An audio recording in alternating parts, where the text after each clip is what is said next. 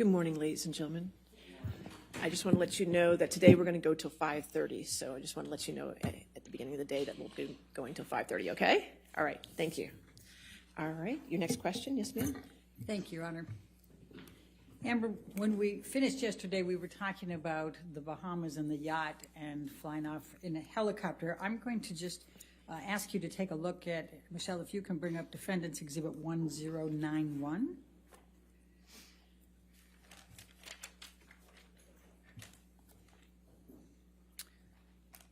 I think that's 1090.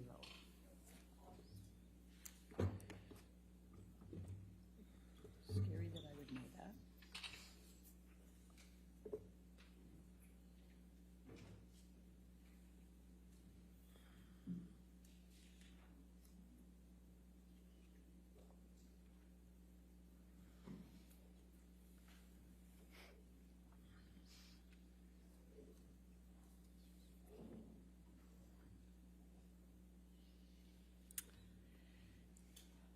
Do you recognize this picture?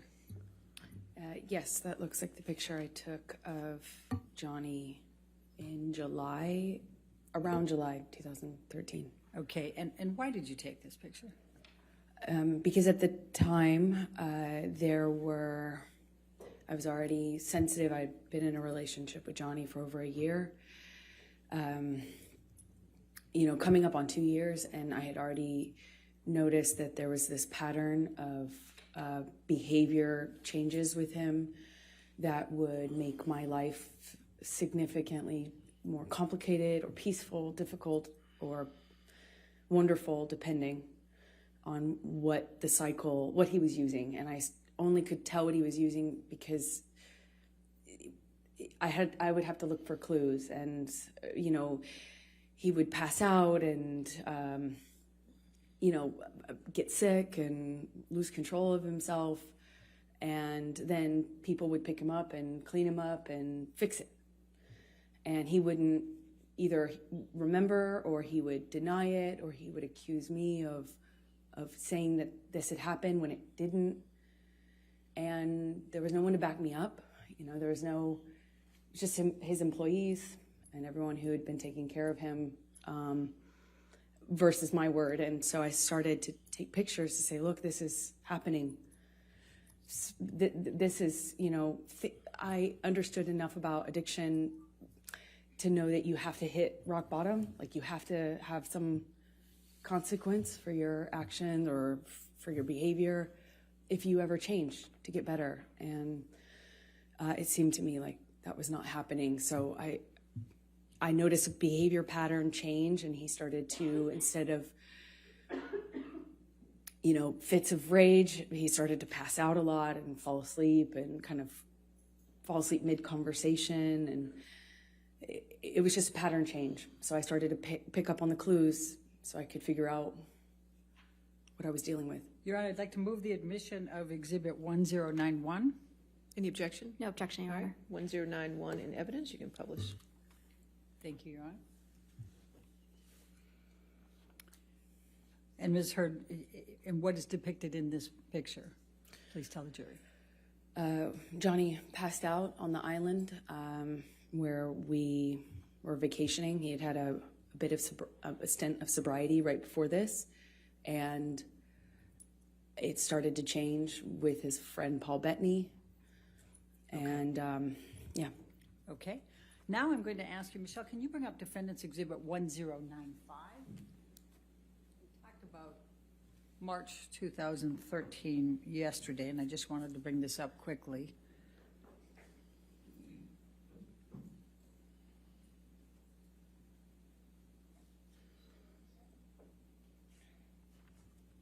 Do you recognize this picture? Yes, that was taken. Before you go further, did you take this picture? Yes, I did. Your Honor, I'd like to move the admission of Defendant's 1095. No objection, Your Honor. All right, 1095 in evidence, you can publish. Okay, thank you. Okay, now, Amber, will you please tell the jury why you took this and when you took this? This was after a several-day bender, a binge of Johnny's. The 22nd of March, which we talked about yesterday, about he tried to burn a painting. It was accusing me of having affairs with a musician, my ex-partner, and he was on these, like, you know, a drug binge where I saw him no eating, little to no sleep, and he would just use cocaine and drink all day long. Okay. And that would go for a period of time, and then a major blowout, and then he'd get sick and pass out, and then feel really awful, and often, including this time, would start a period of sobriety after that. Okay. Now I'm going to take you to mid-July 2013, the Tokyo press tour for Lone Ranger. Can you please tell the jury about that particular trip and the events relating to Mr. Depp? Sure. He was promoting Lone Ranger, and I had just met his kids at the premiere in Los Angeles shortly before this tour started. They found out about me. Amber, I'm going to just ask you not to go through that. Sure. Just take us to Tokyo, please. Okay. So I believe we went from that stop to Tokyo with the kids, and he had difficulty with drinking in front of them. He was trying to hide it, and yet he was dealing with some stress around his career. I didn't have a lot of details, but he was drinking at the restaurant, and the kids were kind of, you know, noticing, but not really sure what to make of it. Objection calls for speculation and hearsay. She didn't say what they said. I'll sustain us to the last Okay. part of the answer. Okay, please continue, but don't say what they said. Okay, the kids said. Anyway, Johnny became upset with me for judging him. He was, you know, it was like I couldn't win if I didn't do anything, if I didn't say anything to him about the drinking, if I didn't acknowledge it, it got worse. If I did acknowledge it, it was my fault and I was nagging. And I get it, you know, I wouldn't like to be told what to do either, so. But it made him really angry, and the kids were on this press tour, and I was just concerned about them. I was concerned about them hearing us. Johnny screamed at me in the hotel room, and all I could think were the kids were in an adjoining room. What if they could hear us? You know, I had just met them, and I didn't want them to think poorly of me and hate me, not knowing what was going on, you know, in our behind closed doors. I remember him. It was name calling, and he eventually passed out. Do you recall what names he called you? Do you recall what he said? I heard at this time nagging bitch all the time. Called me a cunt. He even said that he made a mistake with me, and that he didn't want that when we touched back down, he'd get rid of me, and I'd go back to. He said some disgusting things to me. I don't know if I need to repeat it. Okay, let's go. Michelle, can you bring up Defendant's Exhibit 1090? You indicated, I think, that he passed out at the end of that. Did you take this picture? I did. Okay. Your Honor, I'd like to move the admission of Defendant's Exhibit 1090. No objection, Your Honor. Thank you. 1090 in evidence. You can publish. Thank you. And where was Mr. Depp when you took this picture? He was passed out with his head in a table in the hotel room, in our hotel room, not the kids' hotel room, in Tokyo, on that press tour. All right. Now I'm going to take you to August 2013. What, if any, discussions did you start having with Mr. Depp about moving in with him? Well, after this, I was getting close to his kids, and he had a stint of sobriety shortly after that, and it felt really good again. And shortly after that, he started suggesting that I let him rent my apartment for the vultures. That's what he called the press. And he said now that we were like a known couple, now that it was out in the press, that my apartment wasn't like safe effectively for me. And I had a modest apartment in Los Angeles. And so he started saying I needed to have security on me, or we'd rent out the neighboring houses because of the vultures. And it was a conversation, and then that conversation evolved into I should move in with him. Always wanted me to go with his security guards, wanted me to have his credit card. Obviously, I wouldn't accept that, but the conversation about moving in became, hard to resist because I was increasingly becoming a part of his life, and also loving his family and feeling like, more stability would mean more stability with him and his struggles with drug and alcohol use. And I thought I would minimize some of the jealousy and insecurity that he had. It was hard for me to justify working. Every audition, every meeting, every script I got was a negotiation or a fight. I had to justify it like as if I was saying, hey, let's have an open relationship. It was, and I thought that would be minimized if I could make him feel more secure. By, if we live together, certainly there would be more security, right? And that was my reasoning. So you talked about still reading scripts and things. What, if anything, did you do differently in terms of pursuing your acting career? Well, I've always been really independent, and I've never imagined not working. I've worked from the earliest time I can imagine. I come from, parents who worked until they literally couldn't anymore. I never imagined myself having to explain my job or justify my job, but I did, and I am independent, and I see myself as independent and strong-willed, and I had to bargain. Every time I'd get a script, it would be,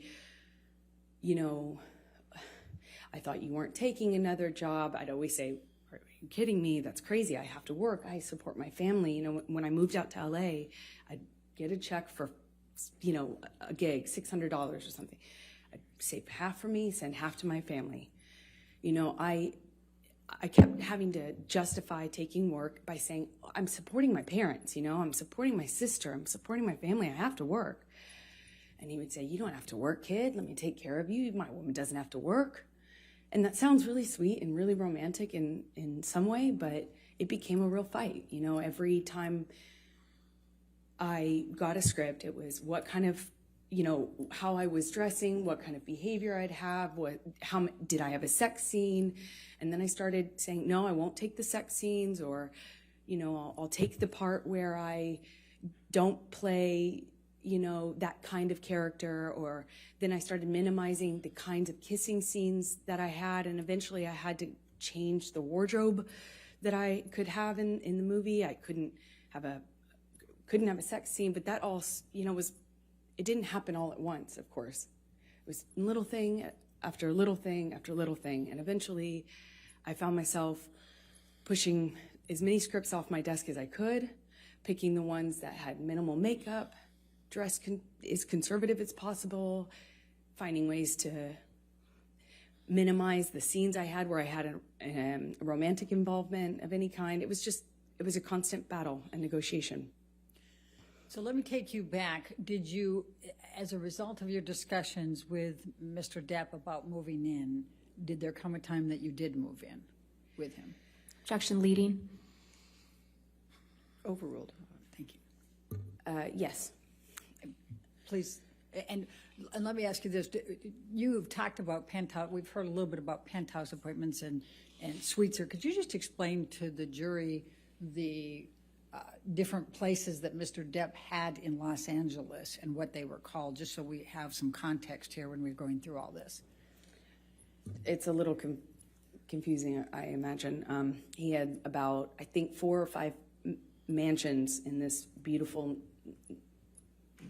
border of Beverly Hills and West Hollywood, and they were all in a cul-de-sac, and we called it Sweetser, because that was the name of the street, and there 5 houses, I think 5 houses, it could be 4, all, effectively, he had the whole street. Then he had about 5 penthouses downtown on the same floor of the Eastern Columbia building, which you've heard about, the ECB. And Sweetser was, Johnny's kingdom. One of those houses was like a whole house was his man cave. It was a studio, and it was where he made music and hung out. And we spent some time in there, but that was effectively Johnny's, place. And then there was the downtown places, and they were effectively empty save for some furniture and one of Johnny's friends, Isaac, who you met, and he lived there at some point before Johnny and I eventually decided to move in together. Let me just stop you there. I just want to make sure we're clear. Are we talking about the penthouses, or are we talking about Sweetser? For where Isaac lived in the penthouses. Okay. The rest of them were pretty much empty. And my best friend, who I was very, very, very, very close to, went through a breakup, and he very kindly insisted on moving her into this penthouse. And of course, she said no for the first few times, but he insisted and said they were empty, and he would love to have her move down there. And he very kindly moved my best friend downtown. Problem is, Rocky? Yeah, okay. Rocky Pennington. But the problem is it's like 30, 45 minutes from West Hollywood, where my place was, which we call Orange at the time. Okay. So when did you move into the penthouses? Shortly after he moved Rocky, my best friend, into the penthouse. So she was in one of these empty-ish apartments, and somewhere around that time, I think it took me some time, actually, but after that, I eventually agreed to move in with him and give up my place, although that made me pretty nervous, to be honest. But we were in this relationship that was very serious, and we were constantly traveling. Also, as another part of it, is we were in LA for a matter of days or weeks. I'd go do a job, he'd go do a job, I'd come back for a photo shoot or a red carpet, go on a location, go visit him on a location. And there was an incredible amount of travel and movement. So we weren't really, again, living the day-to-day that you might normally with a partner, where you have a home and you move in together and you have one home. We didn't have that. It was okay, very different. I'm going to take you to September of 2013. What were you filming at that time? London Fields? Yes, that's right. Okay. I was filming London Fields. I just started. All right. And did there come a time that you became engaged to Mr. Depp? Well,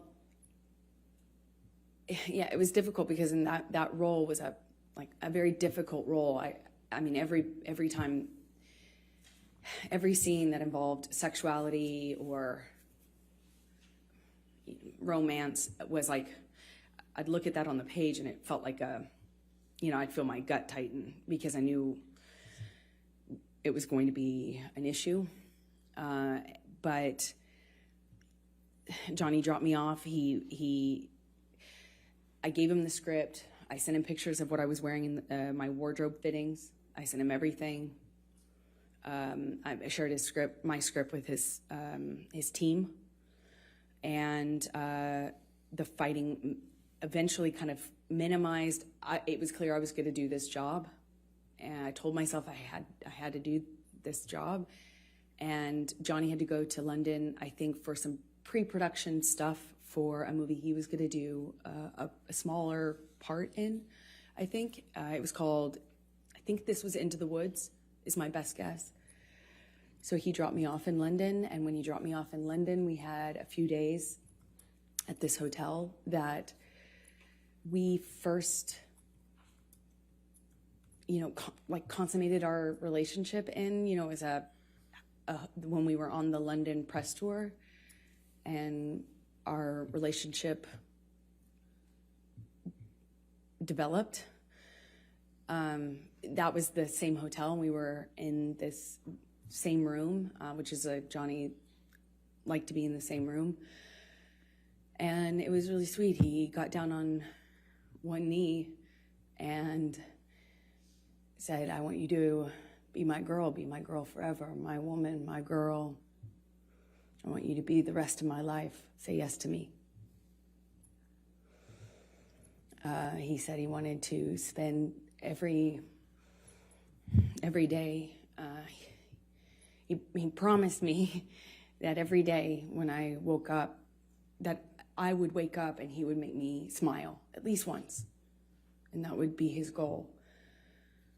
And, I looked into his eyes and I saw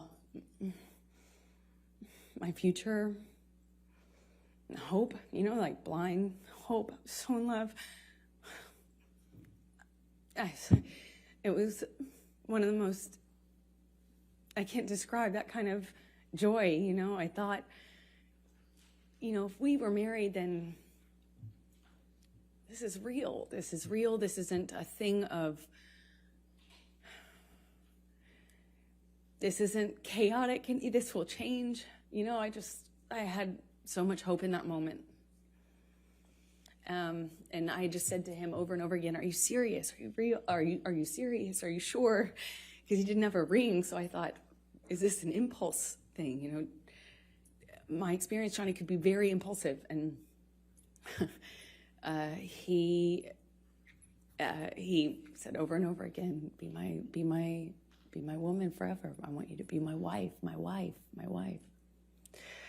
I of course cried, and we had a wonderful evening, and he left shortly after, and I was like, the next day I had to go to work, and I couldn't tell anyone, and I wasn't sure. Part of me was worried that he didn't mean it, or that he wasn't sure. I just didn't want it to be an impulse thing, so I didn't want to mention it. I want to bring it up. I didn't want to.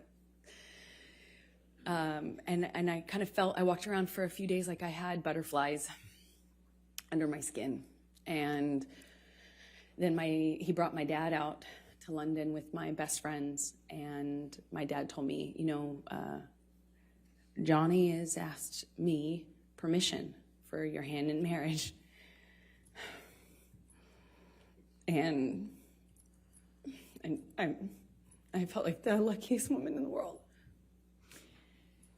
So while you were filming London Fields and Johnny had gone back to L.A., what, if any, issues did you have with him on fraternizing with the cast? I'm going to ask, Michelle, can you pull up Defendant's Exhibit 188, please?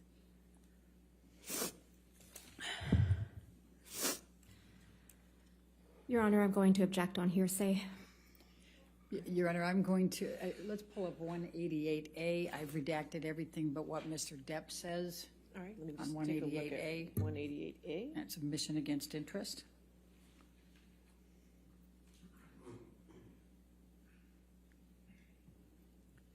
Do you have that? You don't have it?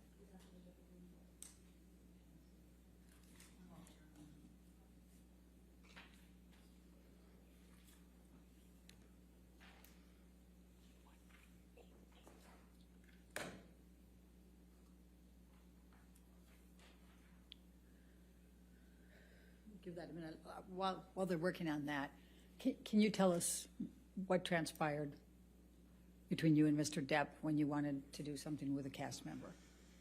So, as I said, he came to London for his own work, and also dropped me off in London, where I had to be for a few months to film this movie. And he asked me to marry him. He brought my best friends and my dad out. They left. And shortly after they left, my co-star, one of my co-stars, invited me to go to a concert with him and some of the cast to kind of break the ice, and I'd be working with them for the next few months. And I had already, I already knew I couldn't be photographed, even if it was platonic. I couldn't be photographed with men or women that other people could possibly spin as romantic. I had learned that, but in January, the hard way. So I asked him permission if I could go to this concert with the cast. And I said, Johnny, that he's my co-star. Objection, Your Honor. Hearsay.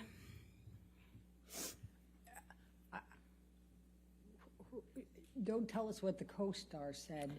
Just tell us what your communication was with Mr. Depp. Objection, hearsay. Her communications are hearsay. I'll sustain the objection. I'm not sure I understand. If you want to approach this. Yes.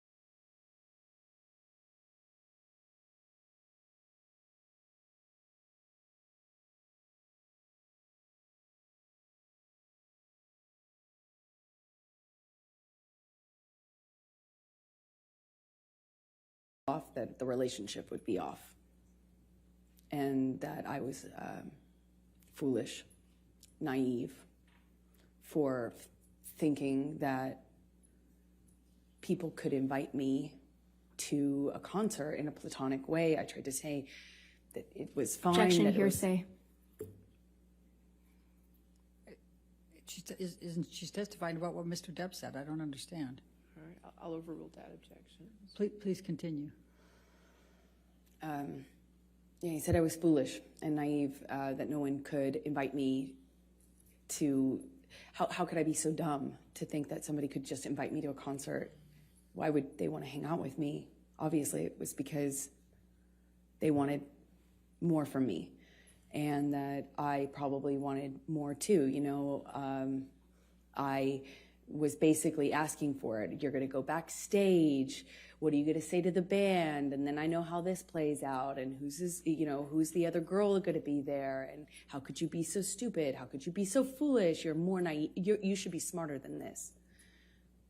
And I apologized. I stayed, that whole evening, I think for a few hours I spent on the phone with him, texting, calling, or talking, hanging up. He'd hang up on me, be upset, and then send me cryptic messages about my foolishness. And, I'm already doing a movie where I play this, character where I was empowered. Like, I read the script and I thought this character was empowered sexually. And by the time I got Johnny's feedback on it, I had been convinced that actually I was just being used. I was just being used. It was clear that that was all I had to offer, and I was too foolish to see it. And I had Amber, some. I'm just going to stop you right there because I'd like you to take a look at Defendant's Exhibit 188A. Is that in front of you? Do you recognize this portion of the text chain between you and Mr. Depp? Yes, I do. Okay, and this is on September 9, 2013?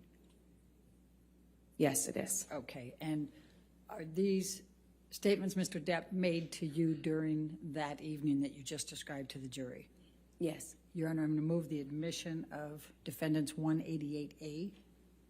Any objection? No objection. All right, 188A in evidence as redacted.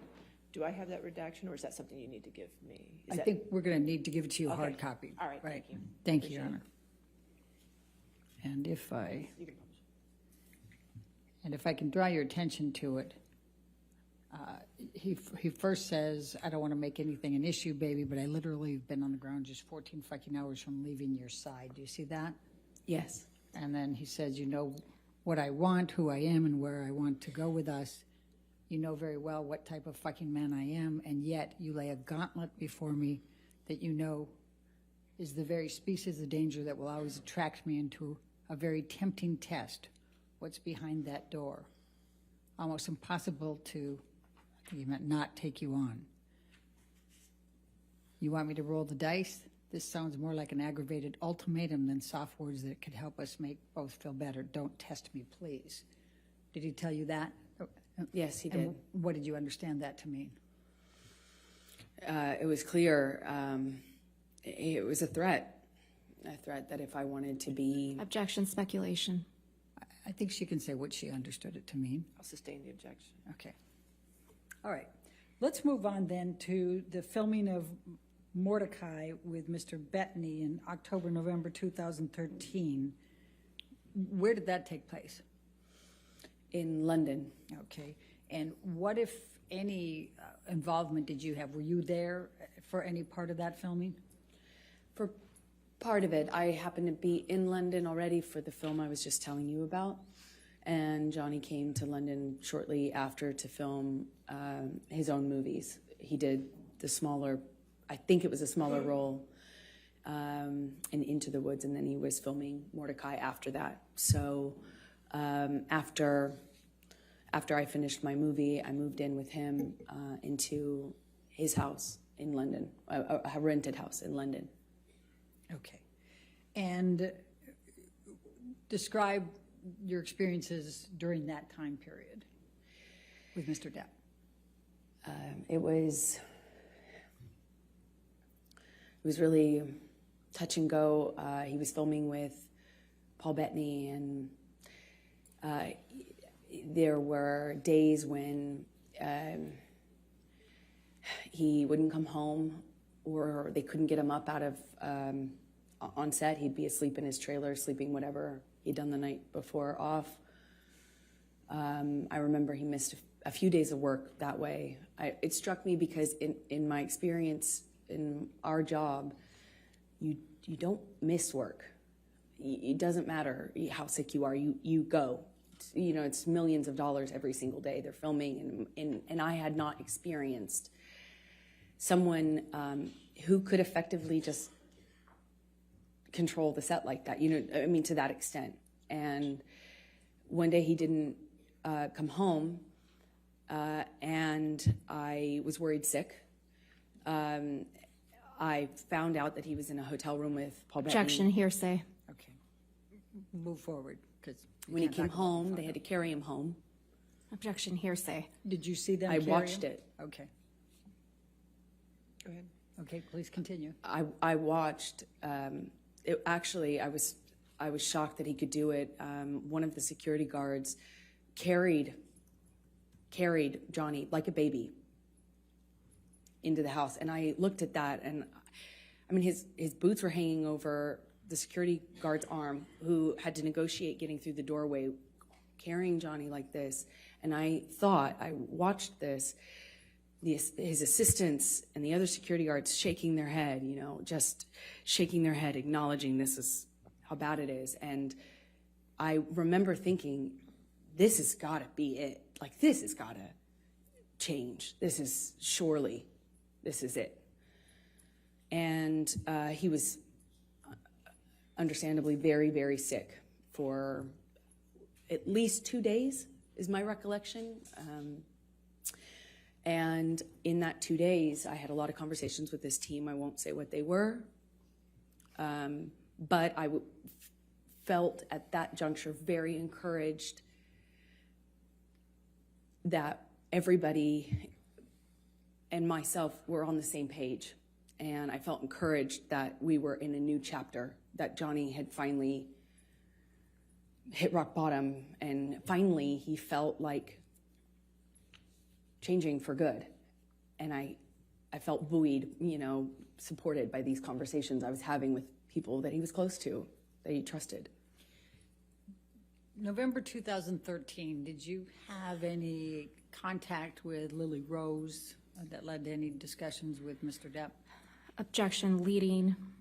What, if any, communications did you have with Lily Rose in November 2013? Objection calls for hearsay leading. I'm asking what her connection was. I didn't ask what she I'm said. going to sustain the objection. If you want. Okay. November 2013, what, if any, interaction did you have with Lily Rose without saying anything she said? Objection hearsay. It's interaction, Your Honor. I'm not asking for what she said. If you can lay a foundation out. Okay. Did there come a time in November 2013 that you saw Lily Rose? Yes, they came to stay with us for some time in the winter. Yeah, around November, I believe, 2013. When you said they, who were you referring to? Johnny's kids, Jack and Lily Rose. All right. And was there a particular incident that led to a disagreement with Mr. Depp? Objection leading. Sustained. What, if any, interaction did you have with Lily Rose that led to an argument with Mr. Depp? Objection leading. That, what, if any? If we approach from this.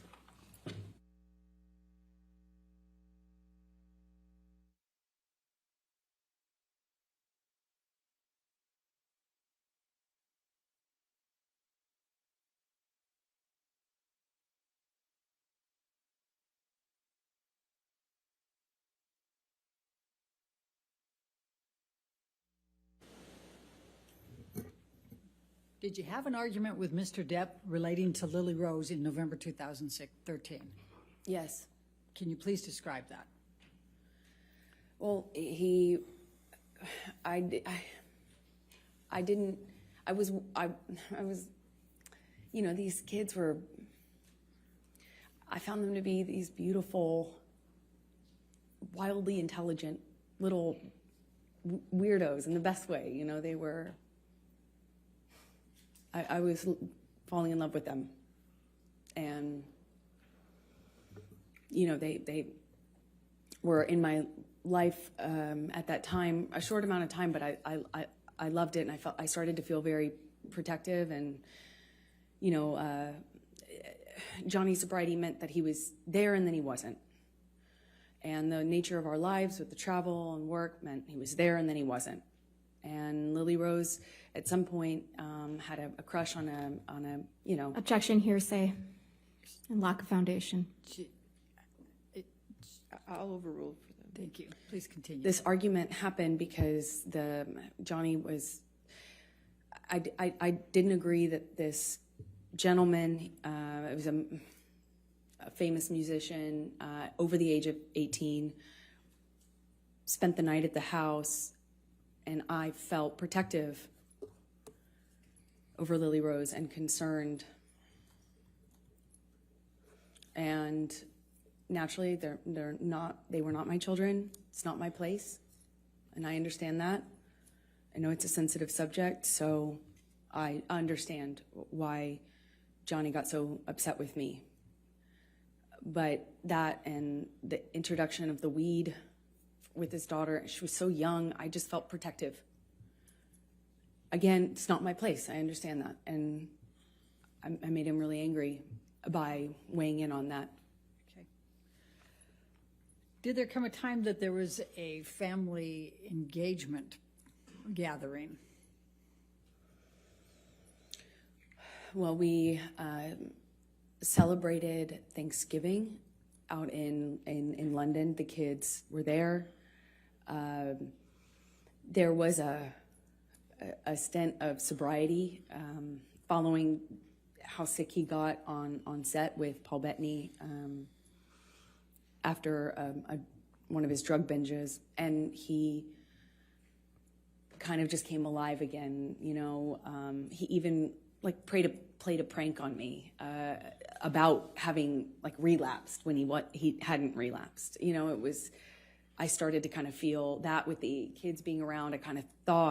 I did think that maybe this was it. We were on a good path, meaning to sobriety, that this was it. And our life was peaceful for a minute. You know, it went back to being wonderful. There were these moments that just felt so wonderful. Objection, Your Honor, non-responsive. All right. I'll just sustain the objection. Okay, take us to the engagement. There was this engagement party, correct? Then, yes, come Christmas of 2013, Johnny had rented this beautiful mansion in Malibu on the beach. It was gorgeous. And he brought my family out, and his family was out, obviously in LA, and we stayed in this rented mansion, and we're all together for the holidays. And one evening we were going to his mother's house. His mother, who you've heard about, was older and sick, but at home being cared for. And one evening we're going to have dinner, Christmas dinner there with her around the time of her birthday as well. And my best friend said, "You should." Objection, hearsay. Sorry. Wasn't offered to prove the truth of the matter, but go ahead. Go past that. What did you do? We went to Betty Sue's house, his mother's house, and Johnny proposed in front of our families in this big, surprise. He surprised me, got down on one knee, and I cried and hugged my mother and hugged his mother, and he gave me this enormous diamond ring, and it was a nice time. I'm going to take you into January, February 2014. You employed a woman named Kate James, is that correct? Objection, leading. What, if any, relationship did you have with Kate James? She was my assistant at the time. I hired her sometime in 2012 and had as minimal contact with her as I possibly could. So. And why is that? She was difficult, troubled, and inconsistent. She drank on the job and stuff like that, and her behavior was Objection, relevance. horrible. She's already testified. Kate James has testified, and I think the bias. We can. All right, I'll allow that. Go ahead. Thank you. Okay. Please describe for the jury what job responsibilities Kate had and how you communicated with her and kind of how that worked. Objection, compound. Overruled. Thank you. We had minimal person-to-person interaction because I was hardly ever in LA. If I was there for a few days at a time. And Johnny and I kind of lived in this insular bubble anyway when we were together. But we would send emails, texts, and a lot of voice memos, voice notes. And, if I found that if I said, "Kate, you left the car running with your doors open and your kids in the car on the street. You Objection, need to move hearsay. She's not testifying. She's testifying about context. Sustain the objection. Next question. All right. I'm going to ask you to take a look at Defendant's Exhibit 209.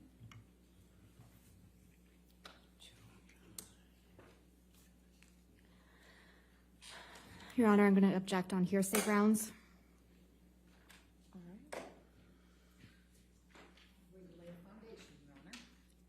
It's still hearsay. May we Ms. Hurd, approach? did you, may I lay the foundation first? Ms. Hurd, did you communicate with Kate James by email in the ordinary course of your business? Yes, I did. Okay. And I'm going to ask you to take a look at Defendant's 209. Is this a communication that was between you and Kate James that was in the ordinary course of business with her as an employee? Yes, it is. So, Your Honor, I'm going to move the admission of Defendant's Exhibit 209. Business records exception. Still hearsay, Your Honor. Business record exception gets the business record, but it's hearsay. If there's hearsay involved inside the business record, there's still objection to hearsay. Your Honor, the business records exception, I mean, I don't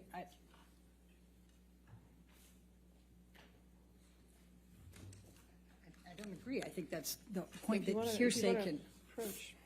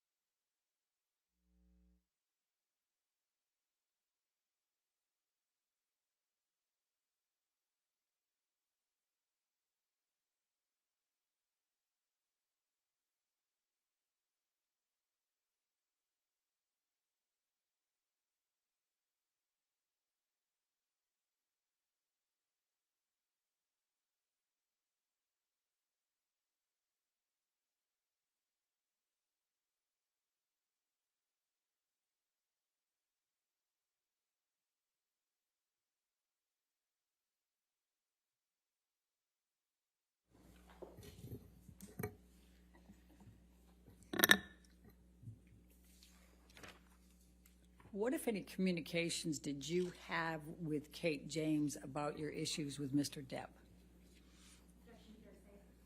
Objection hearsay. Your Honor, Ms. James has testified. I'll sustain the objection.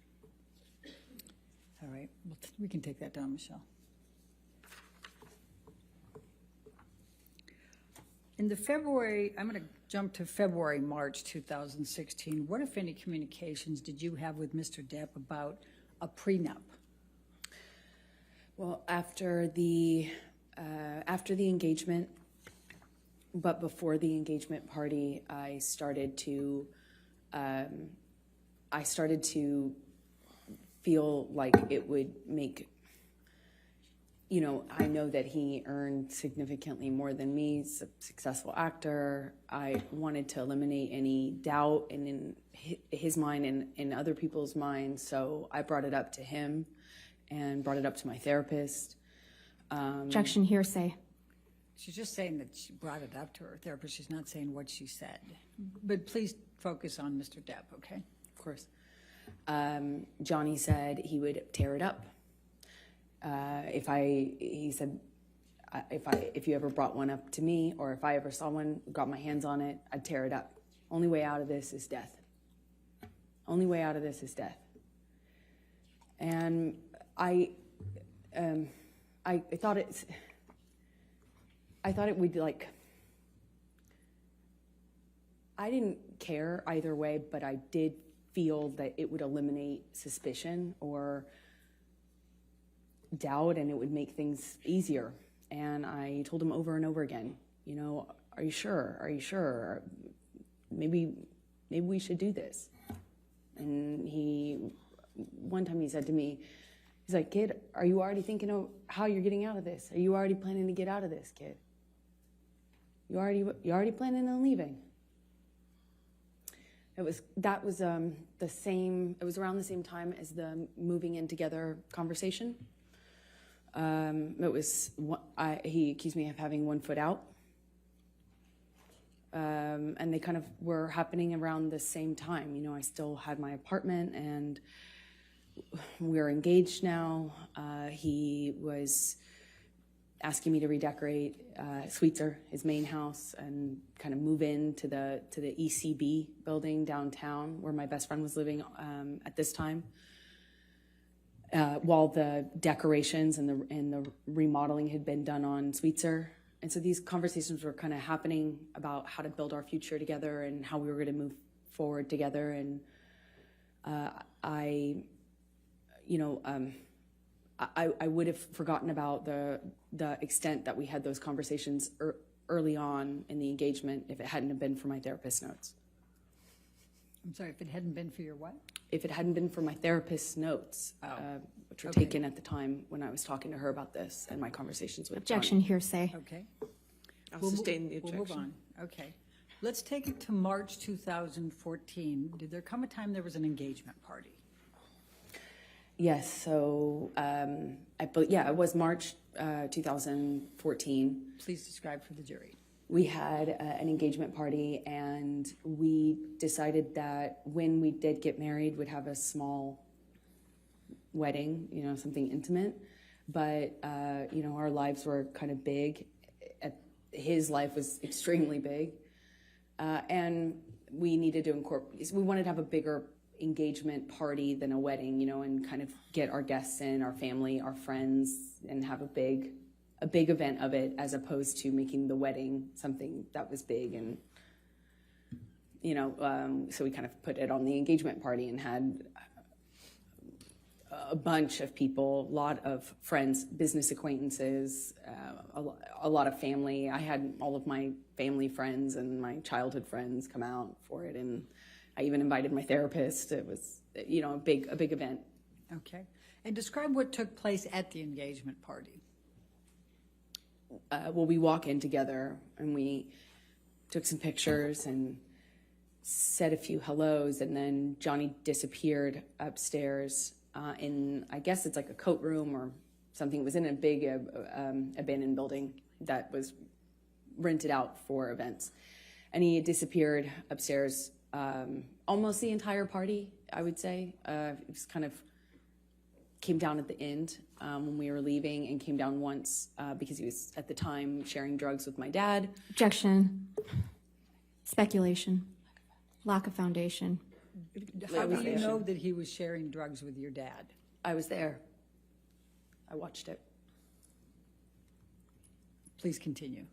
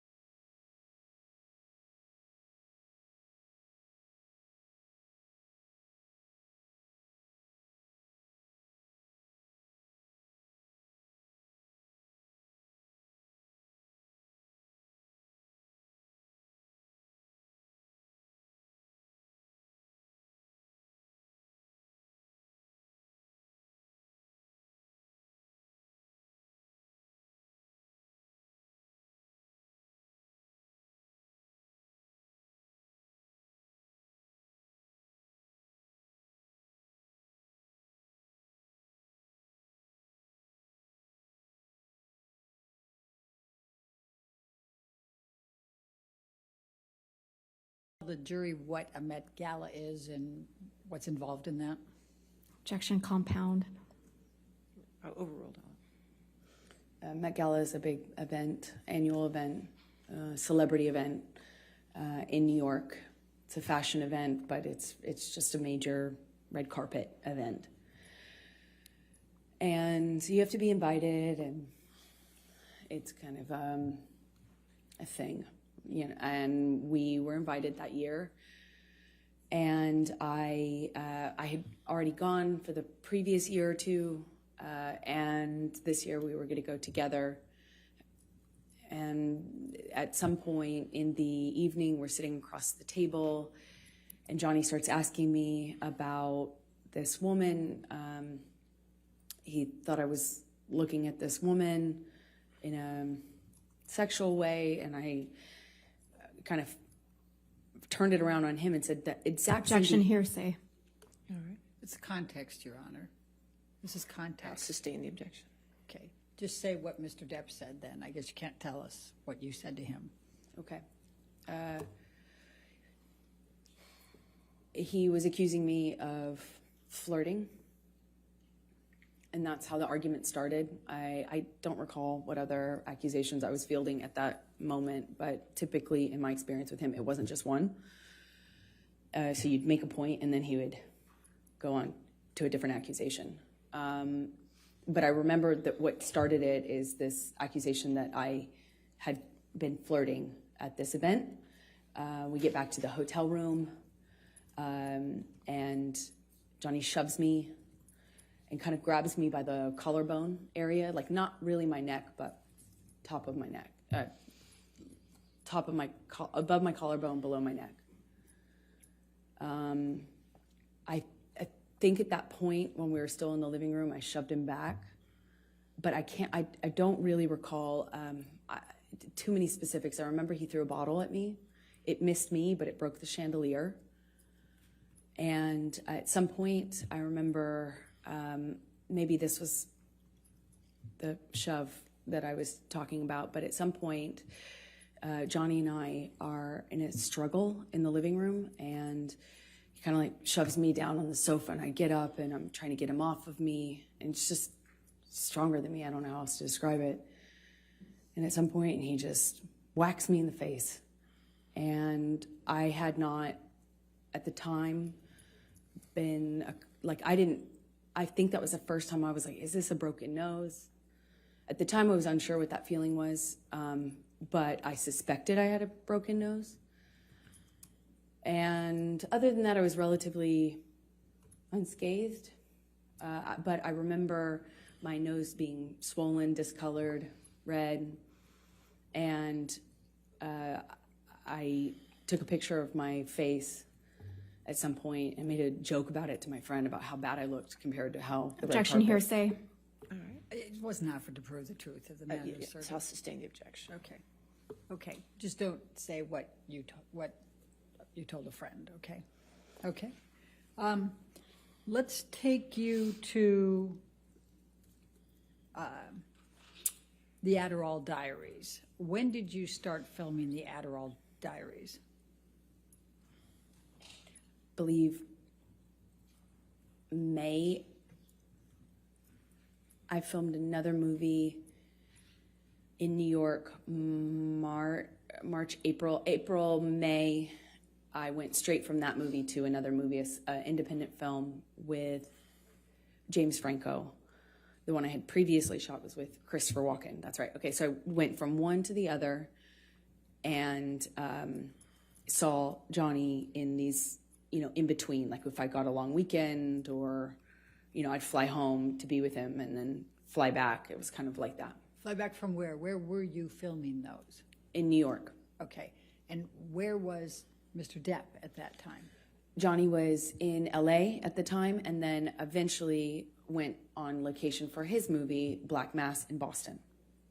So you were in New York and Mr. Depp was in Boston at some point? Eventually, by May 2014. That's it.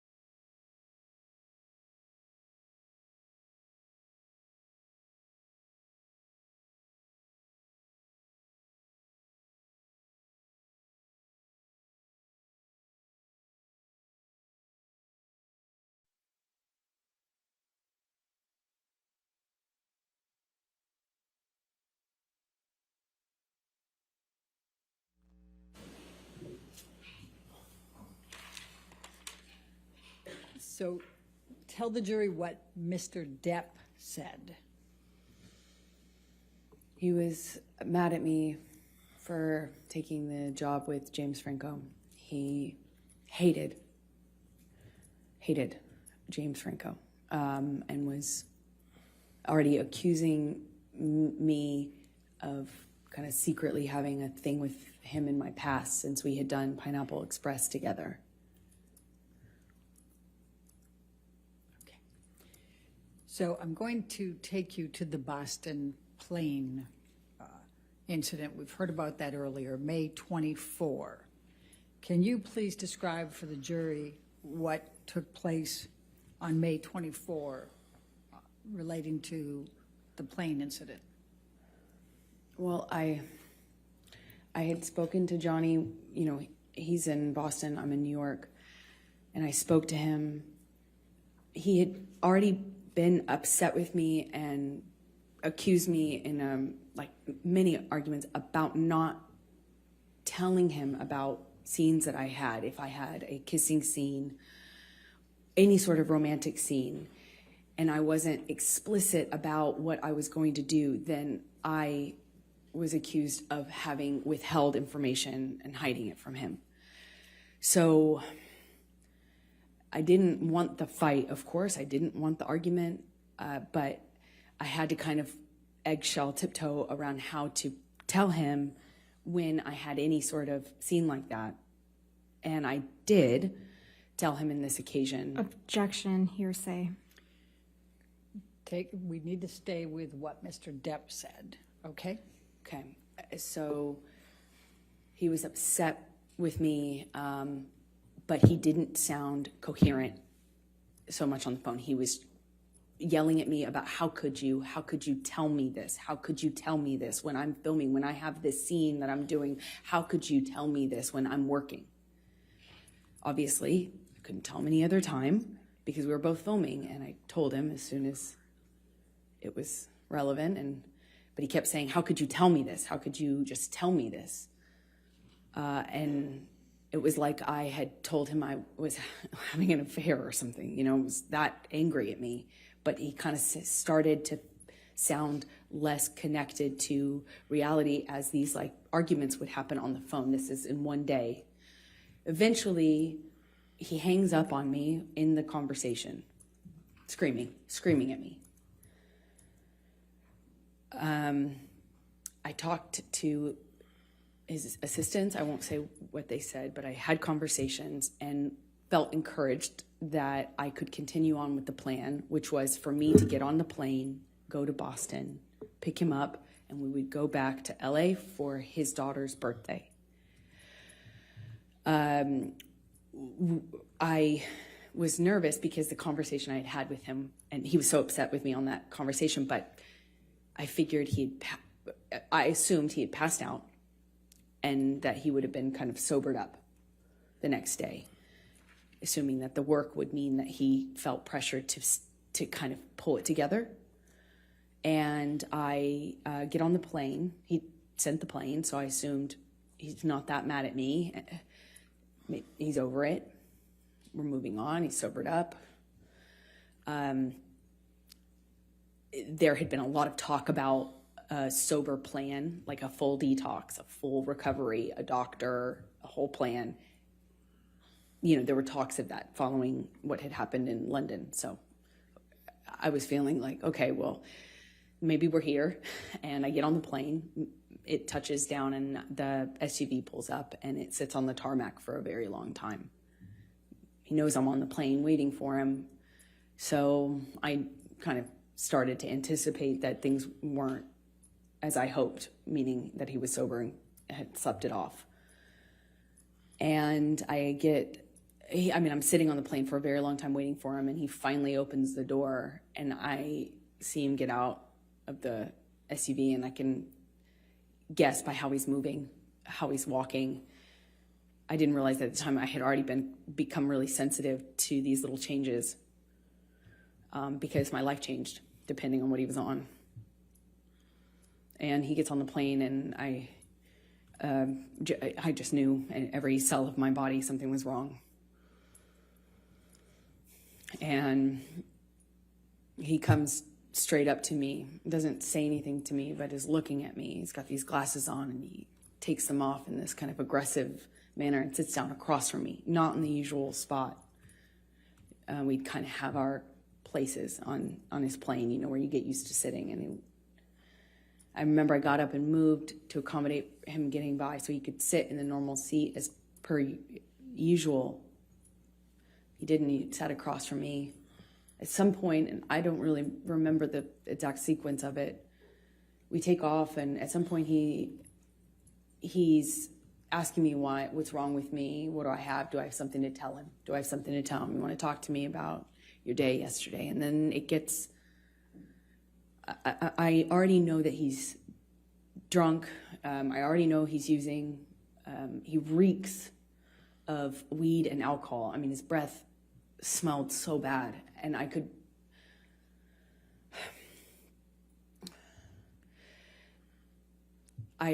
anticipate that there was a no-win situation here. There was no me talking myself out of this or talking him down or any, you know, a lot of my arguments and my involvement in them are me trying to diffuse by explaining or Objection, non-responsive. She's telling the story, Your Honor. I'll sustain the objection as part. Go ahead. Okay. So he is asking me questions, and I know to not engage. I was polite. I made sure to answer minimal amount of, you know, the minimal amount that I could. I moved slowly. I was trying to be polite, but not engage because there was no win. And he kept going, kept asking me. Eventually went from, do you have something to tell me, to, you want to tell me how much you liked it? Tell me, did he slip a tongue? It got worse and worse, just more. It went from asking me about how my kissing scene went or how the sex scene went to asking me what James Franco had done in the scene, to being really explicit about my body. You know, he was talking about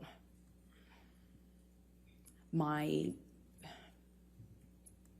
was saying really disgusting things about my body, about how I liked it, how I responded, and then he started just straight up taunting me. I know you liked it. He called me a go-getter.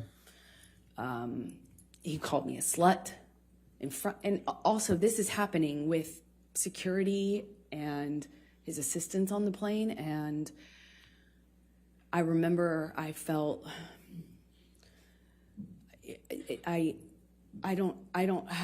struggle to be able to tell you how embarrassed I was, because he was speaking to me in front of people in this way, asking me if I liked it and if I was wet, and you know why I wasn't looking at him, and that was proof I wasn't looking at him. That was proof that I was asking for. Did I ask James to do this and this to me? And how about if he does those things to me? Insert sexually explicit descriptions of what he accused me of wanting or deserving. And I, at some point in this, get up and move to the front of the plane. And I remember getting up so slowly. I didn't want to aggravate him. I didn't want to give him any excuse to pounce on. I didn't want to upset him. I didn't want him to flip a switch and get worse. I just remember very slow movements, and I slowly get up and move to the front of the plane, and he starts throwing things at me. Ice cubes, utensils. He's calling me a go-getter, and then an embarrassment, talking about what an embarrassment I am. I don't know how many times I moved seats. I wish I did. I remember moving more than once, and Johnny came to me each time, not the other way around. He sits down in front of me at one point, and because I'm not answering him, I was looking out of the window, and he slaps my face. And his friend is in our proximity. And it didn't hurt my face. It just felt embarrassed that he would do that to me in front of people. It was the first time that anything like that had happened in front of somebody. I got up to move again, and he's just taunting me, having a laugh, screaming, and then just straight up mean, calling me names. And it was oscillating between those things. And I get up slowly again, and I just resolved to just sit the rest of the time up at the front of the plane. And as I get up, he kind of kicks the swivel chair into my hip, kind of just hits me. And I look at him, and he asks me, what are you going to do about it? I just stared at him. I just stared at him and wanted him to see me. I wanted to get through to him. Didn't feel there was it felt like there was a blackness in his eyes. I wanted to look at him. I wanted him to see me. It didn't even feel like him. And as I'm walking away, slowly, trying not to be, I was being very deliberate about my movements, wasn't saying anything, I wasn't engaging. I am walking away from him slowly, and he tells me to hurry the fuck up. Hurry up. And I just look at him one more time, wanting to penetrate the monster to see the man that I love underneath that. The man I loved. And he tells me to hurry up again. And I pull my gaze away from him. I walk away from him. My back is turned to him, and I feel this boot in my back. He just kicked me in the back. I fell to the floor. I caught myself on the floor, and I just felt like I was looking at the floor of the plane felt like a long time. And I thought to myself, I don't know what to do. I can't believe he just kicked me. No one said anything. No one did anything. It was like you could hear a pin drop on that plane. You could feel the tension, but no one did anything. And I just remember feeling so embarrassed. I felt so embarrassed that he could kick me to the ground in front of people. And more embarrassing, I didn't know what to do about it. I got up and I walked to the front of the plane. I sat down and I just looked out of the window. And Jerry Judge's security and my friend both kind of under their breath asked me, "Are you okay?" Objection, hearsay. I spent the rest of the time looking out of the window. Sustain the objection. And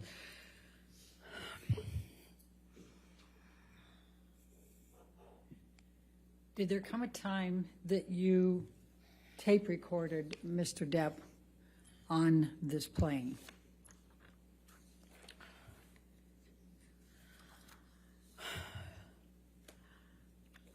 I want to sit here and say that I was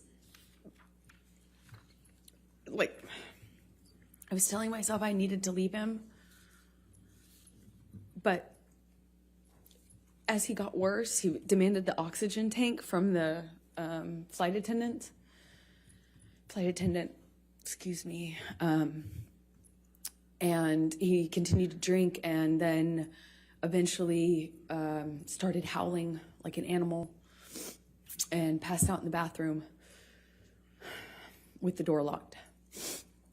And was howling, and I at some point pushed record on my phone because there was that 5% part of me. Objection, non-responsive. I don't think it's non-responsive. She's explaining what led up to her tape recording him and why. I mean, I can ask her, Okay. well, that's all of it. Right. Why did you tape record him? Because I knew that Johnny wouldn't remember what he had done. I knew he would not remember And if, Calls for speculation. She can say why she did it and what she thought. But that last part called for speculation. I'll sustain the Don't objection. say, I knew. Why did you tape record? in my experience, when Johnny was that inebriated, he would not remember what he had done. Calls for speculation. How can that call for speculation? I'll sustain the objection. All right, let's go to defendants 221.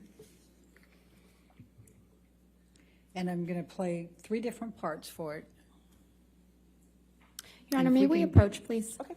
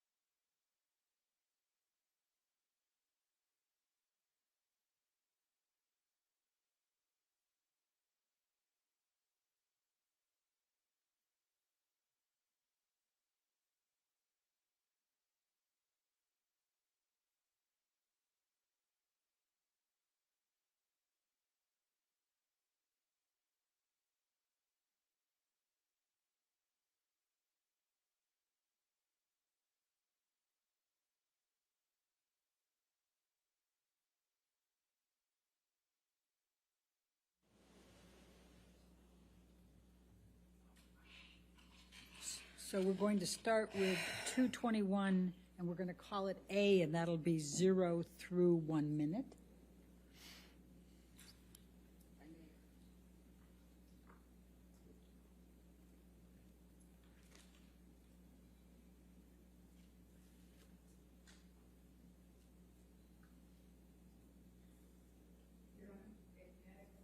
Okay, sure.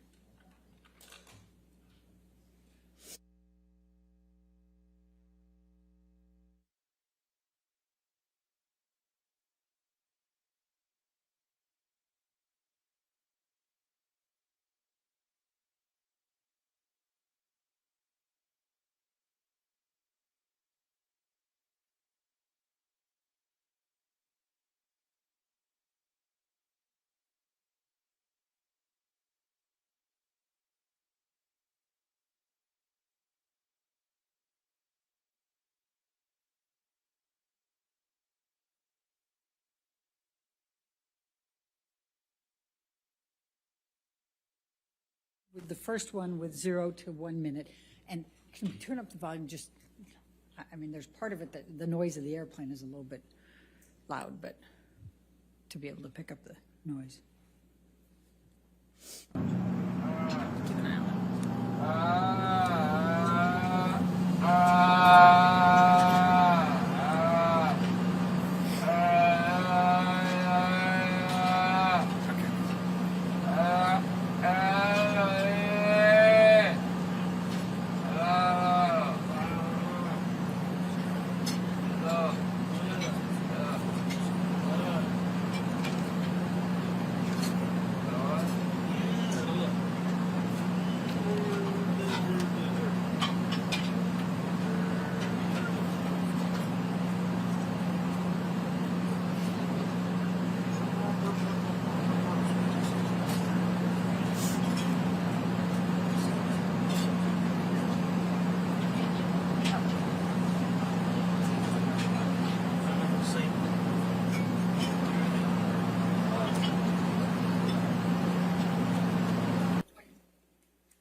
And then the second one is from 2:50 to 3:20, 30 seconds.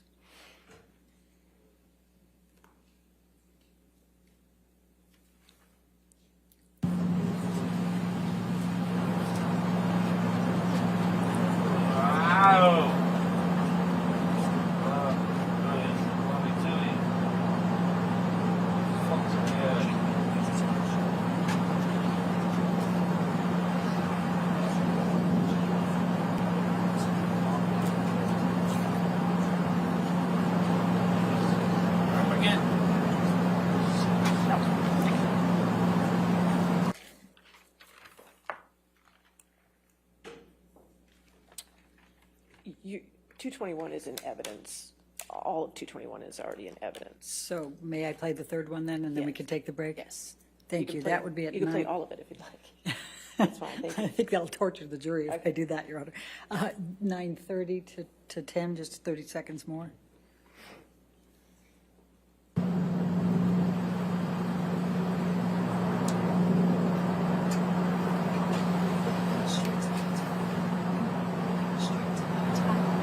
No. I must have this for Canadian in case she gets sick.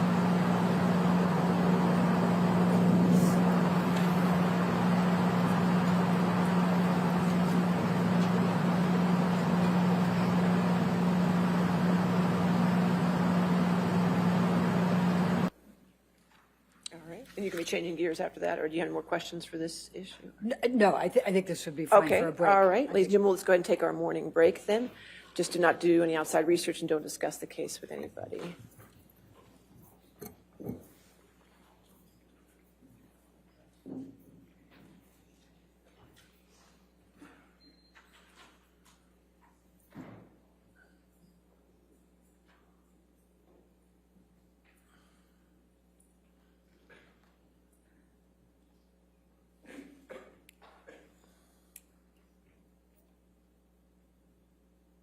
All right, thank you. And again, ma'am, since you're still testifying, don't discuss your testimony with anybody at this point, okay? All right, so let's just come back at, let's make it 11:42. All right, 11:42. Thank you, Your Honor.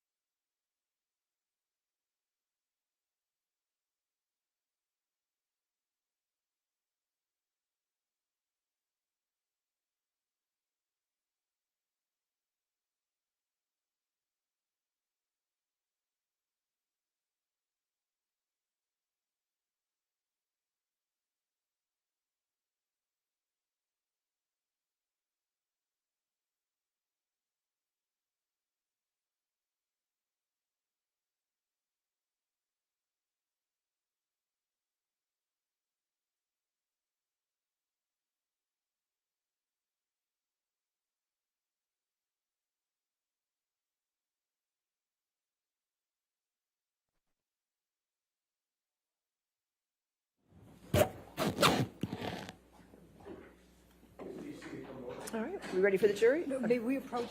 Okay, sure.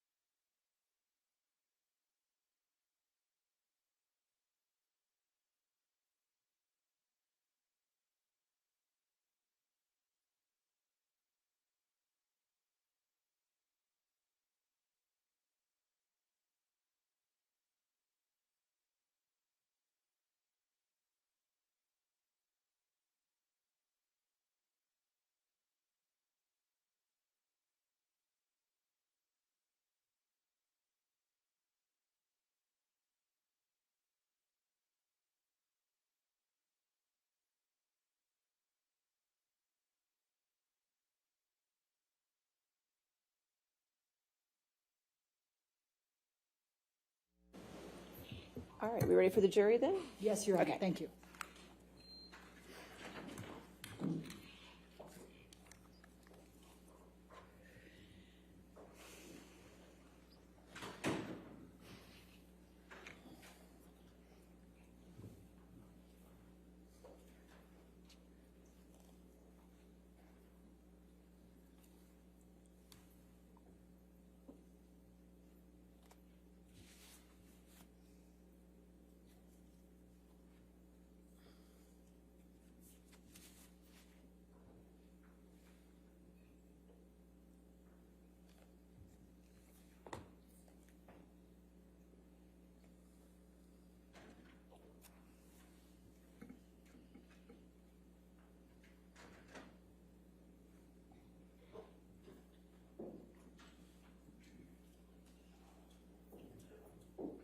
All right, thank you. All right, see your next question.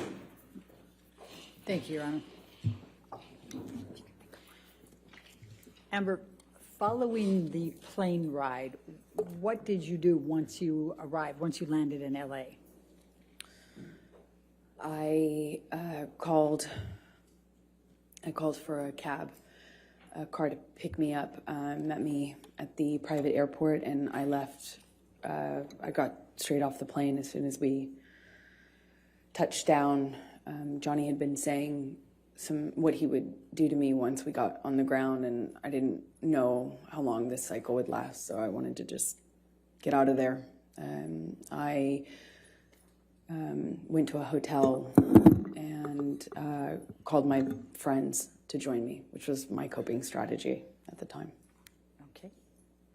I'm going to ask you to take a look at Defendants 204.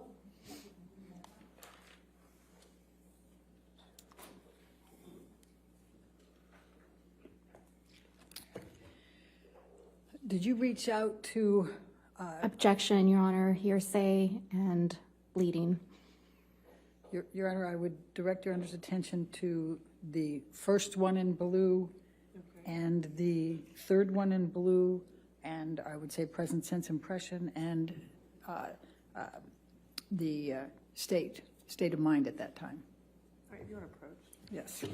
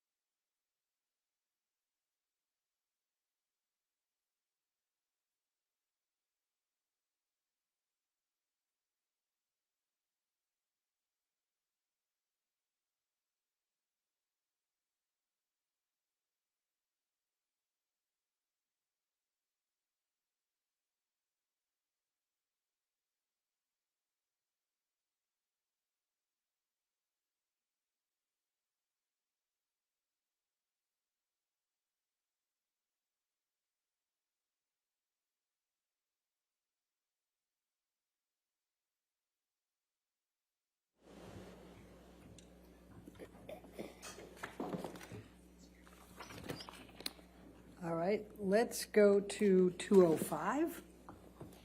Defendants 205.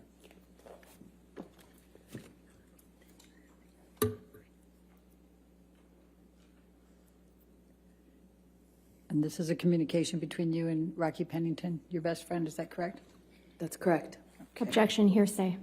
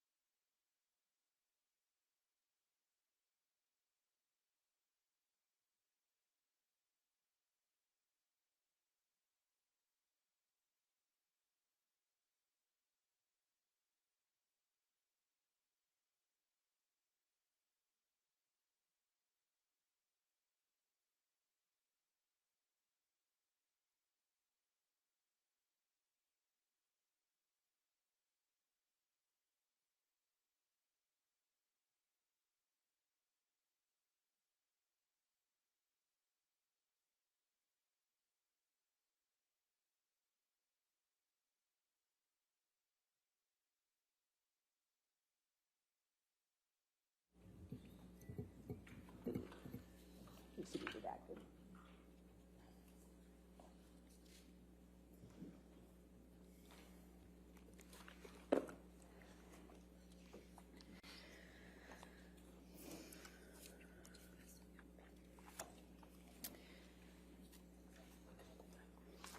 So 205 with redactions is in evidence. Thank you, Your Honor. May we publish to the jury? Thank you. It is.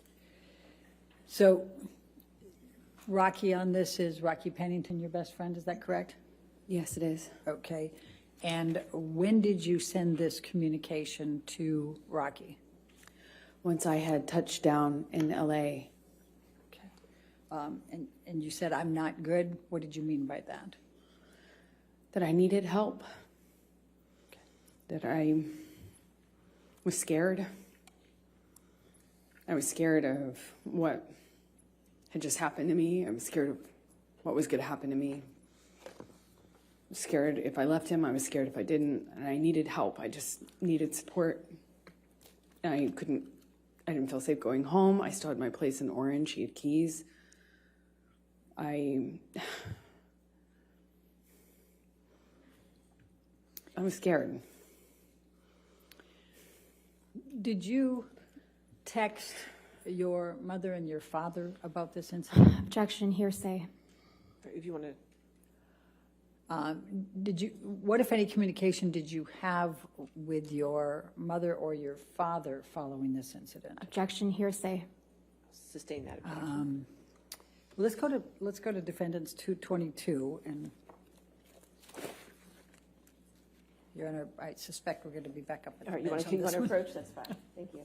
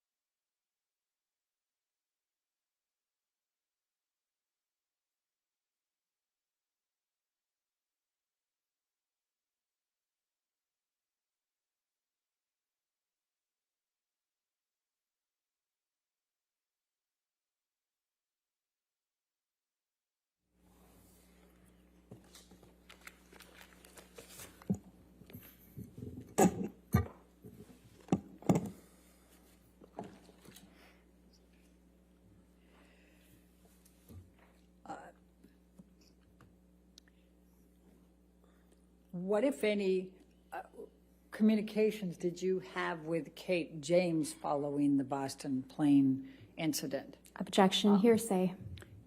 Your Honor, if we go to 224, Okay.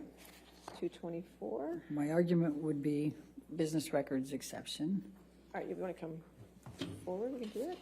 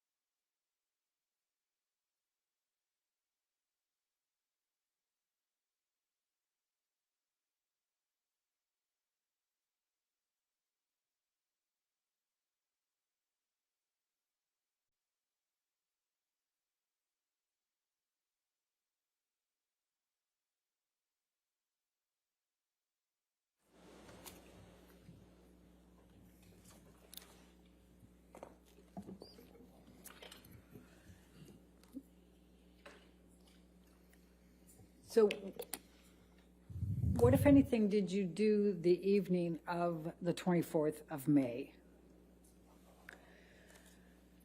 I reached out to friends and family, asked for support, Objection, hearsay. Sustained. and surrounded myself with them with that. What, if anything, did you do for Lily Rose's birthday? That's why we had gone back to LA. Johnny was sick after having passed out on the plane. So I took her to dinner. We went to Benihana's. It was, again, put on my smile, took her out, tried to make her feel loved, and celebrated for her birthday. And then I booked a flight out to New York, to go back to New York, obviously without Johnny. I'm going to ask you to now turn to 225.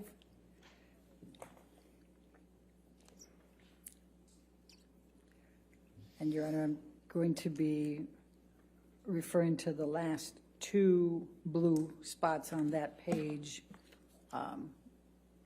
with the state of mind.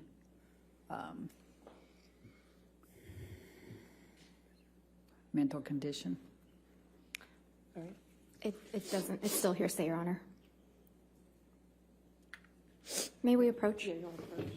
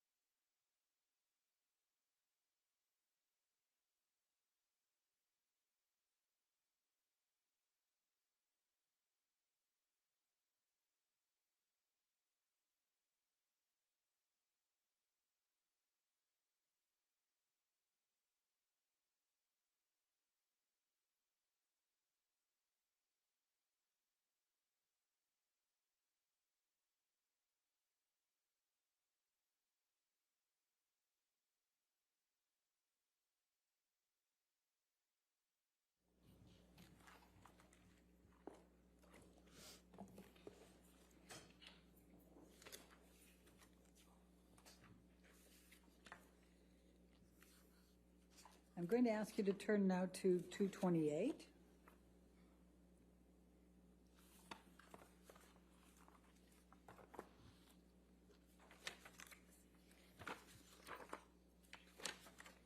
Your Honor, we're going to object on hearsay. First line, Your Honor, Okay. is all I understand in Your Honor's ruling, but I think.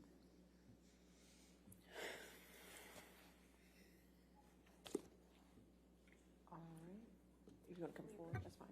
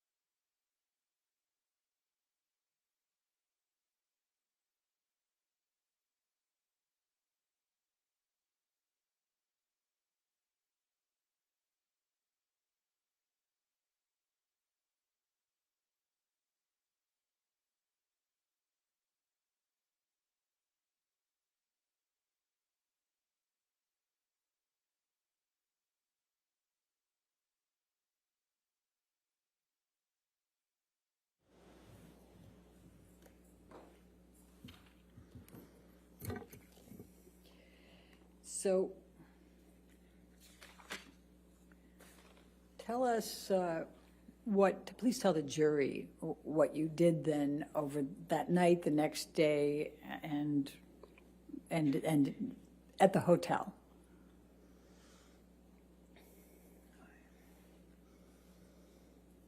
I cried a lot, tried to surround myself with my friends, and resolved to leave him. I felt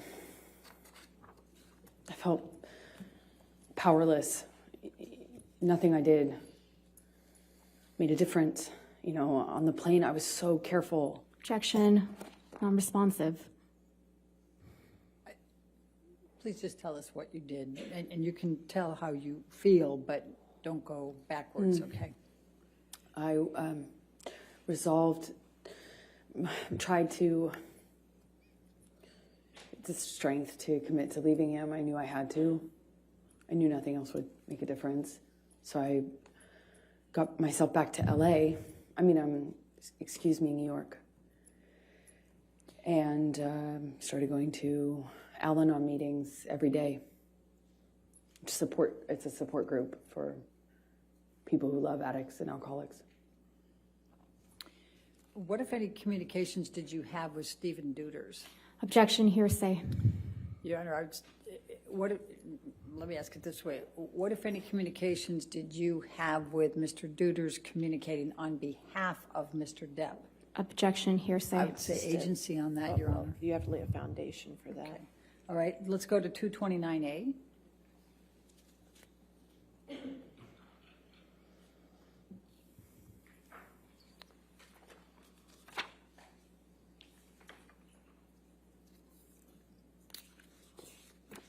And could you, without saying what the content is, can you tell us who this text message is with? Johnny's assistant.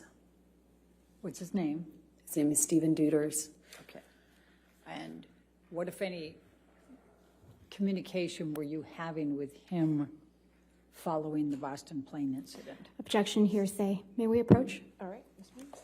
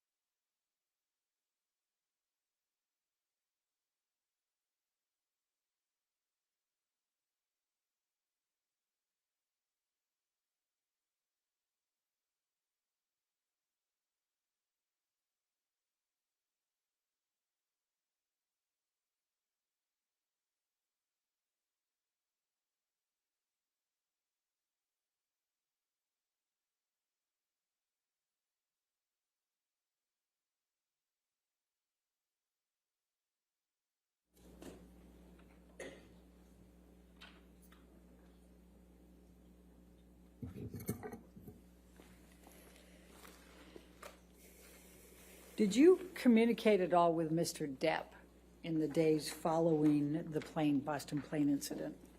Yes, I did. Please tell the jury about those communications.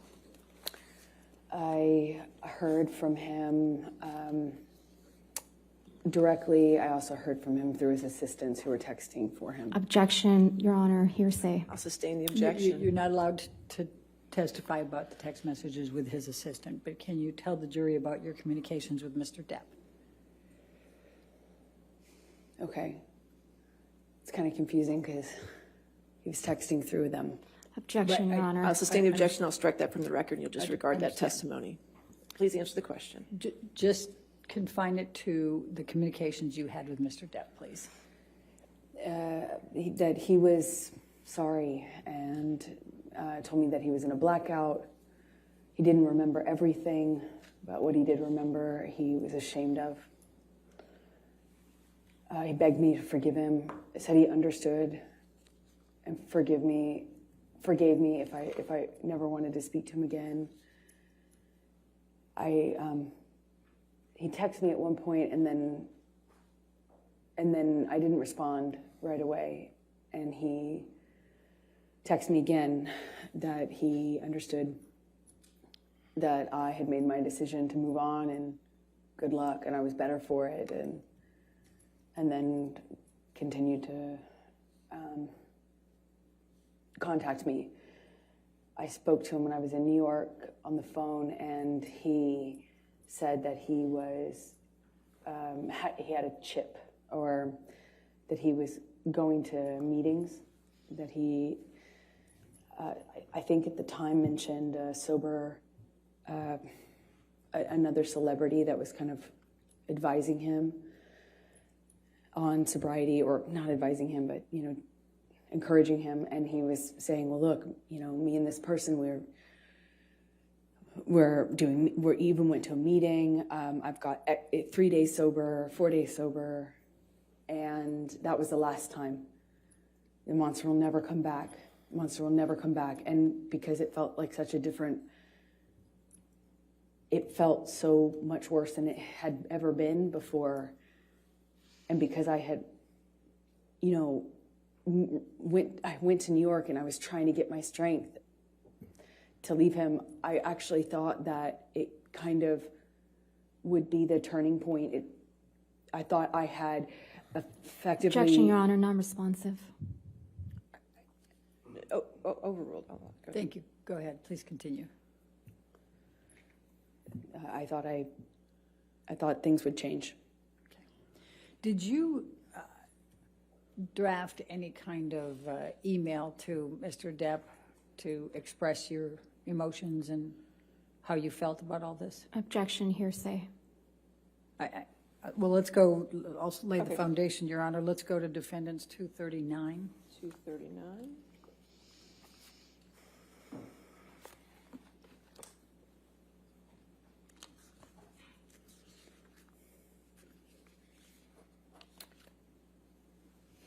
Objection, hearsay, Your Honor. And I would say both present sense impression and definitely state of mind, Your Honor. I'll sustain the objection. All right. So did you ultimately communicate to Mr. Depp what you first drafted up in an email without saying anything about what's in the email? That calls for hearsay, Your Honor. I'm just asking if she did. Not what she said. Correct. Okay. Overruled. Did you communicate to Mr. Depp what you had drafted in the email? And you don't get to say what you said. Yes. Okay. And what, if any, response did Mr. Depp have to your sending that email to him?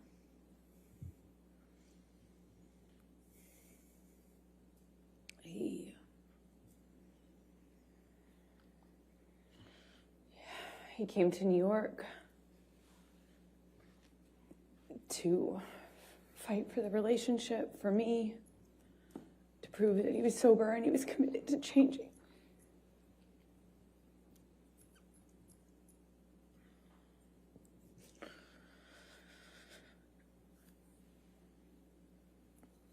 I believed he was embarrassed and sorry. He said he was, and I believed him. So I took him back, or I got back with him on the condition that he would uphold his promise to do the treatment, to do the full detox, clean up, and never go back.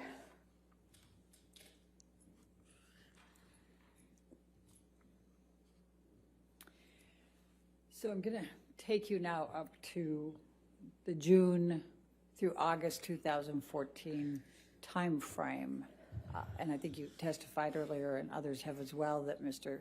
Depp brought in Dr. Kipper and his group, correct? Yes, I did. Could you please describe for the jury what those next few months were like?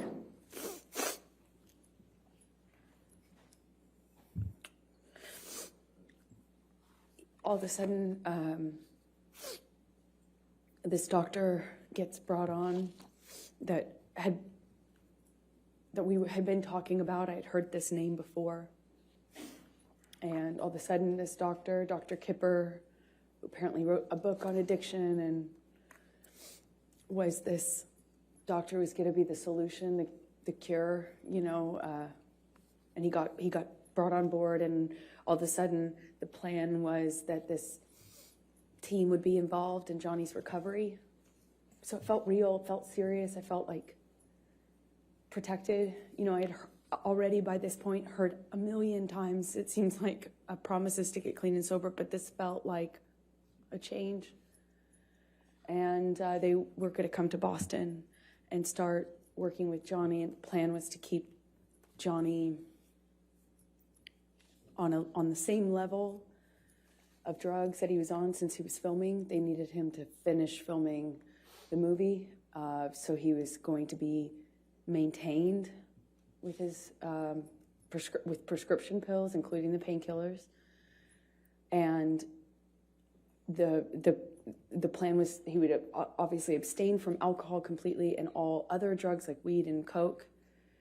And then when he finished filming, the plan was to do Objection, the full Your Honor, detox. hearsay. And lack of foundation. I don't understand what the objection, I don't think it is. I think she was just explaining the context there. I don't think she was saying Well, we what could lay a somebody's. foundation how she knew, but it's fine. How did you know that? I was involved in the conversations Okay. Please with the continue. doctors and with his sister. Objection, And Your Honor, nurse. that's still hearsay. All right, I'll Okay, sustain the that- objection. That part is.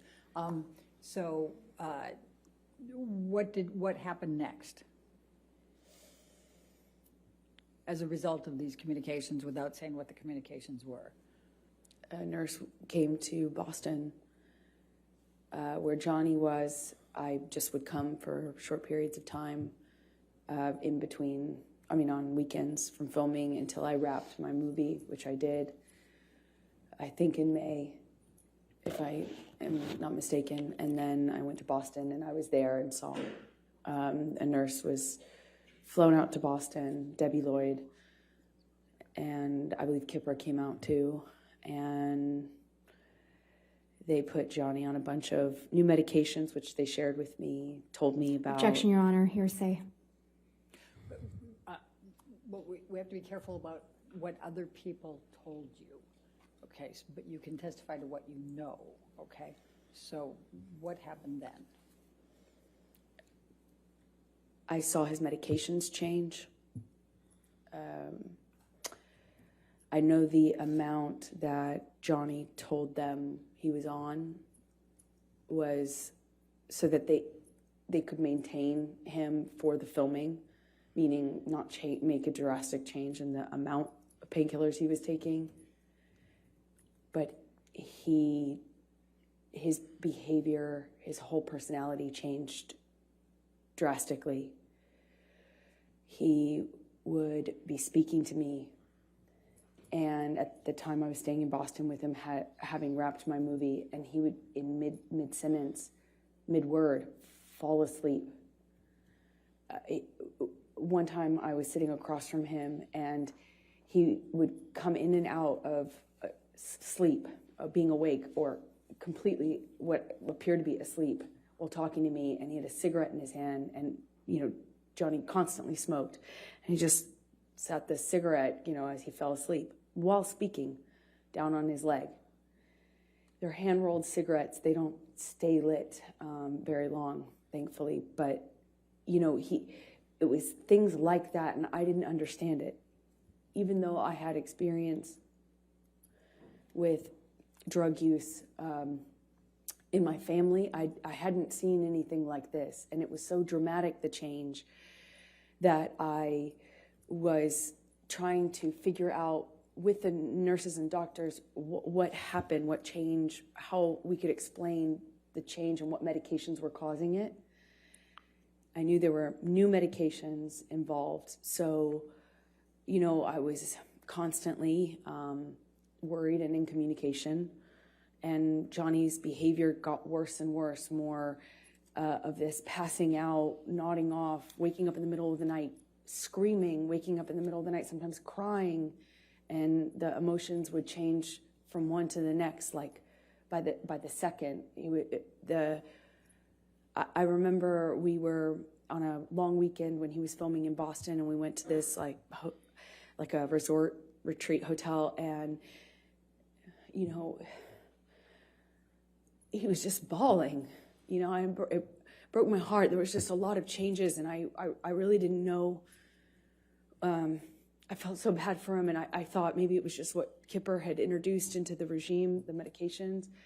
But what I found out in that time is that he was taking about double the amount. Objection, Your Honor, hearsay. Was this No, your observation? I saw it. Okay, overruled. Thank you. Please continue.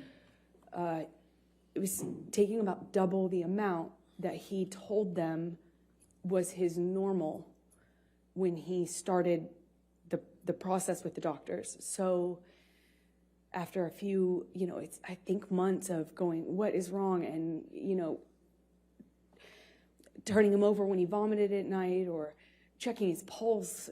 There were, all of a sudden when I realized the amount was about double, I realized then he had been lying to them and me about the amounts so that he could get extra high before he had a detox. But that I can't, it was such an agonizing weeks, months. It was so agonizing. I don't know how long it lasted, but I was so concerned for this person, and he had just been doubling up his meds because he didn't.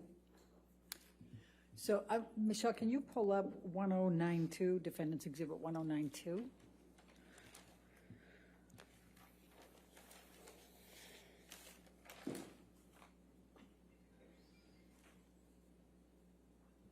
Amber, did you take this picture of Mr. Depp? I did. Your Honor, I'm going to move the admission of Defendant's Exhibit 1092. All right, any objection? No objection. All right, 1092 in evidence. You can publish. Thank you. And can you describe what's depicted here and why you took this picture? This was during that time when the prescriptions that he was on in the doubling up of the opiates got so bad that he was like this just throughout the day, off and on, and then he would take Adderall and he'd be really animated and ready to go, and then it would be this again, and it was so erratic and it changed so quickly, and I naively now really did not understand what was going on. I deeply cared about this human's well-being.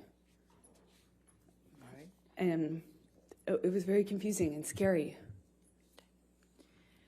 So did there come a time then that Mr. Depp went into detox for Roxycodines or whatever they're called? Yes, when he finished filming, the plan was to do the detox, and that's what we did. And when was that? That would have been early August of 2014. I believe we were there for, I think, a week to 10 days, 8th through the 18th, more or less. And we've heard some testimony about this, but can you please describe for the jury what took place during this detox on the Bahama Islands in August 2014? It was, for the first few days, okay, peaceful. The nurse, and then later nurse and doctor were staying on a different part of the island. A few minutes drive by ATV, like 10, 15 minute, by one of those ATV vehicles. But we communicated via walkie-talkie and occasionally through text. And it was okay at first, and then the behavior, then it just really wasn't okay. It was up, down, he'd be mad at me. Then he was wanting a hug. He cried a lot, and then he, wanted to have sex a lot, which is just not like Johnny at all. And it was just like that. It was just up, down, mood, and it was like I felt like I constantly was catering to the mood, that whatever he was going through at the time, I was just trying to adapt and kind of roll with it and provide support. I was taking his blood pressure. I was on a schedule and constant communication with the nurses about delivering the meds, giving him his meds at a certain time. I was just trying to take care of him. And a few days in, you know, I guess the effects of the detox really started to change. And it went from this like erratic behavior up and down to just really down or mad. He would burst into anger at me, yelling at me. I crossed the table. I walked away from it at the table. I crossed the table in a certain way, and he screamed at me about that and tried to overturn this table. Luckily, it was bolted down to the deck, but I remember him shaking it and screaming. And at different point, he was really calm and sweet and thanking me. And then another, you know, he looked like he was balancing out, and we had a conversation, and he was saying he wanted to quit the detox, and he couldn't do it anymore. And I was trying to find the language to encourage him. You know, I was trying to remind him how much he wanted that, how much he had told me he wanted that, how much I was reminding him, he told me all the time I saved his life, and he wouldn't be doing this without me. And I was telling him these things, and I was, at one point in our conversations, I told him about how... Objection, Your Honor, hearsay. Please try to continue without what you said, please. I said something to him, and he got so angry at me, he slapped me across the face. But he did it, like, while crying. It was the weirdest thing. He was crying, saying no woman had ever embarrassed him like that. No woman had ever made him feel like that. I heard that for the rest of the trip, too, just on repeat. And I felt bad. I feel bad. Still feel bad. But, you know, I didn't want to make him feel embarrassed. That's not what I wanted to do. It just was in over my head. I don't know how to detox someone. You know, I don't know how to help them through that. And I shouldn't have been there. You know, I don't... Why were you there? Because he asked me to.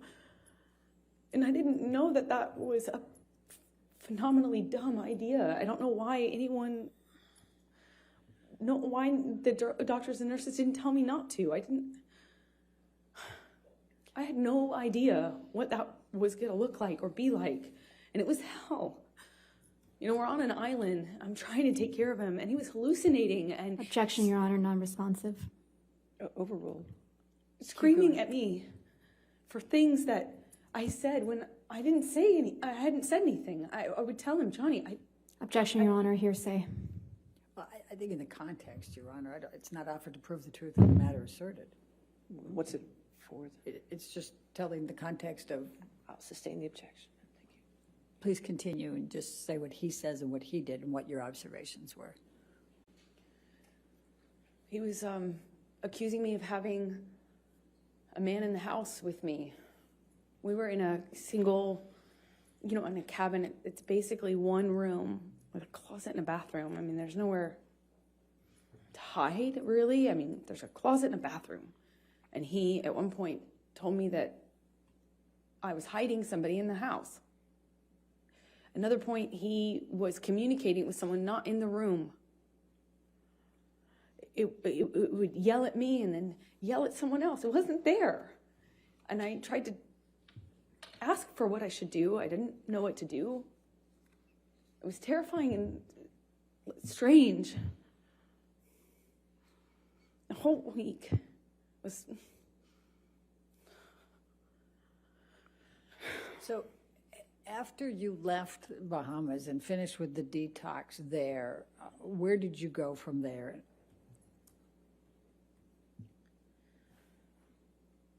We, meaning Debbie, Lloyd, Dr. Kipper, and I and Johnny, we flew back to LA, and he was going back and forth between saying he wasn't going to continue to, he was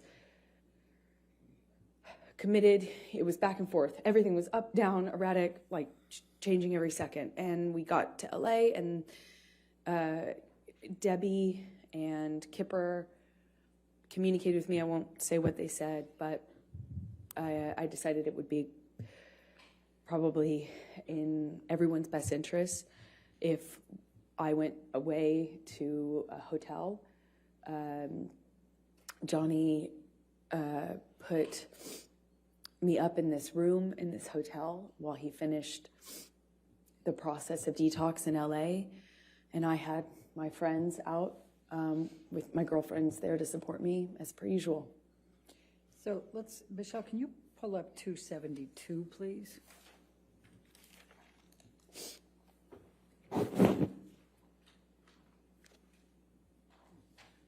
And after you both returned to LA, did Mr. Depp communicate with you by text while you were apart, while he was finishing the detox? Yes, he did.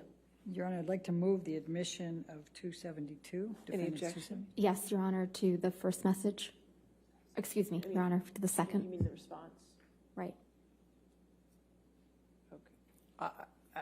Just present sense of impression, but I'm understanding Your Honor's Yeah. rulings on that. Okay. So If you want to redact it, can we that's fine. redact that second message?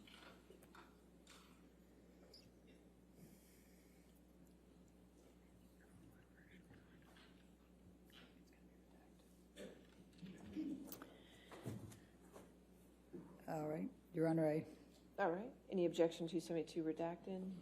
No, thank you, Your Honor. All right, 272 is in evidence, and we will publish.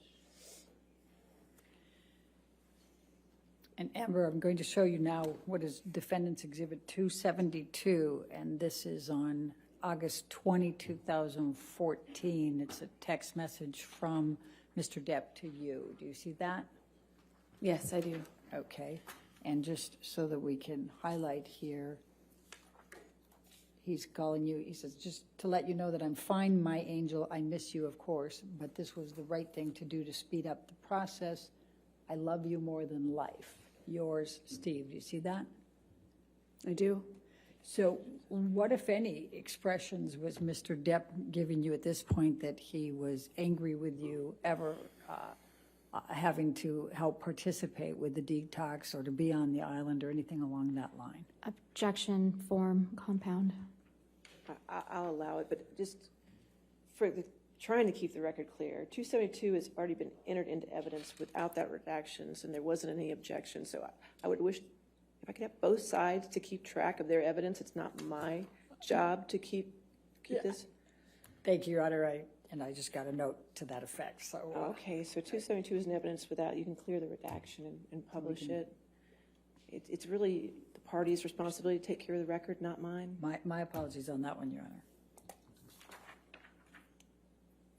All right. All right, and I overruled the objection, so she can answer the question. Thank you, Your Honor. I'm sorry. Can you remind me what the question was? Yes, That's fair. that's fair. I said, what, if anything, did Mr. Depp say about that you were torturing him on the island and he didn't want you there? Very confusing for me to hear that because even though he was hallucinating and angry at me at various moments when he would have these kind of episodes, I did nothing but try to take care of him. I'm not a nurse. I did my best to support him. And he thanked me. He thanked my mom. He thanked my dad. And told me, of course, I saved his life. That he wouldn't be able to make this change without me. And that this process was horrible and hard on him and us and me. But that he was so thankful that I was there for him.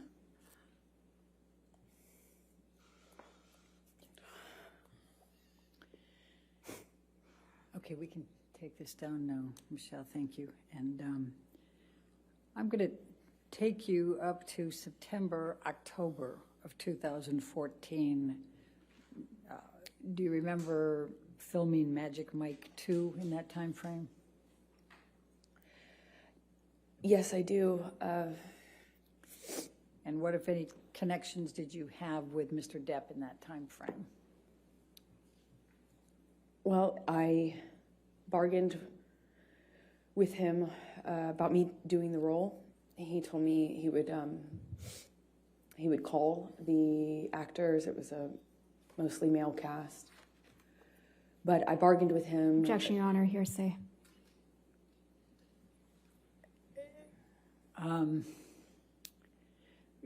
Don't say what you said, just say what he said, okay? He reluctantly kind of agreed to me working on this movie or taking a job. He was filming a different movie in London at the time. I wasn't going to play a sexualized character. I wore no makeup or minimal makeup in the movie. No sexy clothing. No kissing scenes. No sex scenes. So I went and did that film in October of 2014 in Georgia while he finished his movie in London. And then at some point he came out to pick me up in Georgia and was there for my last day or two of filming.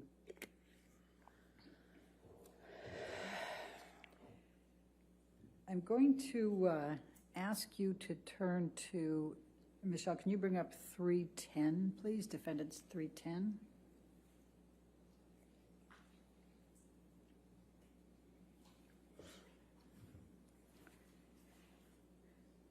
Did you have communications with Mr. Depp about auditioning for another role in this time frame?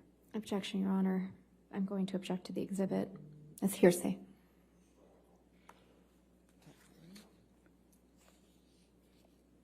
I'm not sure who's in the text exchange.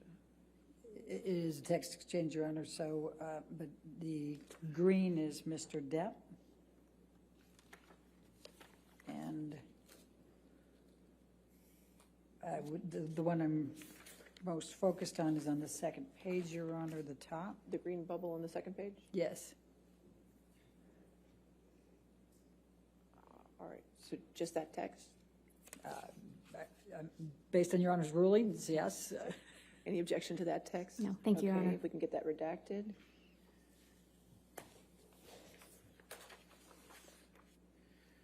And while that's being redacted, Amber, let me ask you, what, if anything was Mr. Depp saying to you in this time frame, we're talking November 2014, about you not working anymore or not taking on any more work or auditioning? Objection, Your Honor, compound. They're all the I'm same leading. subset. Overruled, I'll allow it. Thank you. Johnny was angry with me for working.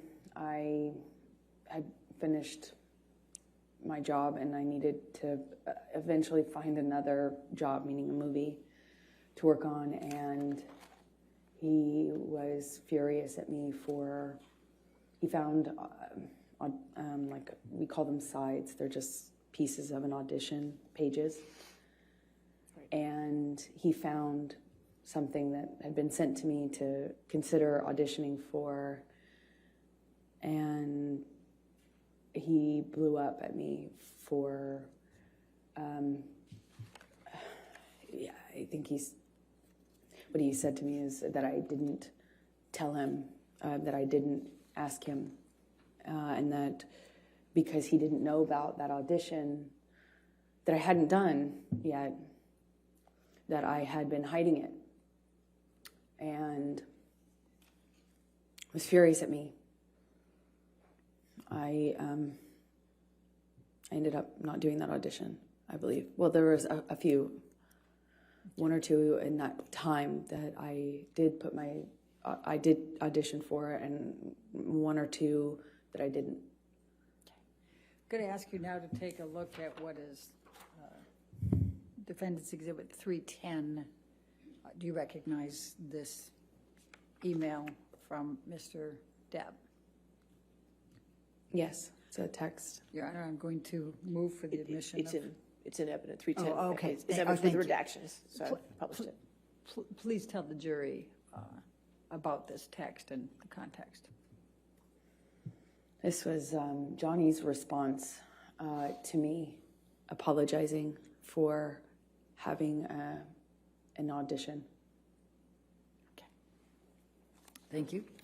All right, now, I'm going to stay in November of 2014.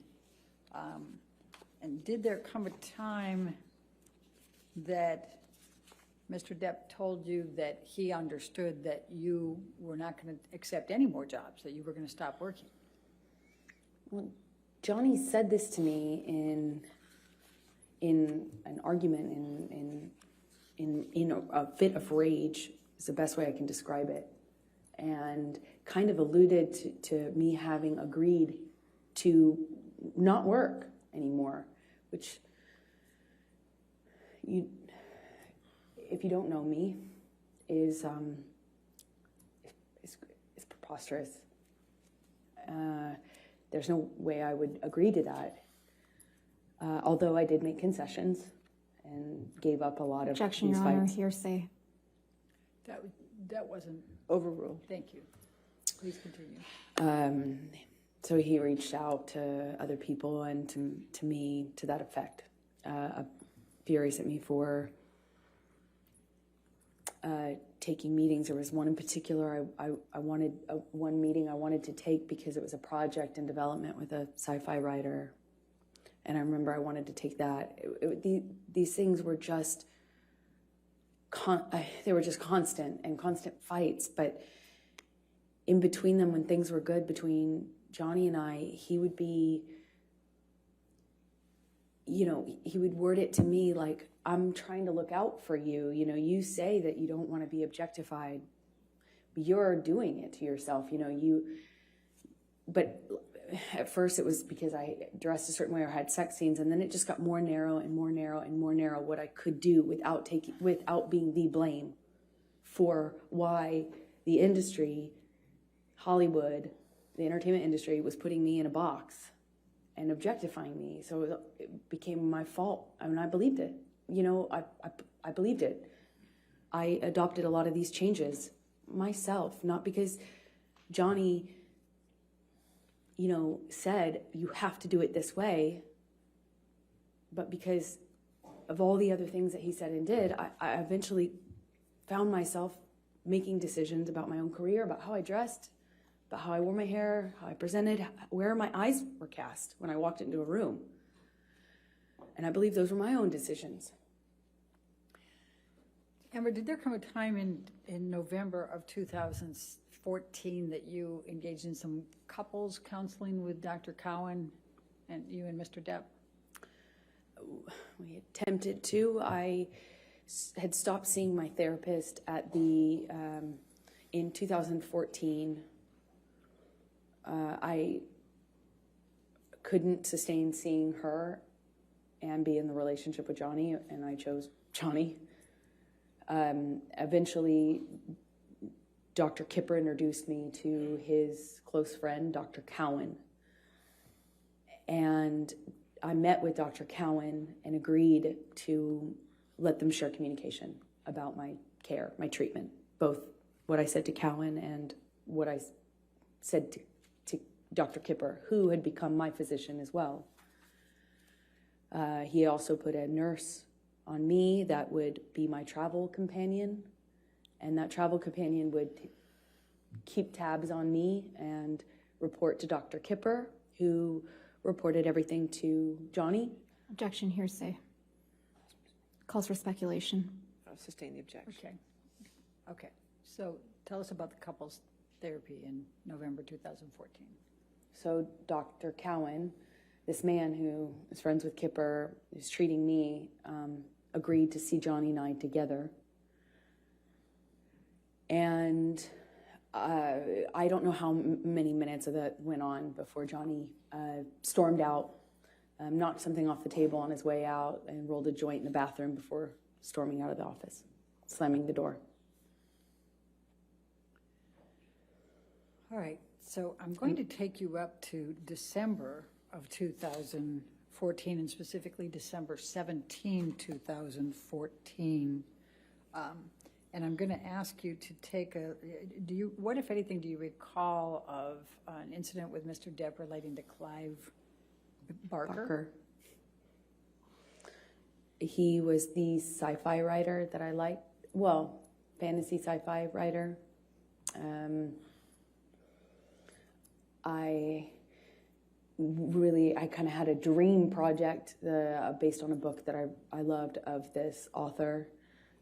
He's just a weirdo genius, artist, writer. And I had a meeting with him through another director about a piece of property he wanted to make into a movie. And I just remember I believe we were at the ECB. It was in December of 2014 when Johnny found out that I had this meeting scheduled, and was furious at me. Accused me of having this plan to sleep with this. He was mad that I was taking the meeting at this man's house, but the man was very ill, like terminally ill, and not able to leave his bed or his home. He was under home care and very ill. And the person who was introducing us explained to me how we had to meet, and I did. And that was a big problem for Johnny. At first, it was that he was concerned about my safety, and I thought that was sweet. And there is something that's I thought was sweet and romantic about that, but combined with the drinking, it was not very long before I was being accused of full on having this other plan to sleep with the writer in order to get this part that I was already being, basically offered to develop. And it was just this, he switched from he was accusing me of having this ulterior motive with this director, the director having it with me, then with this writer. And the important thing I can try to get across in this moment is that nothing I said, no amount of explaining, apologizing, accepting, not accepting, agreeing to not go, nothing worked. Nothing changed. How mad he was at me and constantly telling me I had done something wrong to deserve what was happening. Until, of course, he takes it too far, hits me too hard, breaks too many things in the house, and then leaves, which was the pattern. And he would leave and not have to deal with the cleanup. He never had to deal with the cleanup. He never had to deal with the destruction or see me or the house that he had destroyed. He never had to deal with my face the next day. He would just go. I called it splitting. He just split. And eventually I'd get an apology of some kind, or I would get an offer to have him come over. He would offer to come over and talk or give me my peace or give me my goodbye. And in many ways, I found myself accepting that, knowing it was kind of false pretense, because I too wanted to resolve it. I didn't want him to think I was sleeping with this sci-fi writer. I didn't want him to think that I was this slut he said I was all the time. I mean, part of me really wanted to believe that he didn't mean those things, and I wanted to get to that part of him that would tell me he didn't mean what he said and that he was acting this way because he was messed up, and the cycle would repeat, I suppose. Was there any physical violence on or around December 17, 2014? Yes is the answer to your question. I don't really remember what happened in that fight. I remember more afterwards. I remember how apologetic he was for it. I remember him telling me he took it too far. I remember him saying he'd never do it again. And I remember wanting to get to Christmas. Christmases are hard, probably for everyone, and I remember it was close enough to Christmas that I was tired and I wanted to be in a I wanted to be in a kind, gentle, peaceful state for Christmas. I didn't want to go through a breakup at this time. I didn't want to, that's what I remember of that time. Let's bring up Defendant's Exhibit 321, Michelle.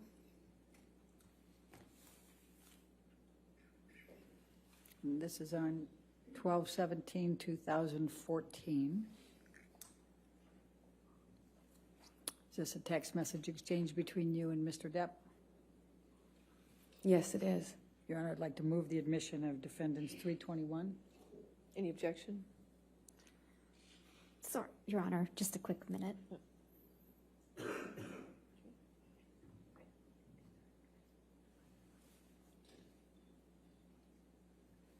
Your Honor, no objection. All right, 321 in evidence. You can publish it, please.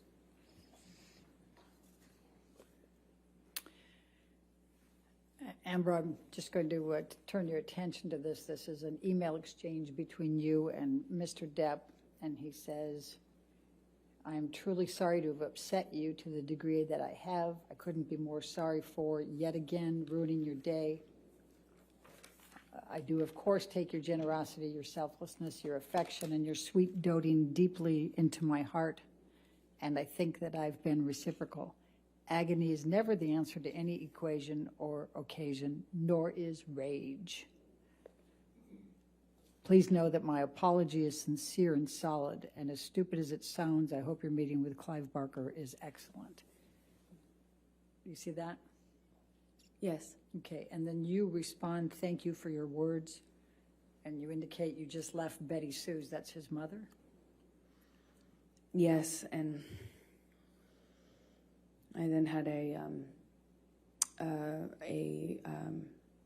glass of wine with my former agent, Megan. Okay. That afterwards,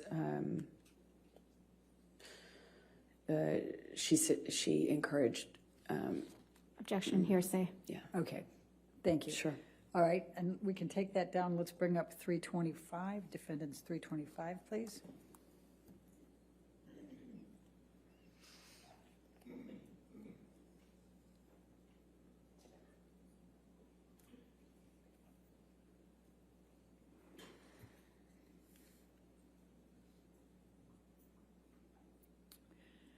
And this is an email exchange the following day, 12/18/2014, is that correct?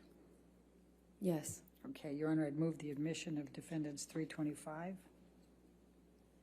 It's already in. Oh, it's already in, Your Honor. My apologies. We'll get that figured out at lunch. With what redaction? It's already in, It's so. been in evidence. Does anybody over there have the list of evidence that's already in evidence? Yes. Okay, we're making sure. Ours indicates it is. It's in. It's in evidence. Without redactions, Your Honor? It was redacted. I don't know what Well, it was redacted to. The redactions don't. That's how it is in evidence, Mr. Murphy? We can check. We'll check our copy. Thank you.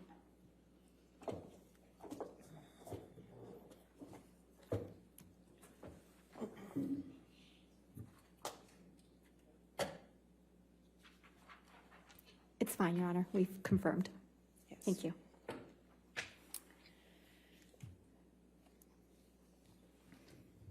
All right. It can be published. Thank you. That's-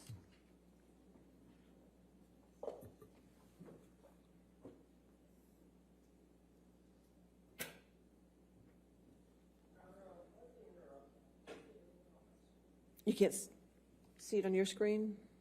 All right, we'll take care of that during the break. If you could just share it there. Oh, get it? Okay, thank you. All right, go ahead. Okay, thank you. So this is from Mr. Depp, right? Says, it's a way, I've let it go too far, went too far. Do you see that? Yes, I do. I always regret it when I jump, or worse, when you jump. I don't want to be conditioned to continue that behavior. Therefore, I'll put in heavy work with shrink. What is your understanding of what he's referring to with shrink? Psychologist. Objection calls for speculation. Did you have an understanding of what he meant? Yes, I knew exactly what he meant. And what did he mean? Shrank is shrink. What did he call shrink? Johnny called shrinks, meaning of psychologists, therapists, shrank. Okay. I'm sorry for being less, for your disappointment in me, for my behavior. I'm a fucking savage. You see that? Yes. All right. Gonna lose that, gonna lose that. The devil is all around, right? Now, you respond to this.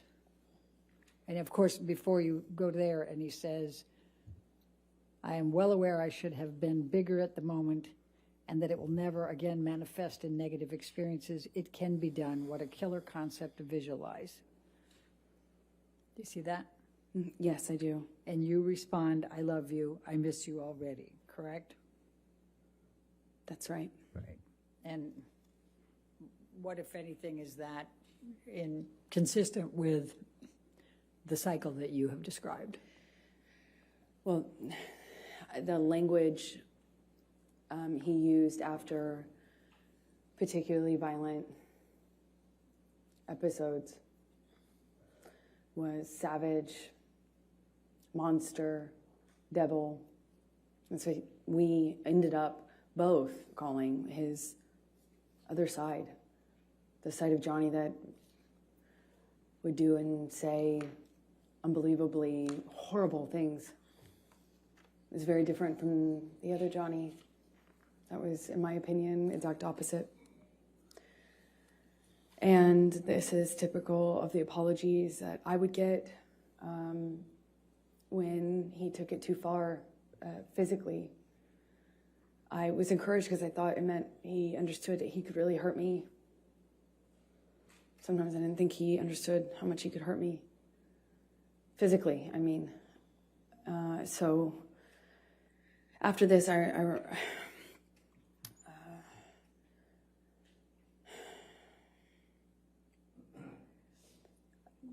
had a visible bruise. I don't remember where, but I remember what other people, well, I can't say that, what they said, so.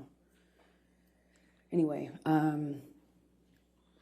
and I, in these fights, would try to stand up for myself. By December 2014. I was pushing back. I'd push him off of me. I'd try to hit his hands away.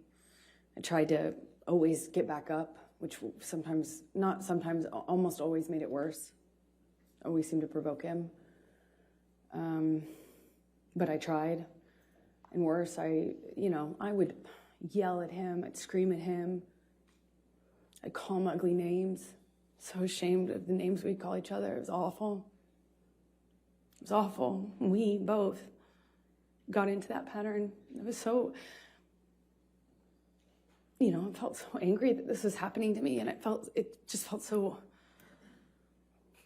unfair, It felt like nothing I could do. Felt like nothing I could do would change the sobriety patterns. Felt like nothing I could do would stand up for him, and nothing I did made him stop hitting me. Nothing. So, I tried for over a year, maybe 2, of just not responding physically, not responding verbally, just staring at him. I tried to freeze. I tried to go to a different place. I would try then lashing out verbally. I would try to threaten that if he hit me again, that I would call the police. The police were called several times, but I tried to do everything. I even threatened to leave him, and tried to leave him, and nothing was working. And I think by this point in our relationship, we're both saying awful things to each other, screaming at each other, and unfortunately, when Johnny would start hitting me, he'd just win. I don't know how else to describe it. This might be a good Okay, that's time for good. the lunch break. All right, ladies and gentlemen, we'll go ahead and take our lunch break at this time until 2 o'clock. Please do not discuss the case or do any outside research, okay? Thank you.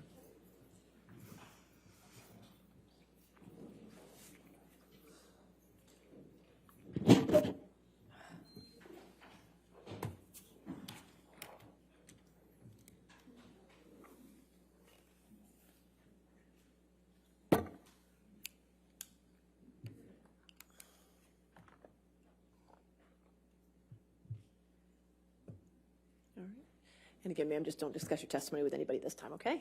All right, thank you. So 2 o'clock? All right, Thank you, Your Honor.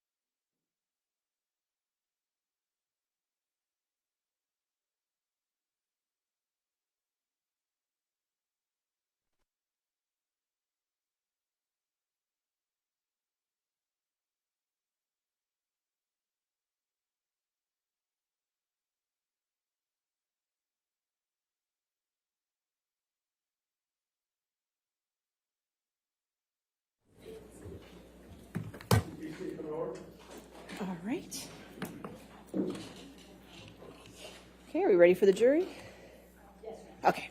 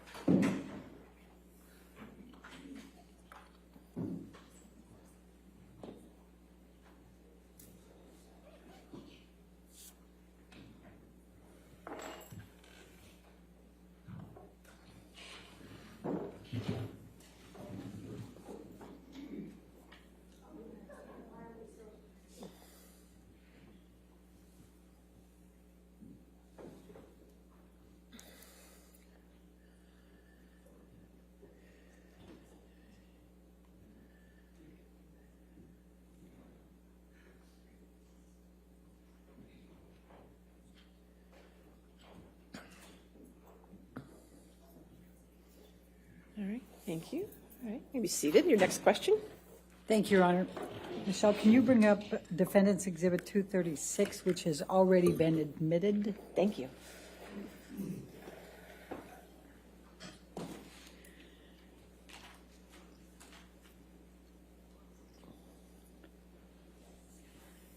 Amber, I'm jumping back to the Boston plane incident just for a moment. We had a lot of different texts and a lot of exchange, but I just wanted to point out to you, this text message is from Mr. Depp to you, correct? Yes, it is. And this is on 5/25, the day after the Boston plane incident? That's correct. All right, and he is saying, once again, I find myself in a place of shame and regret. Of course, I am sorry. I really don't know why or what happened, but I will never do it again. I want to get better for you and for me. I must. My illness somehow crept up and grabbed me. I can't do it again. I can't live like that again. I know you can't either. And I will for both of us, starting today. I love you. Again, I'm so sorry, so sorry. I love you and feel so bad for letting you down. Do you see that?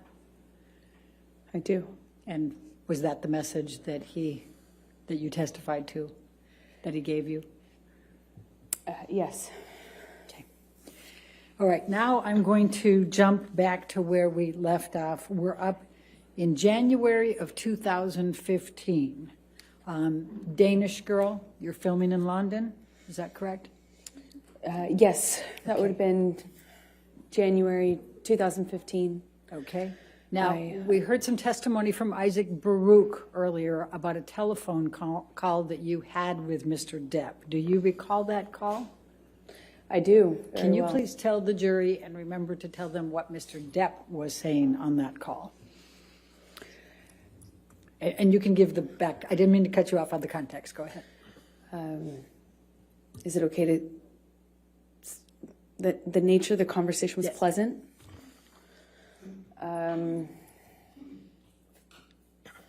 Friendly, fine, normal. And then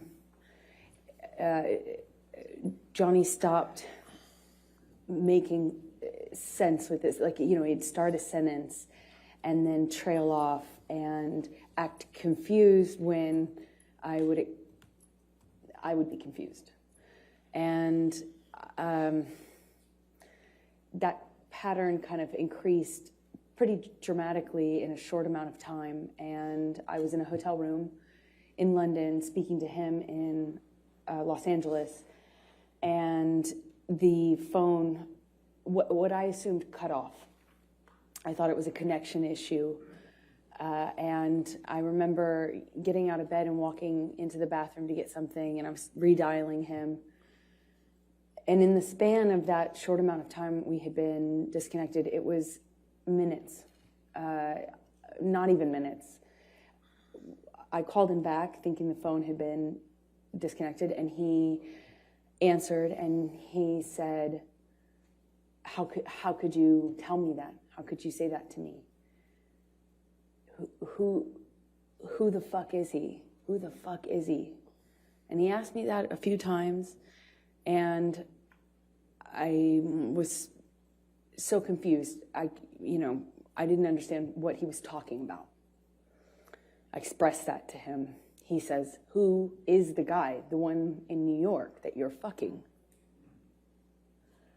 And it was such a bizarre conversation because it had already started to feel like he was not making. It was almost as if he was confused by what sentence he had started by the time he got to the end of it. And then all of a sudden he tells me that I have just told him that I had a boyfriend or a lover in New York, and he's accusing me of having just told him about it,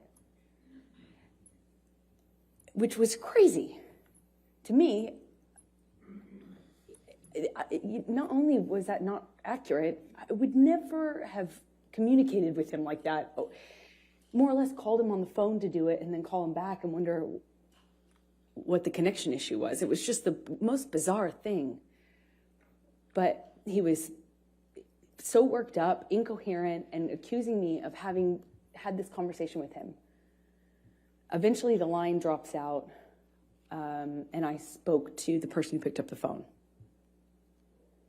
Okay. And how did that end? I no longer spoke to Johnny. I probably can't say what the person told me. Are we talking about Isaac Baruch? Yes. Okay. So without saying what he said, you had a brief conversation with Mr. Baruch, and that was the end of the call? I did. It was my understanding Johnny was passed Objection, out. hearsay. Okay. Mrs. Tain? All right. January 25, 2015, Tokyo. Please tell, it's the premiere of Mordecai, correct? Did you accompany Mr. Depp to Tokyo for the premiere of Mordecai? I did. When I was... Please tell the jury about that trip. Well, I had just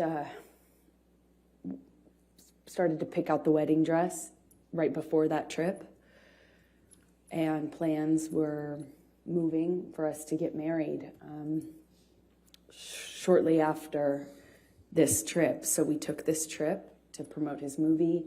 I went with him. We got in an argument in the hotel room, and I said, I don't remember what I said to him, but I said something snotty to him that provoked him. It provoked him, and when I walked into the hallway, he grabbed me by the arm and slammed me up against the hallway wall, and I kind of struggled with him, tried to push him off of me, and I managed to get out of his grasp enough to take a few steps, and I kind of curved around and went into the closet. And by the time I made it into the closet, he had me by the hair, and what felt like he was just wailing on me, but in a really sloppy way, like hitting the back of my head, and kind of wrestled me down to the floor. I mean, it felt to me like I didn't even have a fair shot, because I wasn't facing him or looking at him. I was walking away from him. Or else, I would have at this point even I would have tried to defend myself more, but I didn't. I kind of felt like it didn't see it coming, and he just wrestled me down to the ground. And I remember he was screaming at me. I mean, like really screaming loud. And what I remember of that is trying to get up and him kind of wrestling me back down, and at one point put his knee on my back. It was kind of like kneeling on my back. And I just had this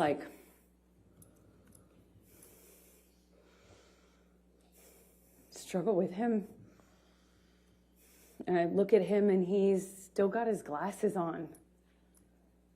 I just remember looking at him and thinking that was so... I mean, he just looked like he hadn't been through anything. He still had his glasses on, sunglasses.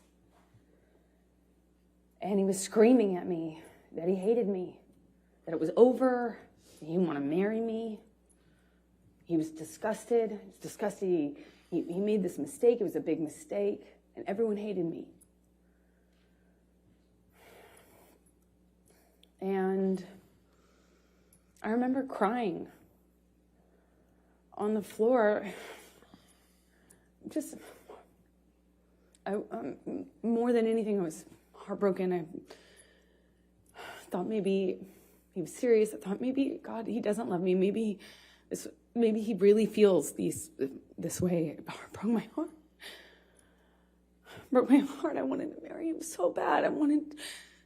This is the man I loved, you know. Yes, it was awful at times, but I loved him and what he was saying. Objection, Your Honor, non-responsive. Overruled. What he was saying to me hurt just as bad as anything else.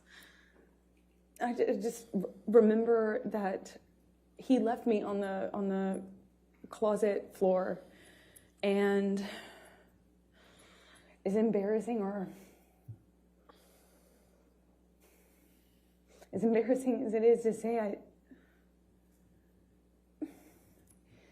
I went up to him at some point. I don't know how much time had passed. He was sitting at the piano in the living room of the hotel room that we had.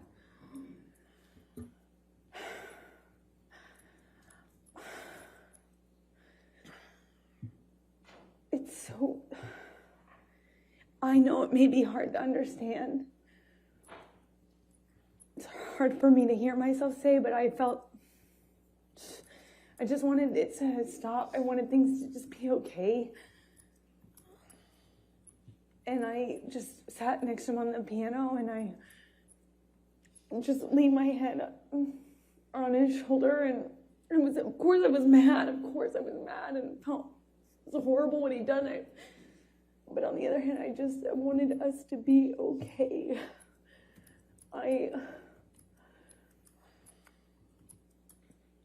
could just put I could put the physical stuff in a box, and I just kept going back on how much I love this person. So just put my makeup on and went to the premiere with him and walked the red carpet with him. And I remember in the car checking my phone obsessively for pictures because my dress was backless. Of all times to have a backless dress. And then I was just looking at pictures of us on the red carpet. It was surreal because I was checking for bruises and making sure that nothing, like there would be no marks on me, and we just looked like this other thing on this red carpet when it was just...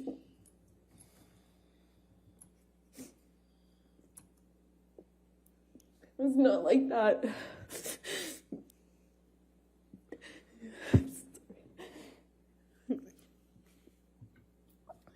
embarrassing. You know, it's hard to... I'm sure it's hard to... Objection, Your Honor, non-responsive. All right, I'll sustain the objection. Next question. I'm going to take you to February, the next month, 2015, to your wedding. Can you please tell the jury about your wedding? So we get married in Los Angeles. I get a sense that it was a wedding, running around Los Angeles. I was getting married that day, and I remember running around, I went to therapy, and,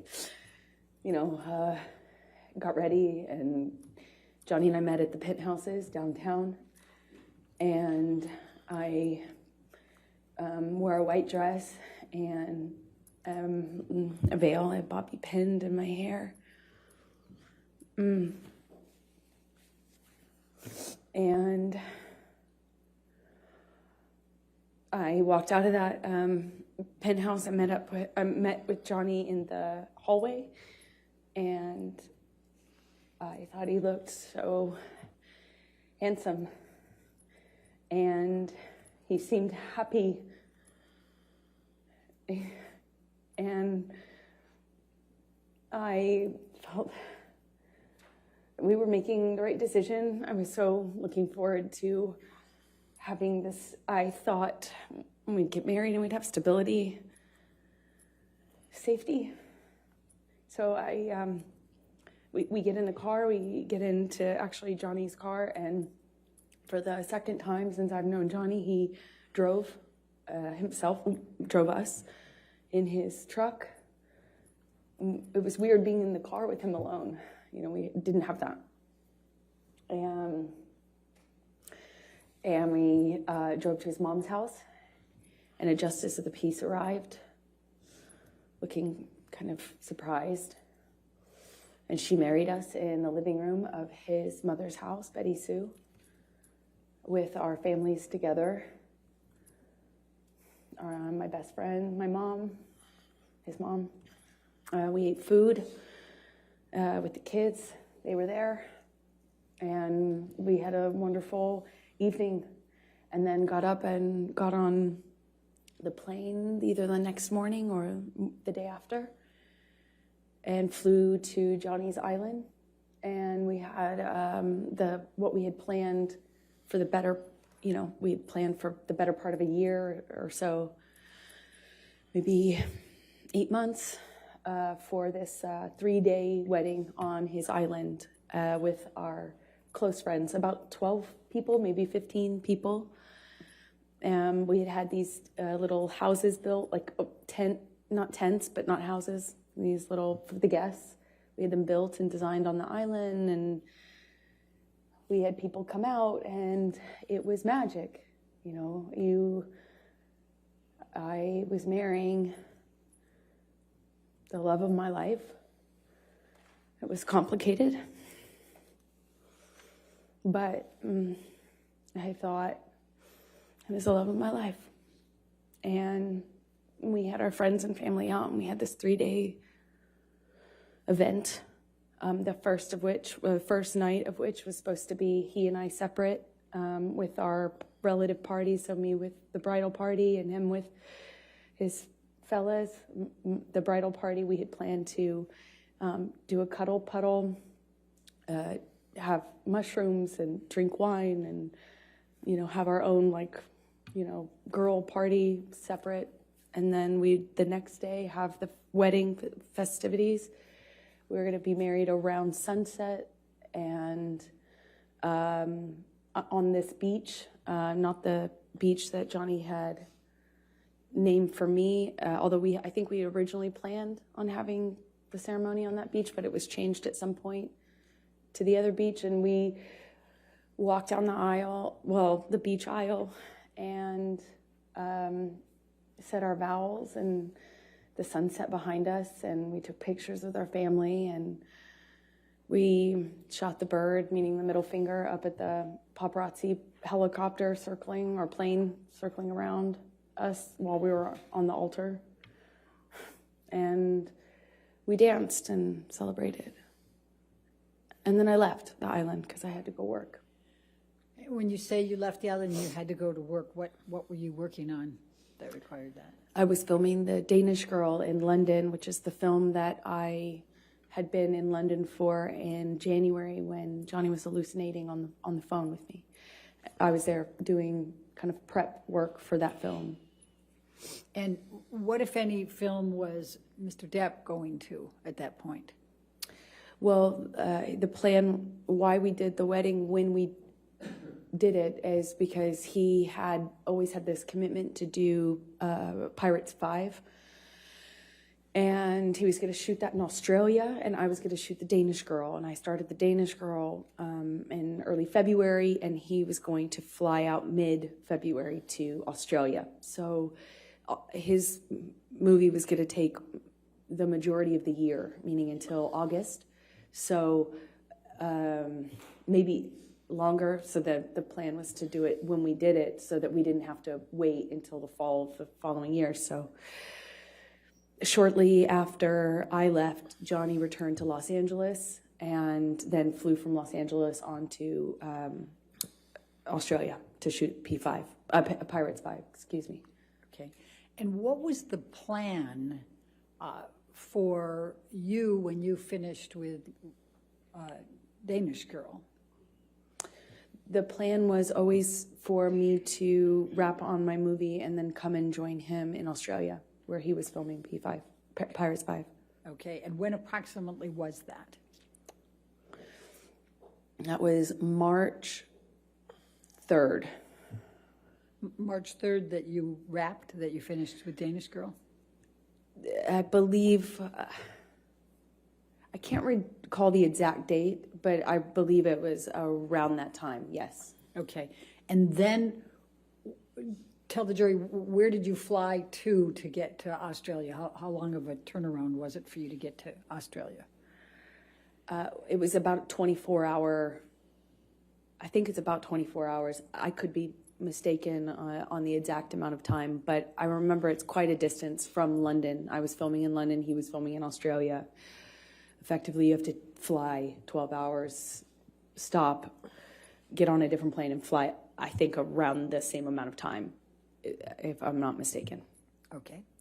So when you arrived, before you finished wrapping with Danish Girl and were heading out shortly before, what, if any, communications did you and Mr. Depp have? Well, at first it was great. Even though we were separated, it was so hard to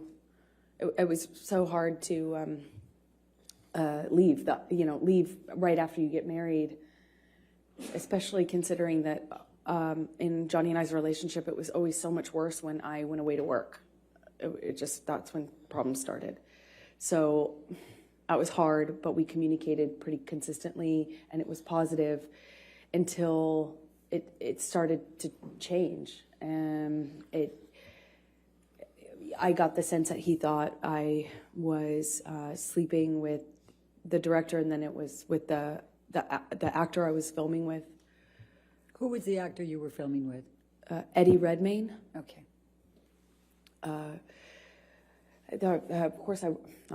was not that it mattered, but I could do my best to field the accusations, and then they would kind of subside, and I thought things were okay. And one day, right before I'm supposed to fly to Australia, he, I think it was the night before I was supposed to leave to go to Australia, he calls my hotel room, apparently. I had a sense that the phone was ringing. I think I was in the shower at the time, but not much time had passed, and I get a knock on the door, and it was someone from the hotel that I was staying at. The hotel staff had been sent up to the room because Johnny... Objection calls for hearsay and speculation. I'll sustain the objection. So don't tell what the staff said. What happened next? Then I start communicating with Johnny. And when you say started, I mean, was he on the phone? Did you call him? What happened here? He called the room and then my cell phone, and then once I was on the cell phone, he was accusing me of not being in my room, so he called the room, and I had to prove that I was in the room because, by answering the phone. And we had a lengthy kind of circular conversation about where I was and why I didn't answer the phone, why I didn't answer the phone immediately.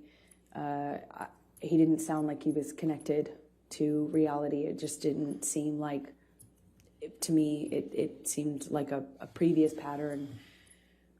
I was unsure what to make of it because he wasn't right in front of me, but he was accusing me of what it seemed like is having, I guess, an affair or a reason to not be in the room that I got a sense from him was, cheating or, that I was hiding something and why I wasn't answering the phone, and hence why I got the knock on the door. That was right before I left. So before you headed to Australia, what, if any, requests did you make of Mr. Depp for him to get you MDMA? That's ridiculous. Why is that ridiculous? Because I would never, since That time, I learned my lesson the hard way on the plane to Russia. I would never do MDMA with him. I'm asking for a problem in that case. Like that, I would never do that. Okay. So you flew to Australia and met with Mr. Depp, right? And I'm going to, can we pull up defendants 1809? And Your Honor, these are some of the pictures that Mr. King, you may recall, was testifying earlier, said he had on his phone. Okay. And then those were given, so. So I don't have these, is what you're saying. Okay, that's fine. 1809. Correct. I'm just going to show you a few pictures, Amber. Do you recognize, and I realize you didn't take this photo. I'm going to move the admission of it, though, Your Honor. Any objection to 1809? No, thank you, Your Honor. All right, 1809 in evidence, you can publish. And let me pass one up and give one to the other side. We tried to, given the strangeness of this. May I approach, Your Honor? Yes. Thank you. I appreciate it. Amber, do you recognize this photo? I do. And could you tell the jury what this is? That is the driveway leading up to the house that Johnny was renting while shooting Pirates 5. Okay. And then I'm going to make this, try to make this a little faster, and I'm going to go 1810. I'm going to, Ms. Bretterhoff, if you have a series of photos, if you want to Yes. show council what they are, maybe we can get them entered all together, and then you could just yes, go on with your questions. yes, in fact. And these are all, I will represent, ones that we got from Mr. King. All right, if you want to take a look at them. And Your Honor, if I may just approach, I'll give you the whole stack. Okay, that's That might fine. look like-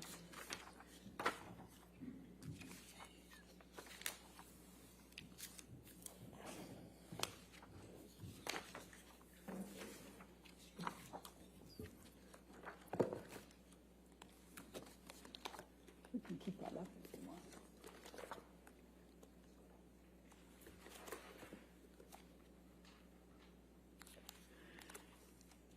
By the way, Amber, do you see those kangaroos in there? When I was pulling up to the house, I saw kangaroos as well. Oh, This was a pretty big driveway. It was a I pretty don't have isolated. any objection, sorry. No objection to any of them? I don't believe so, Your Honor. But make sure you look through them all, too. I just want to make sure, because Thank I'll you, go ahead Your and read them into the record once you have looked through them all. And then,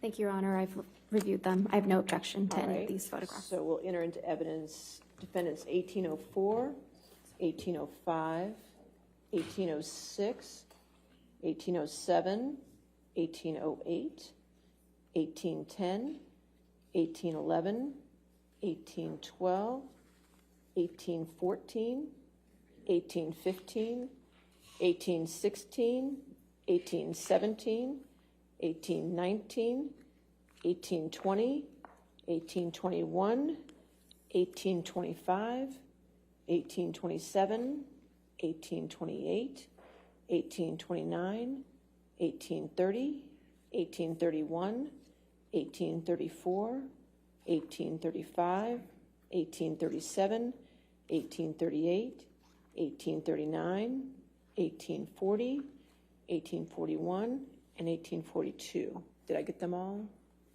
I believe so. I want to make sure more than believe, so we agree that's all in evidence? Okay. They're all in evidence. So as long as you're just going to be referencing those photos, we'll keep it on We're for going you to to keep it publish moving. them. Thank you, Your Honor. Appreciate it. Okay. Whose home was this in Australia? It was I think like a well-known sportsman, racing cars or something of that nature. Okay.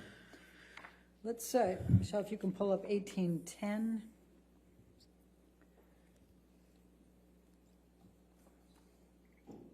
Is this another picture from that home? Yes, that looks like it's the view from the bathroom. Okay. And then let's go, Michelle, if you can pull up 1811.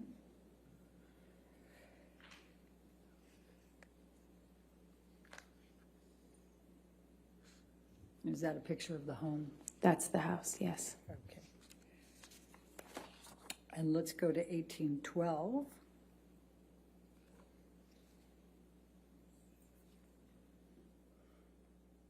And That's the view from the living room. It opened into a lagoon. okay. And then let's look at 1813.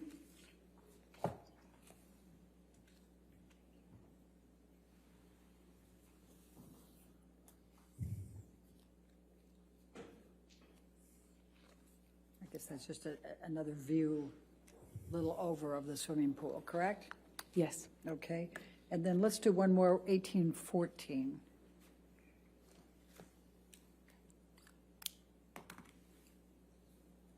This is inside the house, Yes. okay. And if you can look to the back here where I've got I'm making some, what if anything is that back there? That's the kitchen.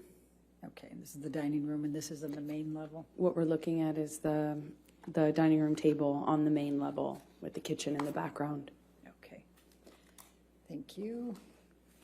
Now, I'm going to ask you to take this jury through your experience, what happened in Australia once you arrived there.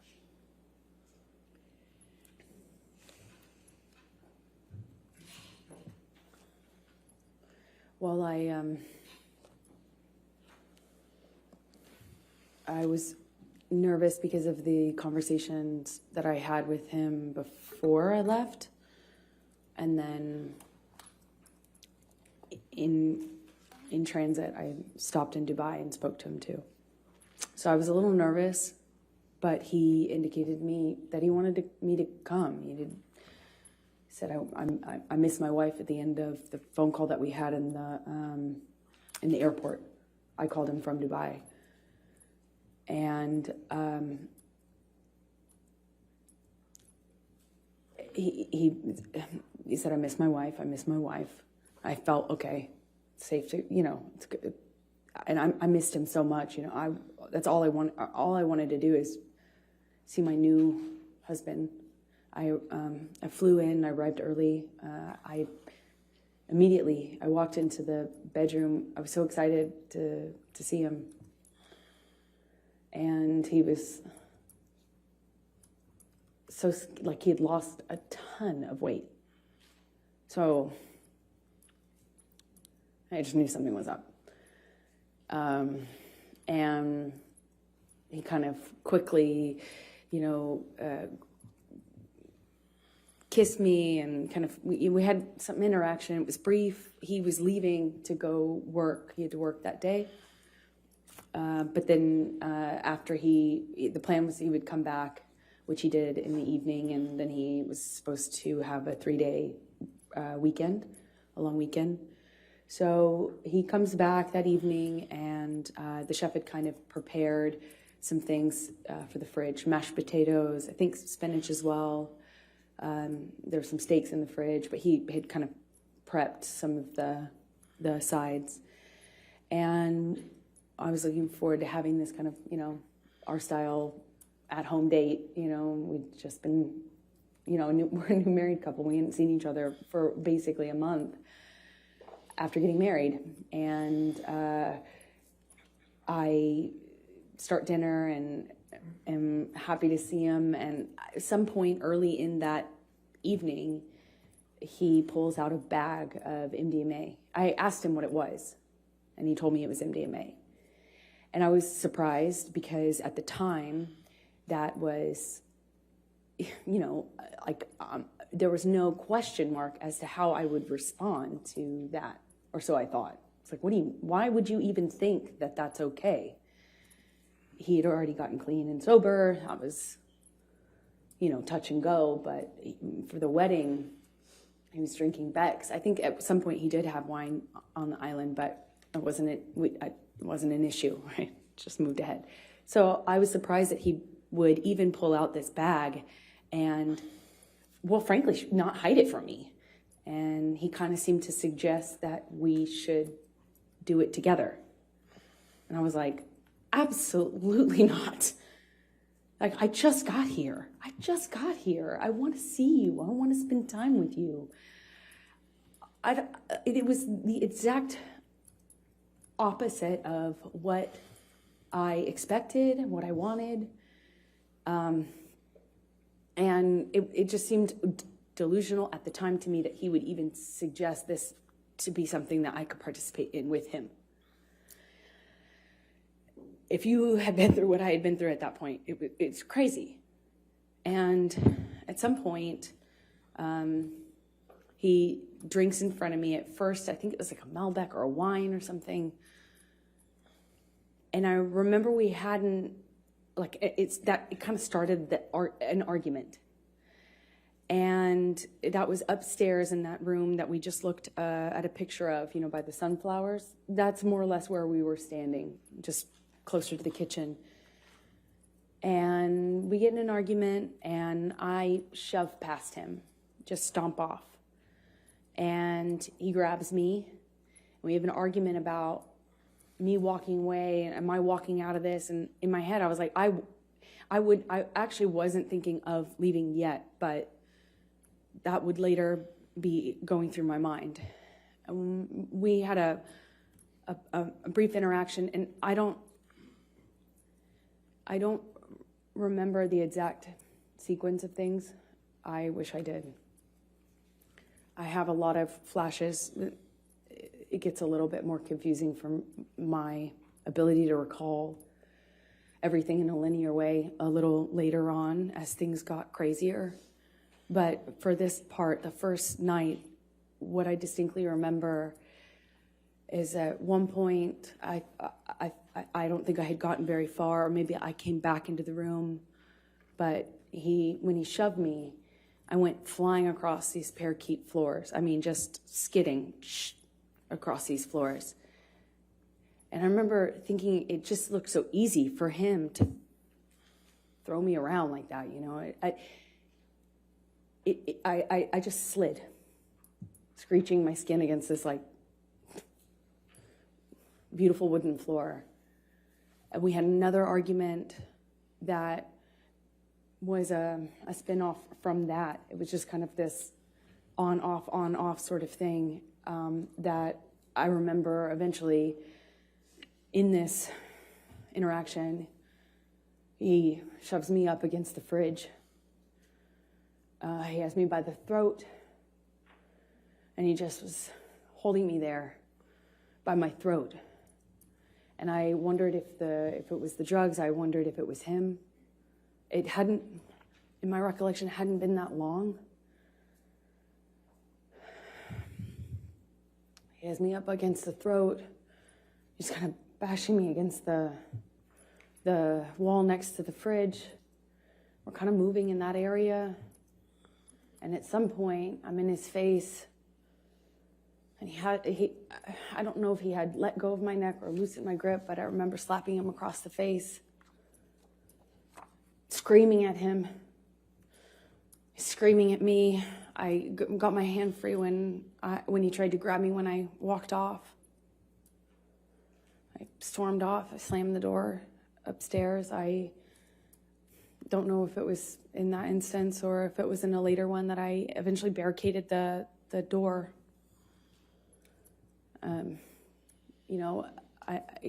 It wouldn't stop him from coming in. He could come in the other doors. There's there's a back door, there's a patio, but at least I'd hear it.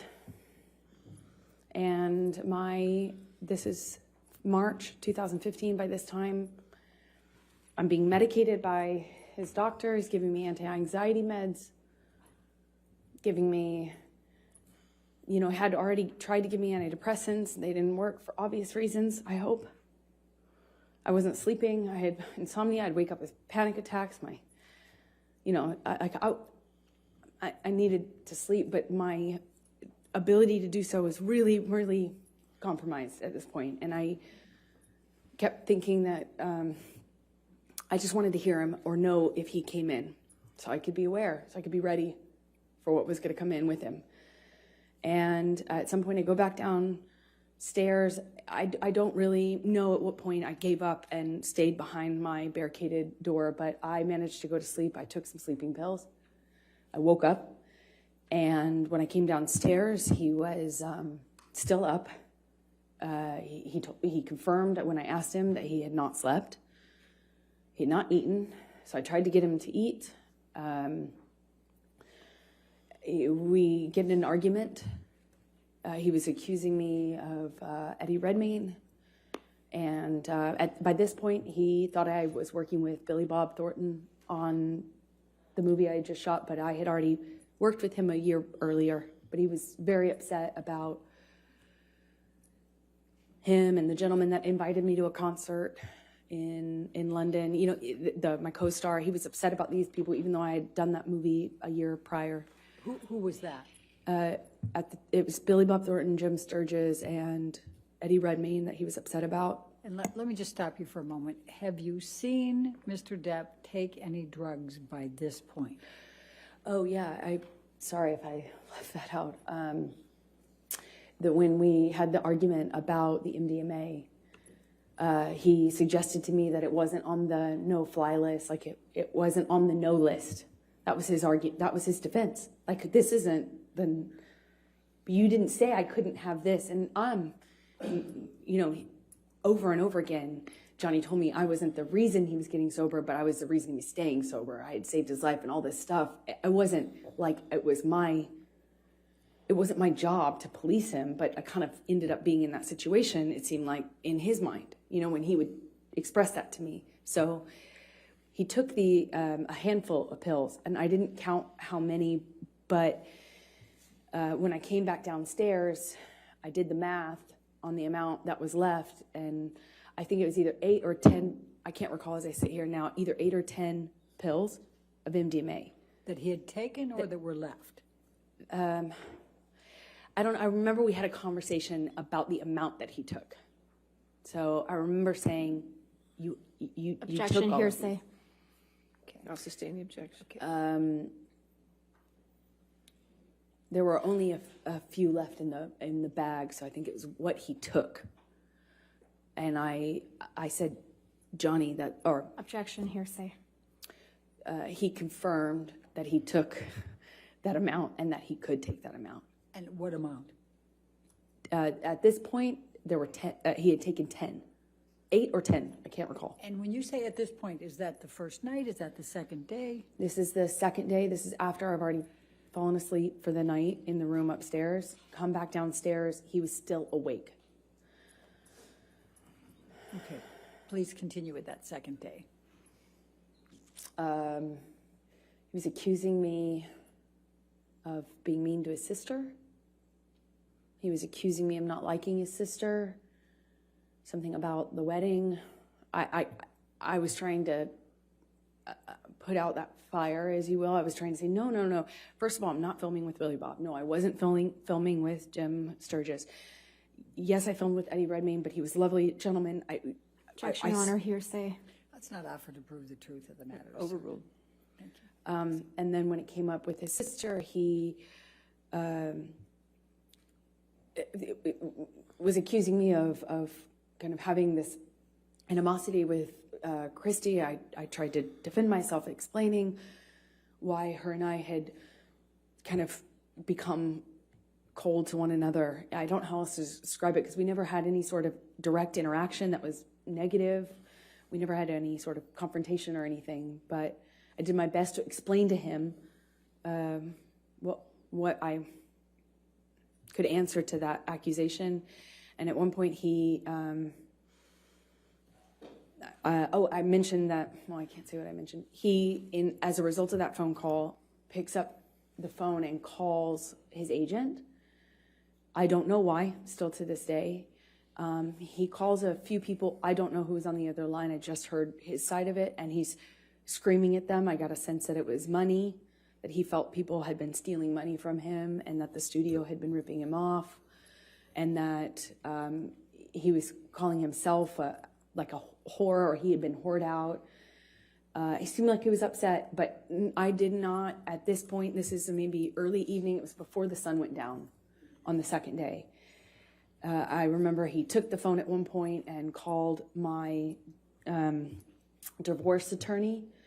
I had at some point prior to this got a divorce attorney, or not a divorce attorney, a domestic relations attorney to do a post-nup, because we got married in February, and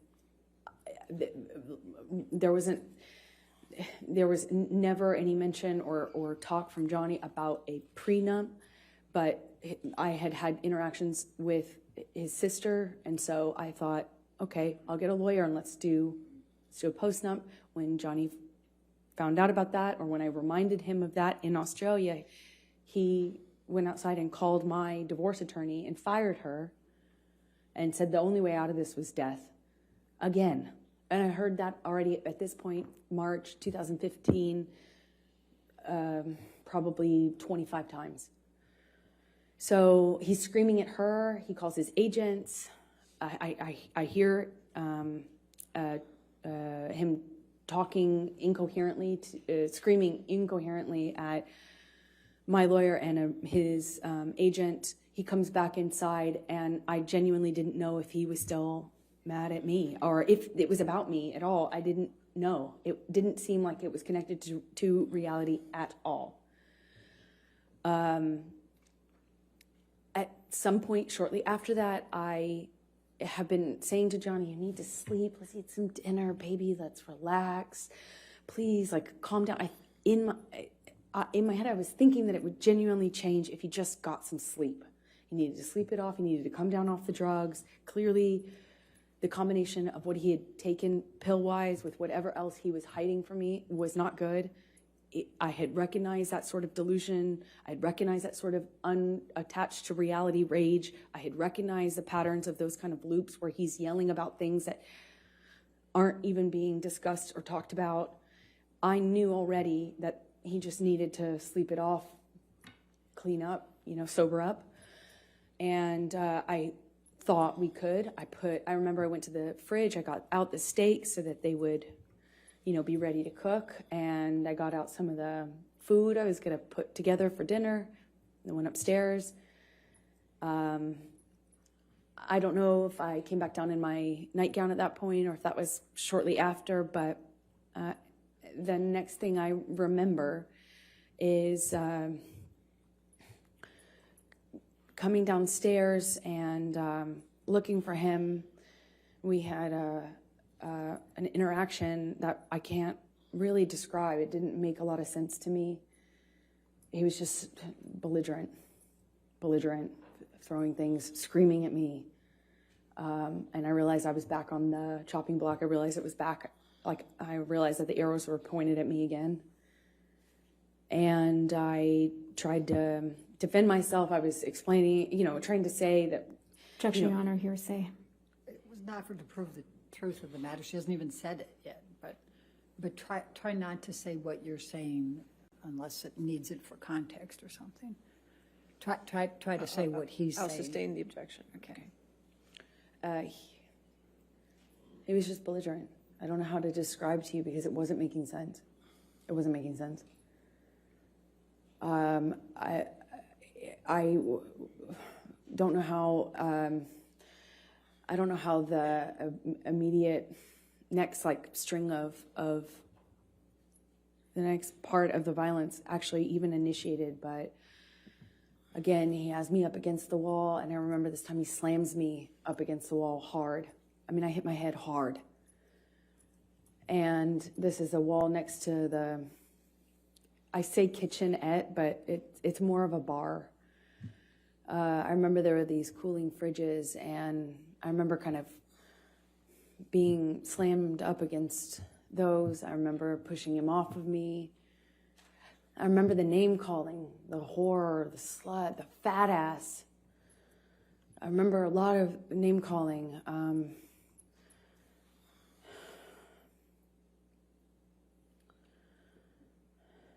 I said, Had he been drinking by this time? he was drinking. Calls for speculation and leading. You're also seen as leading. What, if any, drinks had you observed Mr. Depp have by this time? Well, I had already seen him drink right in front of me. He took a big swig out of a wine bottle upstairs right in front of me as in a gesture of like looked right at me and took a big swig out of it as a, you know, like a show for, like, you know, did it right in my face to make a point. And then when I came downstairs, he was drinking from the bottle. I don't know what kind of liquor. I remember there was another bottle open, and I was wondering why he was drinking both. But at some point, he had me up against the wall next to the cooling fridges, and I remember slamming my head up against the thing. He had me by the neck, squeezing my neck, and it got really nasty. It went from like, oh, no one likes you, no one likes me, everyone warned me about you. That's what it was. He started to tell me that everyone had warned him about me, and that he wished he had never married me, wish he had never met me. No one liked me. You know, it sounds childish, but I remember feeling really hurt. And then at some point, I shoved him hard to get him off me. And he shoved me back, and he said, "You want to go, little girl?"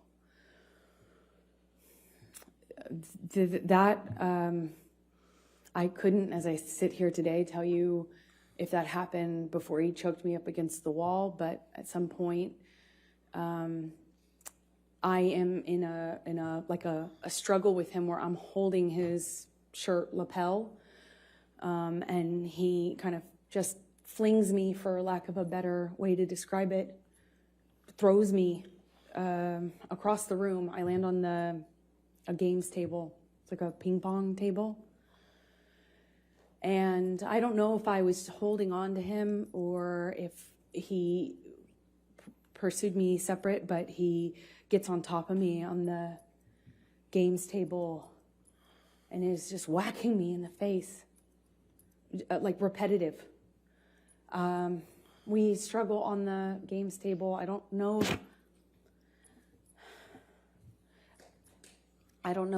how we get up. I don't know if he pulls me up. I wish I could tell you, but we were in this struggle down in this games room by the bar. And we had this conversation about the drinking, or argument about the drinking, and he holds up this bottle to me, and you know, I'm saying, did you drink this whole thing? Something stupid, focusing on this detail, and he is telling me that I can't control him anymore, and that if I really wanted to try, take it. And then he's like taunting me to take the bottle from him. If I really want him to stop, why don't I take it from him? Go on.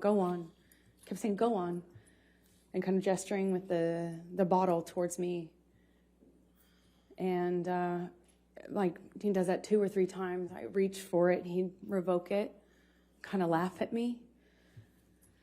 And he's holding out the bottle. I think like maybe the 3rd time or so I get a hold of it. I pick it up and I slam it down on the ground right in between us.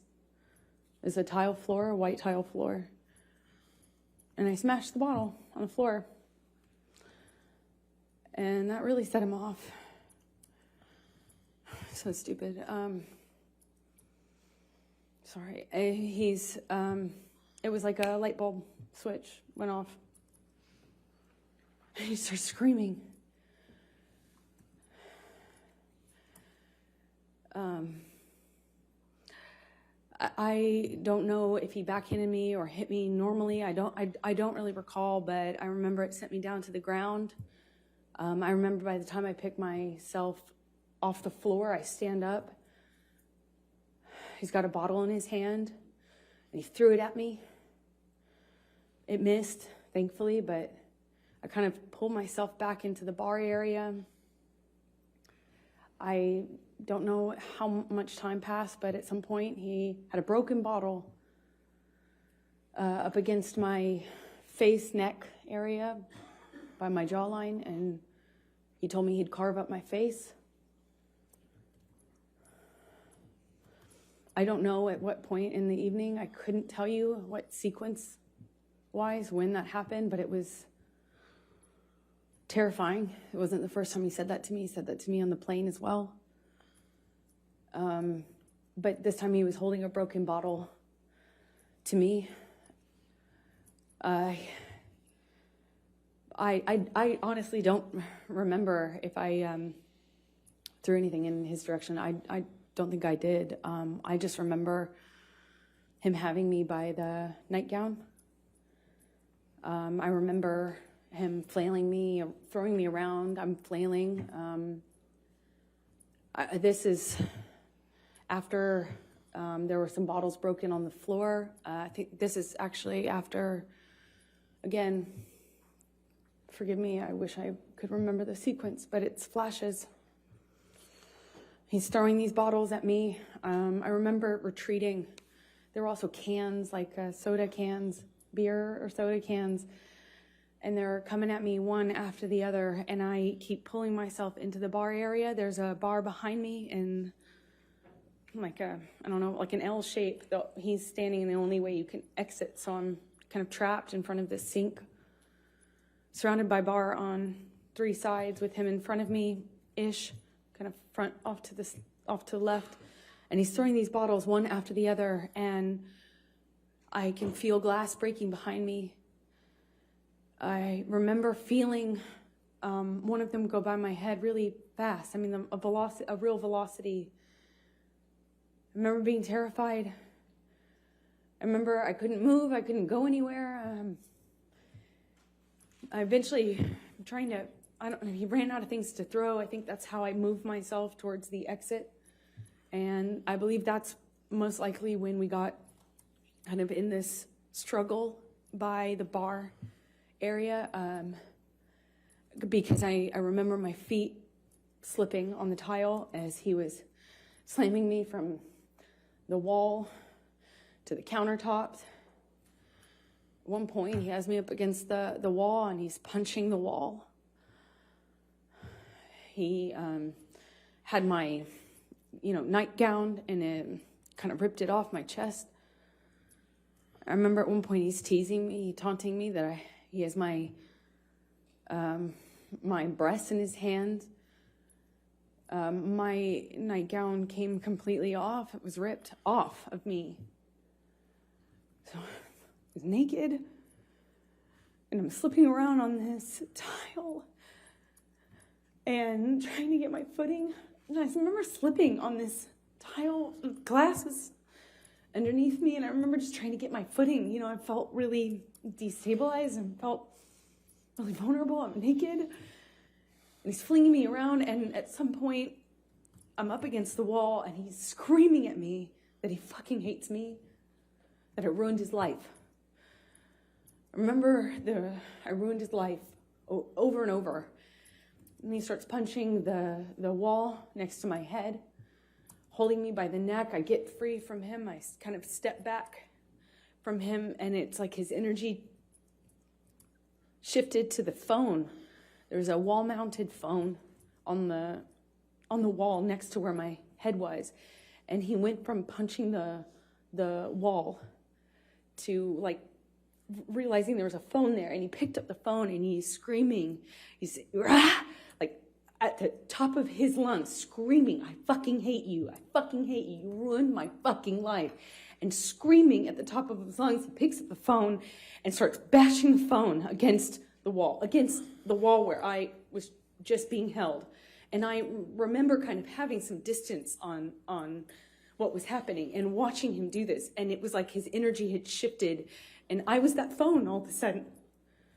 And he was just over and over again smashing this phone into the wall, over and over again, screaming at me. And I was watching the phone every single time he pulled his hand back. It was just breaking into pieces. I remember thinking this phone is disappearing. He was smashing it to smithereens, just going into the wall. And at some point, he's on top of no phone, but screaming the same thing. I fucking hate you. You ruined my fucking life. I'm on the countertop. He had me by the neck. And he felt like he was on top of me. And I'm looking at him in his eyes.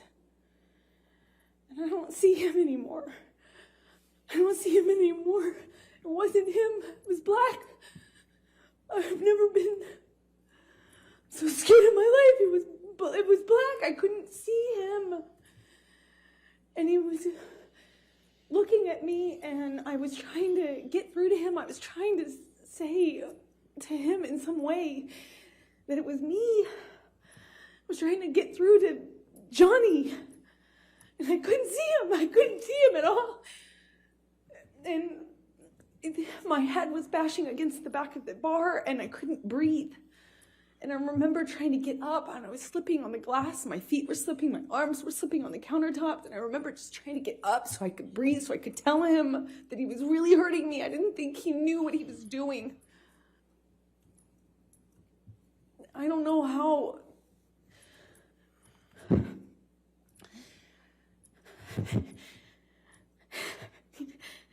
Sorry.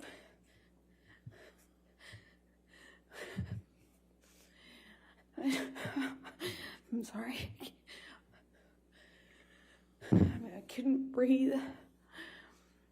Please. I don't. Please, I don't want to do this. I don't want to do this.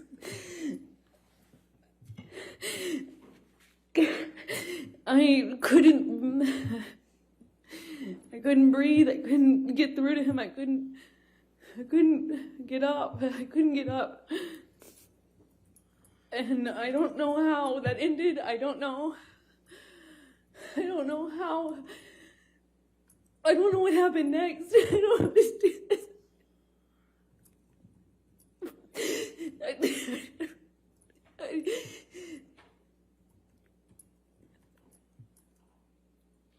God, the next thing I remember, I was bent over backwards on the bar, meaning my chest was up. I was staring at the blue lights, and my chest was on this, my back was on the countertops, and I thought he was punching me. I thought he was. I'm sorry. God. He was. I felt this pressure. On my pubic bone. He thought he was punching me. I just saw his arm. I could feel his arm moving, and it looked like he was punching me. But I could just feel this pressure. It was like it kept hitting him. It didn't feel pain. It was just a pressure on my pubic bone, and I don't know.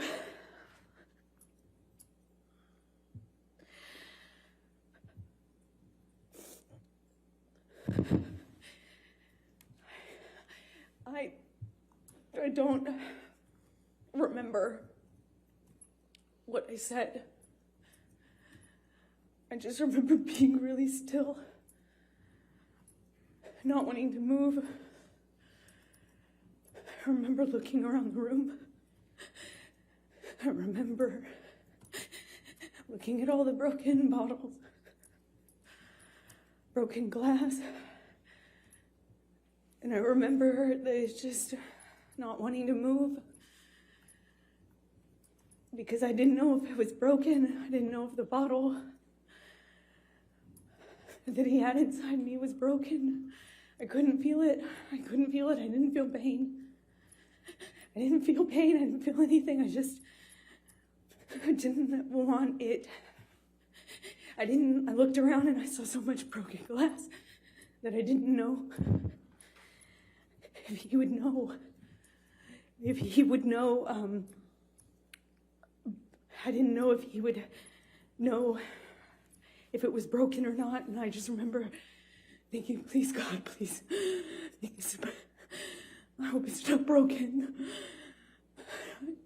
I don't know how that ended.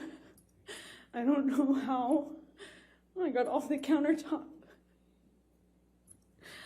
I just remember it being in the bathroom. I remember retching. I remember the sound my voice was making. I remember I lost control of my bladder. I remember just retching. I remember there was some blood on the floor.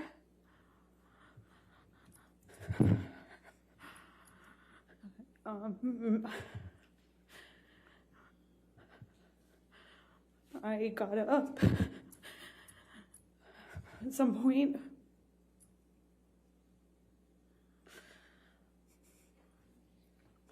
I don't know how that night ended. I don't remember what happened. I don't remember. I have a memory of him begging me not to leave. I remember going outside the front door.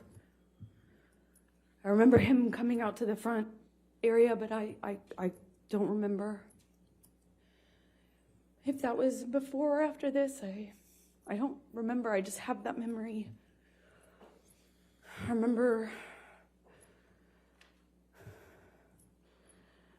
taking a bunch of sleeping pills. Not a bunch, like 2, which is a lot for me. I remember falling asleep, or I don't remember falling asleep, but I know I fell asleep because I woke up the next day. I assume it was late morning. I could hear him downstairs. I could hear Marilyn Manson music, not in person. I could hear the music. Maybe he said it was Marilyn, or maybe I could recognize it. I don't remember, but I became aware of it. That's what I was hearing. It was blaring. It became clear, obvious to me when I walked downstairs. He was still up. He hadn't gone to sleep again.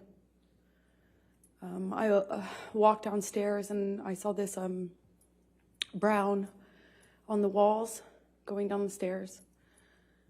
And the brown on the walls became clear, like lettering. And then it was obvious it was dried blood. He had written down this that we had a spiral staircase, like white cream walls. There was blood on the carpet. I could see blood drips. I thought it was from my arms or feet, but it was drips. So that plus the wall writing, I saw this brown letters on the wall, and then realized that he was trying, that it was meant to be a message, but it was incoherent. I saw what looked like my name, but I really couldn't make out most of the rest of the message walking down the stairs. I saw a bird in the house. I thought that was surreal. I went down to the main level where my painting studio was, and I had some canvases out. It was in the living room area. And by the time I got down to the bottom of the stairs, the dried blood had been kind of taken over by paint. It was blue, navy blue paint, and then brown paint. And then it was, on the walls, on the lampshades, pillowcases of the sofa cushions. There was blood in the painting studio. My canvases had been covered with what looked like just brown, blue, green, red mess. It was just a mess. There was a painting that had, a painting that the owners had that had, like giant penis on it, and some other things. There was a table overturned, a bunch of broken glass on that floor. I walked downstairs where I heard the music coming from, and that's where I found him, blaring this music. He was in the study, which is by the bar games table area off to the side, and it was just glass and blood and a broken window, and it looked like a mess. The table was collapsed, and I walked into the study. There was a couple unbroken empty bottles. I remember wondering where they came from. And he just looked, he wasn't there anymore. He wasn't there. It wasn't Johnny. He was standing at the office desk. He had his hand wrapped in this, rags, or, bandana rags. And I think he took them down or somehow showed me, and he said, "Look what you made me do. I did this for you," something to that effect.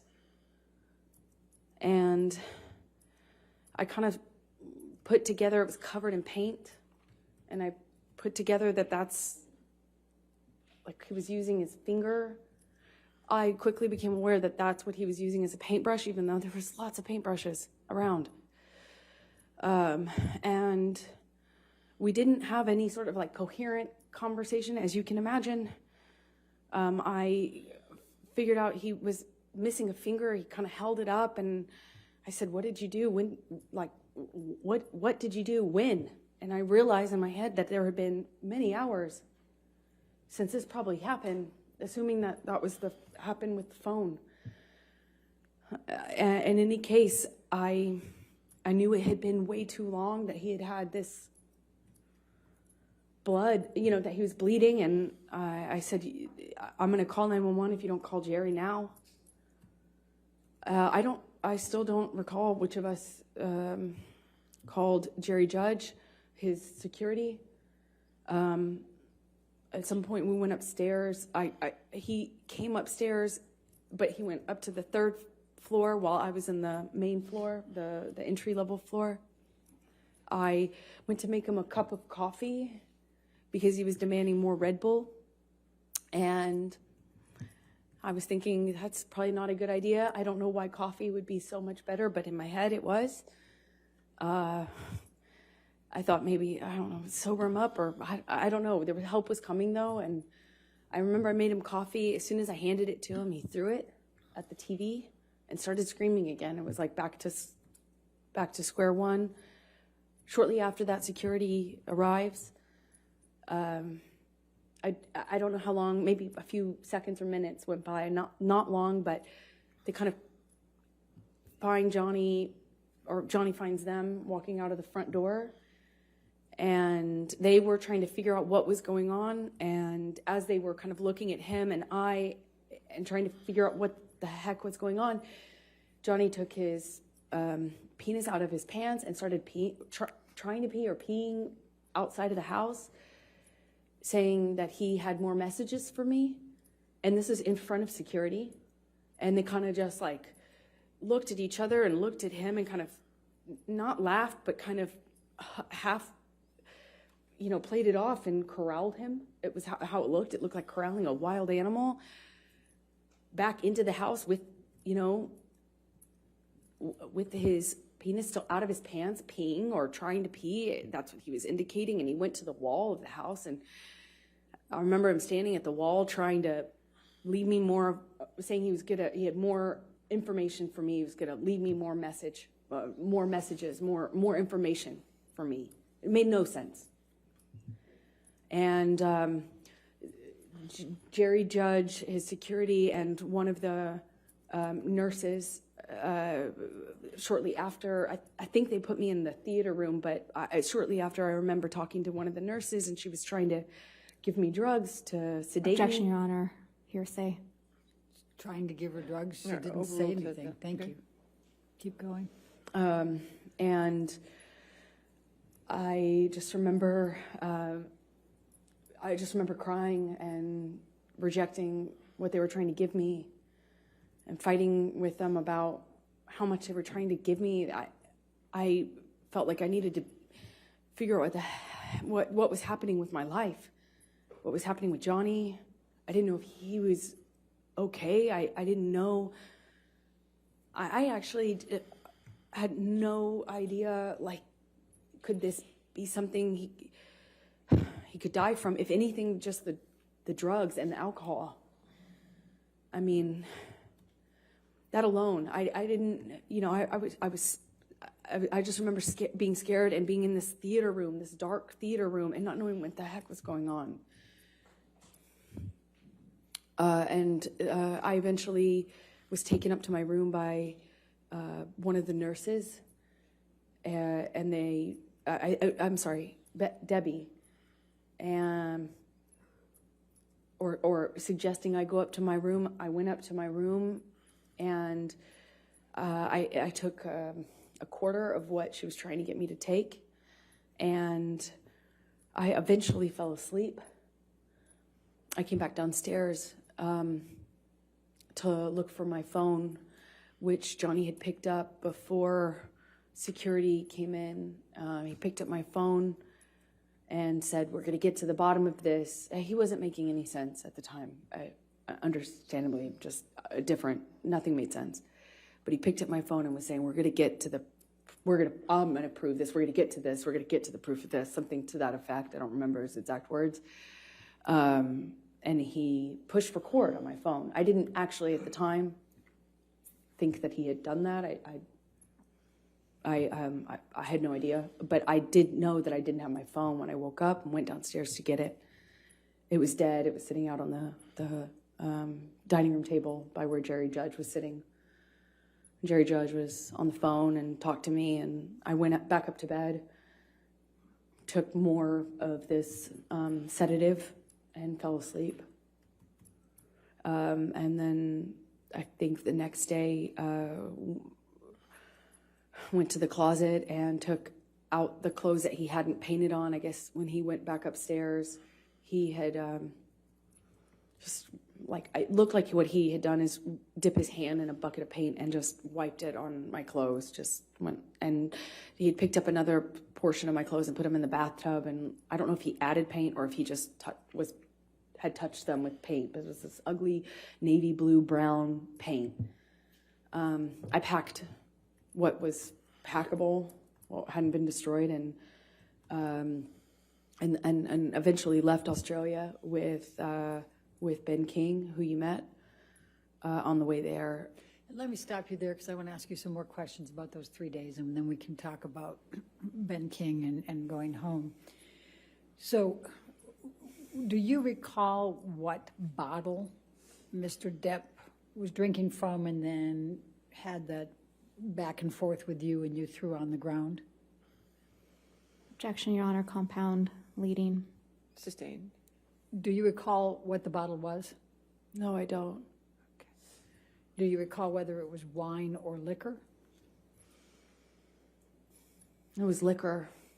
The wine was upstairs. Do you recall what color Excuse me. it was? Well, I believe it was white, clear, but I can't be certain. I think it was clear. Do you remember whether it had a handle on it or not? No, it was a normal bottle, I remember because he was holding it like this and gestured to me to take it. And I did try to reach for the bottle. It was a normal size, but for the life of me, I can't remember like what brand. Okay. When you woke up that third morning and came out of your room, what, if any, food did you see? Oh yeah, I forgot about that. Objection, was- Your Honor, leading. Overruled. There was mashed potatoes smeared all over the bedroom door, on the wall, in various places. But I remember opening the door and being really confused at first as to what it was. It had little like specks of green in it, I assumed to be spinach. And throughout the house, there was food rubbed in places, just countertops, walls, doors, as I mentioned. And later that evening, I found the raw meat that I had left out, the steak, all over the house. There were pieces of it. It was cut up. And he had ripped my nightgown into pieces, into shreds, and wrapped the meat up, like wrapped the steak pieces up with my nightgown. It was this really beautiful burgundy silk nightgown that had this black lace trim. I ironically got it from Dr. Kipper for a wedding gift. And it was wrapped, I found it, I continued to find it throughout the rest of the time that I was in the house in Australia. There was pieces of it in the microwave, pieces of it in the produce drawer, in the closet drawer. I mean, just raw meat wrapped up in my nightgown, as well as the smeared food on the walls. It was bizarre. What, if anything, do you recall seeing on any mirrors? Oh, he had written on the bathroom mirrors in the bedroom, and I believe he had. There was another mirror. I just don't recall which bathroom it was in. I suppose it was the one that I went to, which is on the very bottom level, where I was retching, for lack of a better way to describe it. I think it was in that bathroom that he also wrote on that mirror as well. What, if anything, do you recall? In blood and paint, sorry. I'm sorry. What, if anything, do you recall of any lampshades being written on? Well, he wrote on messages to me, things to the effect of go-getter, horror sort of thing, like that sort of language. But calling me easy, calling me a slut, calling me, like just things about ego and what a whore I was. But it was hard to make sense of it because it was clear he was just out of his mind. It was, I mean, he wrote on a back of a pillow in blood. And you can tell because it dries like in this ugly brown color. He wrote on the walls going downstairs. Like it took in fact, you could see where it looked like he had run out of blood because the messages became, the markings became clearly letters. And the letters kind of became, like I could see where he had clearly run out of blood or it wasn't bleeding enough and went and got paint. And then it became paint and blood. You could see both. You could see where he went back with it. Same with the mirrors. I could see where all the dried blood was. And then I could see a different set of markings with paint and some other material. So I'm going to go back to the time in the bar, and I know this is very painful. Do you recall what Mr. Depp was saying to you when he had the bottle and was pushing it against your pubic bone? He said that he would fucking kill me. He said, I'll fucking kill you. He said it to me over and over again. He said, I'll fucking kill you. Did you bleed from the vagina as well? I did. And did you experience any pain later? I wasn't thinking about that. I was heartbroken. Eventually, I realized that I could be hurt because I was bleeding. But I convinced myself it wasn't broken and that the bottle wasn't broken, or else it would be a lot worse. And the discomfort I was feeling afterwards just paled in comparison to how scared, shocked I was. I'm scared. I just married this man. I just married him.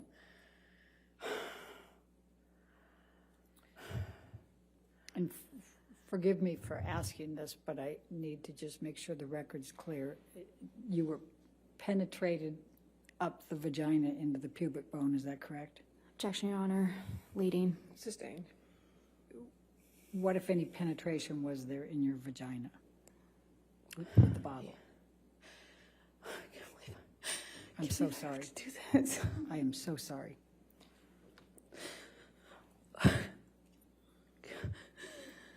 Johnny had the bottle inside of me. And was shoving it inside of me over and over again.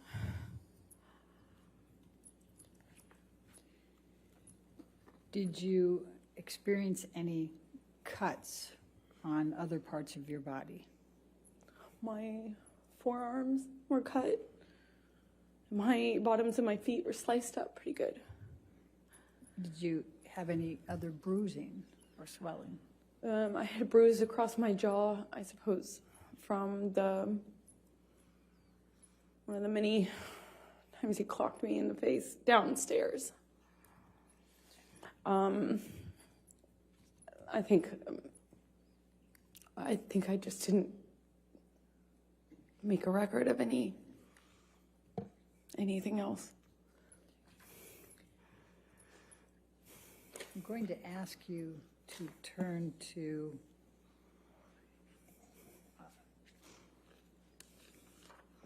let's go to 1810. Well, actually, let's go to 1815. Michelle, if you can bring that up. Defendants 1815. And I think these are all in, Your Honor, so if we could publish. Yes, they can all be published.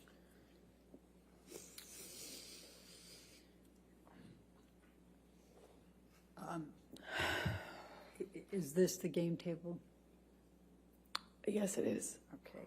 And is this, based on your testimony, is this where you were you on top of this table? Yeah, that he briefly got on top of me, and was pushing on my throat, actually, at some point when I was on the table. I had forgotten about that. And this, though, looks like it is after a lot of the stuff was cleaned up, because it didn't look quite like this. Okay. And did the table collapse? Yes, it did. Objection, Your Honor. Leading. Sustained.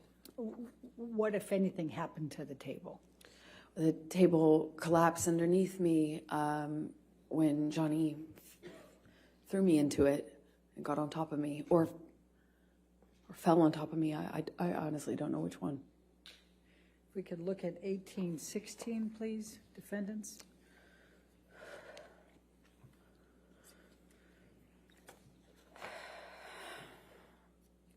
Do you recognize this, what's depicted in this picture?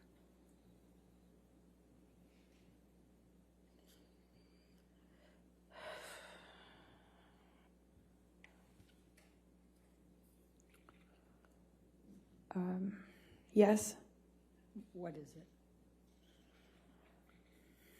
it looks like the bottles that were by Johnny on the desk when I came down that last morning, and he was still up, still drinking. If we could go to defendants 1817.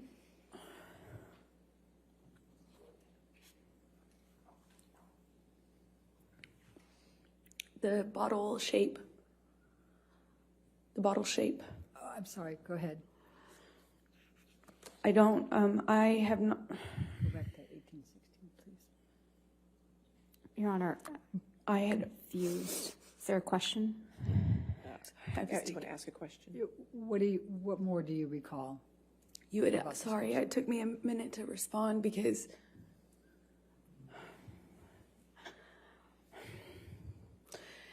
it's hard. It took me a minute to respond because I had not remembered seeing the bottle that Johnny was using on me. I didn't have a memory of seeing it. And this picture, I wasn't aware of until just the other day, yesterday, the day before. And I felt my stomach tighten up, like I was going to be sick when I saw it. Because even though I didn't remember seeing the bottle, what I had remembered is a pressure, like something square, which is why I thought he was punching me. I was feeling the square, something firm hitting me, like butting up against my pubic bone. Over and over again, I felt that pressure against my bone. It felt like a flat surface. But when I realized it was an object or bottle and not his fist, which is what I thought, because his arm, I could see his arm while he was holding me down, saying he was going to kill me, but I thought he was, his arm looked like he was punching me. And I hadn't seen this bottle. I didn't know. And then this came out in Ben's evidence because he didn't share it until this date. Objection, Your until this Honor. trial. Sustained. And so I recognize it. All right, now let's go to defendants 1817.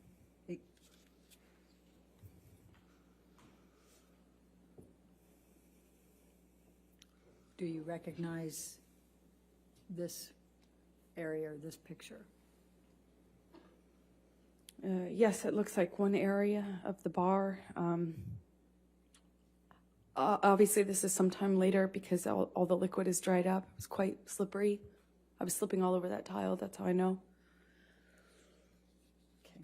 Okay. Looks like a lot of the glass has been cleaned up almost. Okay. And then let's go to 1818. Actually, I think I'm that's... sorry, which? Yeah, I don't have that. That's not in evidence. Yeah, that's a duplicate. Let's go to 1819. My apologies. Okay.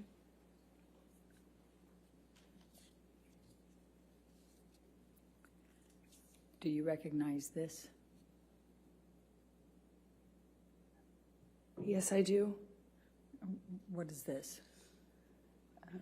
This is close to where my feet were when I was dangling off the counter. When he had me on the countertop by my neck, my feet were slipping on the tile, and I just remember my feet. I remember feeling glass underneath my feet and slipping. I couldn't get up.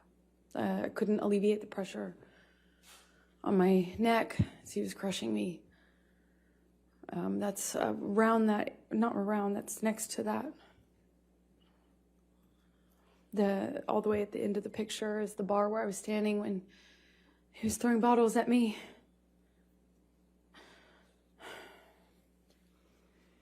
Can we go to 1820?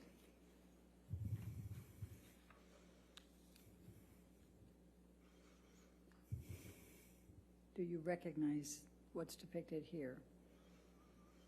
The area.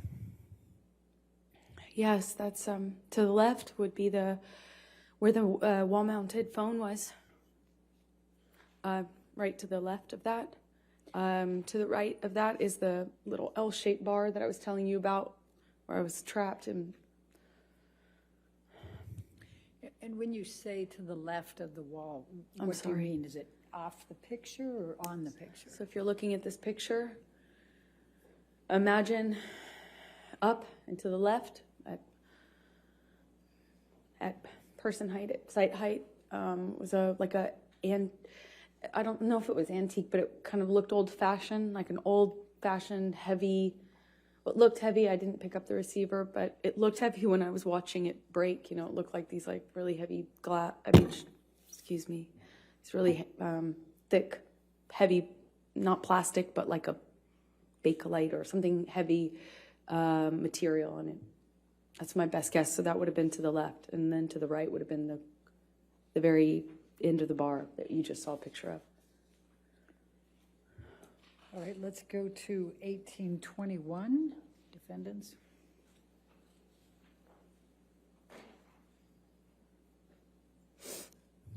And do you recognize what's depicted in this photo? Yes, that's the bar that I was just talking about. Okay. Now, I see a phone on the right side. Is that the phone you were talking about? No, that's not. This is a wall-mounted phone. That's just a landline. And you see straight ahead at the very, if you look straight ahead at the picture, on the top part of that, it appears to be some broken glass. Do you recall, what do you recall of that? I recall more than just this window being broken. This is one of the windows that he broke when he was throwing things at me. My body was standing in front of that little kitchen sink you see at the end of the picture. I suppose that's some of the glass I felt, though, on the backs of my arms. Like when the window shattered. Okay. Let's go to 1822. 1822, I don't have in evidence. 1822 is not in evidence. That's exactly why I just went over here. Let's go to 1825, I think. Is that the next one, Your Honor? 1825 is in evidence. I'm not sure. Okay.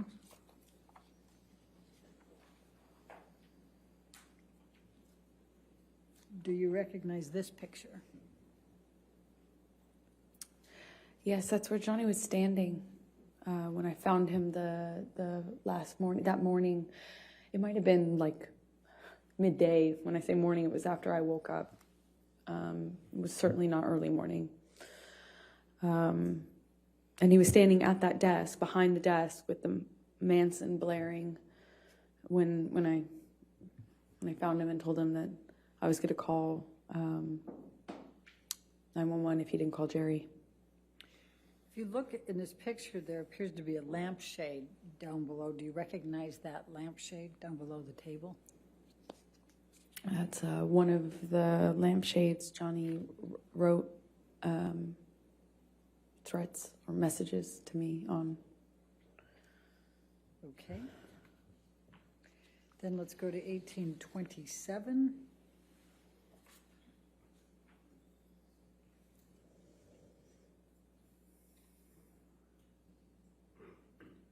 Do you recognize this? Yes, I do. That's my painting studio. So when I walked downstairs and saw all the blood on the walls, I walked into this room first. That's where the stairs empty into this room, kind of my painting area. And those are the canvases that he repainted. And do you see, if you look by the white tablecloth table to the right of that, do you see a lampshade there? Yes, I don't know if that's the same lampshade or another one. Okay. Then let's go to 1828.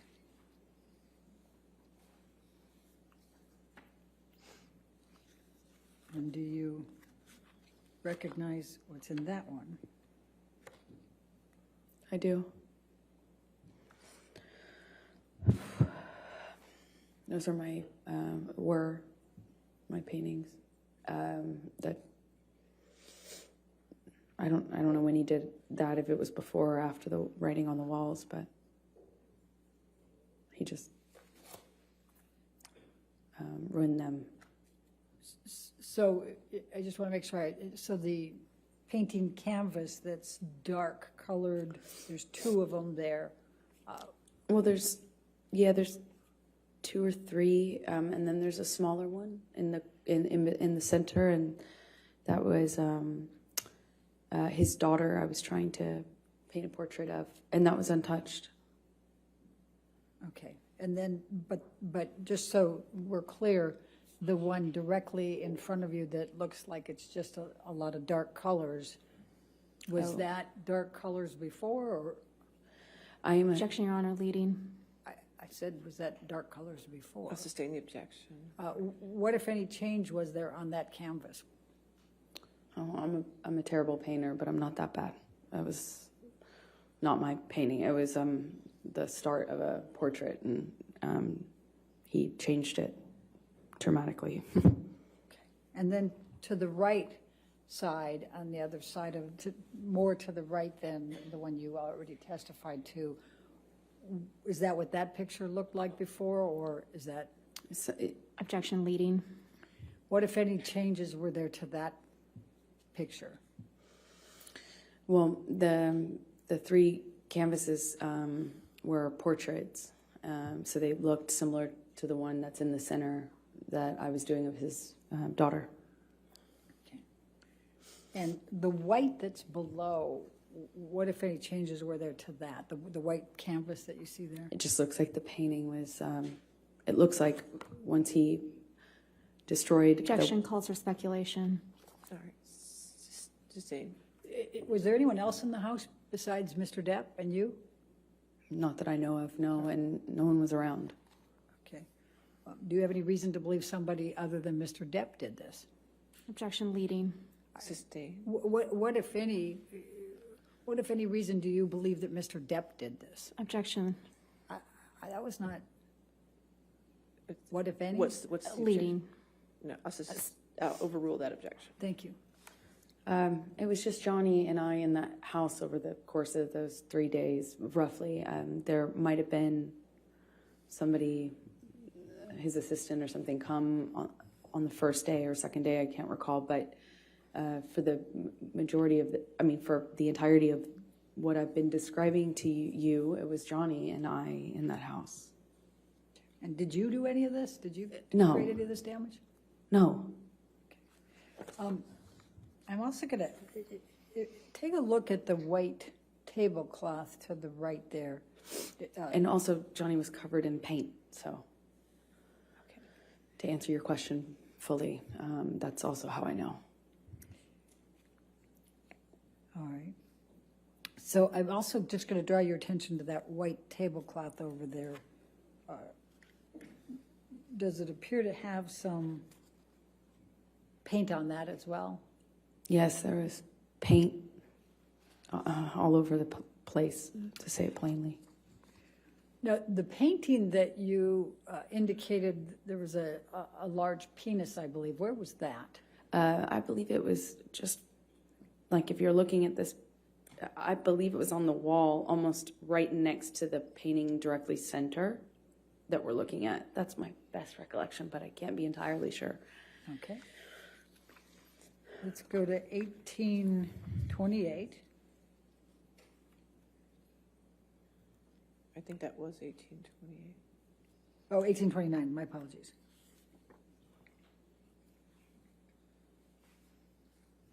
And do you recognize this photo? Yes, I do. What's in it? And what was this? This is one of the lampshades that Johnny chose as a medium to leave me messages in blood and paint. Okay. Let's go to 1830.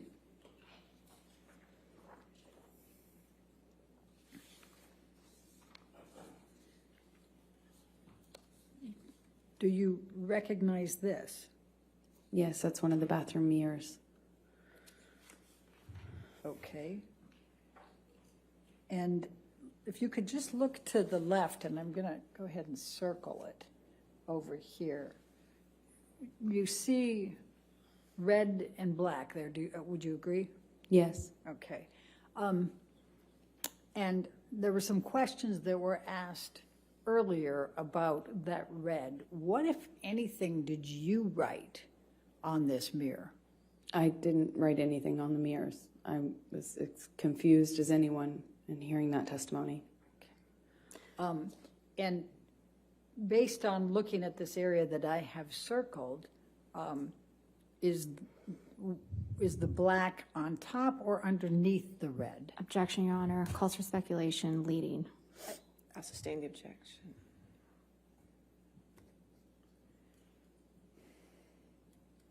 All right, this might be a good time to take a break. Why don't we go ahead and take our afternoon break, ladies and gentlemen. Let's go ahead and have our break. Do not discuss the testimony with anybody, and don't do any outside research. We'll come back here. All right, in 15 minutes.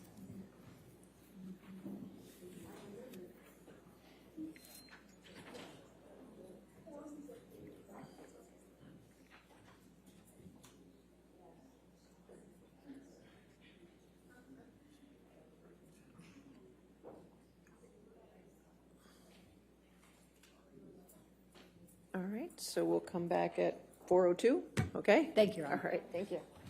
All right.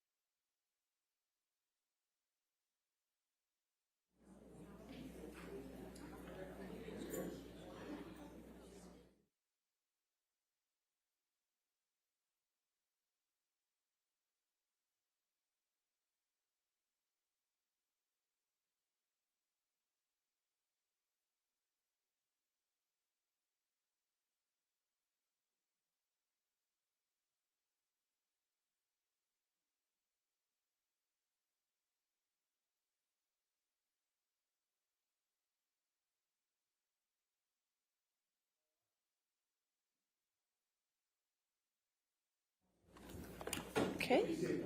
All back? Thank you, Your Honor. All right. Before we get the jury, I just want to see, talking with Sammy, is Friday, May 27th? It's not, we usually don't meet on Fridays, but is that an okay day to have trial on that Friday? It's the Friday before Memorial Day. I want to check with the jury, but I want to check with you first. Yes. That'll actually be closing argument day for anybody that wants to know. Okay. Okay. So, right. So I just want to make sure that keeps in track. But if it's good with the jury, I just want to make sure that Friday's good with them. That works for me, Your Honor. Okay. Okay, sure.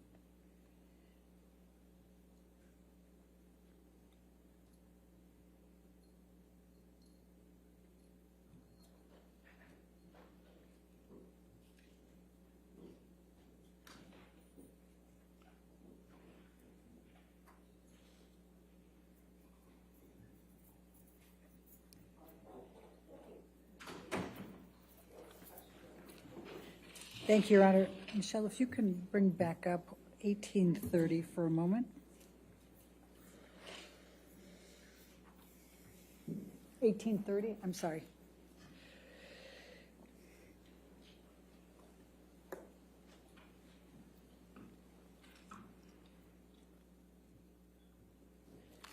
Amber, we were talking about this right before the break. It still has my highlight. Which color is underneath the other? Objection. Calls for speculation. Based on your perception, which color is I'll underneath? sustain the objection. All right, let's do this. Let's bring up defendant's 375, which is already into evidence.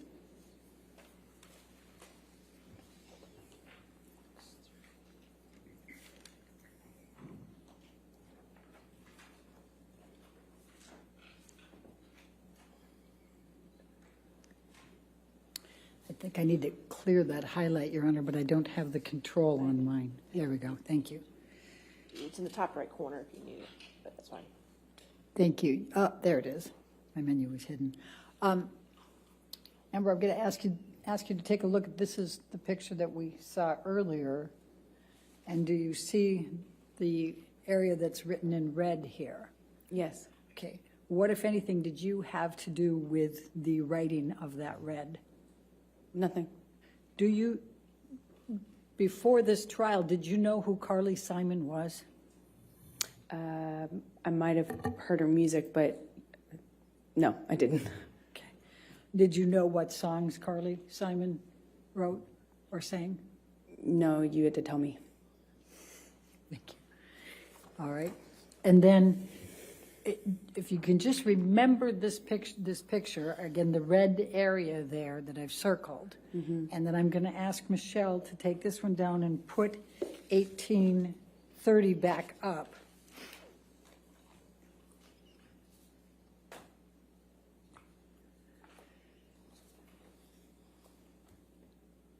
And I'm going to ask you to take a look at this. What, if anything, did you do to this mirror with respect to the black or the red? I didn't touch it. Okay. And what, if any, pictures did you take? I took a picture of it was the picture we had right before this, is the one I took because it was in the bathroom where I found my clothes in the tub and stuff like that. Okay. And let's go to 374, please.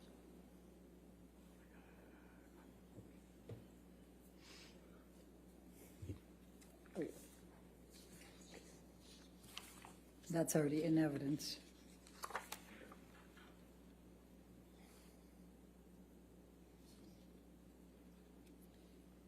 Is that the picture you're referring to? Yes, it is. Okay, and I'm sorry, I just want to make sure that I understand. What else was in this bathroom where this mirror was? The bathtub and another mirror, which also had writing on it. The bathtub had a few of my clothes in it and paint, and both of the two mirrors were painted. I believe I took a picture of both mirrors. Okay. And then I'm going to ask you, Michelle, if you can bring us back to 1831.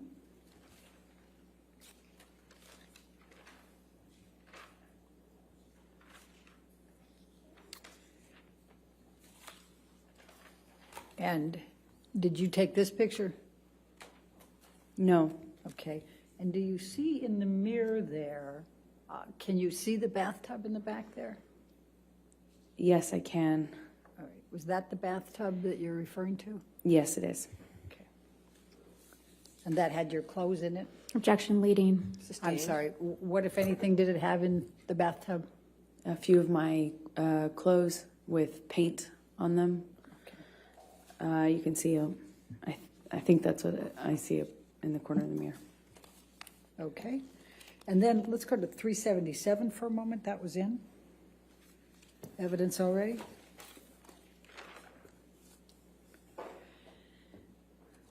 And do you recall seeing this picture earlier? I do. Okay. And now let's go to 1829, please.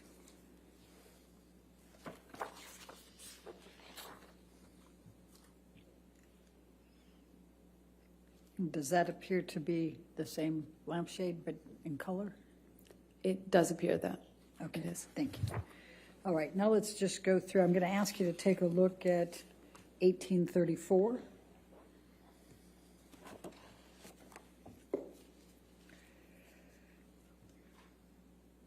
And what does this depict that you can recall? That is the TV that Johnny threw the cup of coffee at. Okay. And let's go to 1835.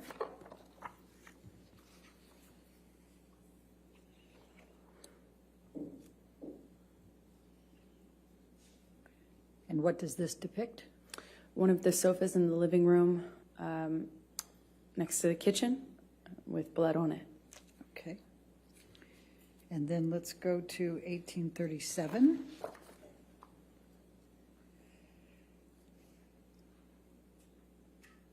And what does this depict?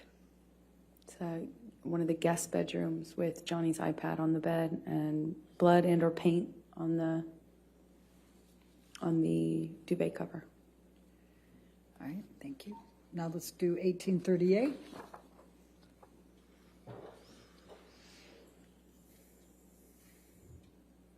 And what does this depict? A lampshade or a lamp that has been robbed of the shade. Okay. Let's go to 1839.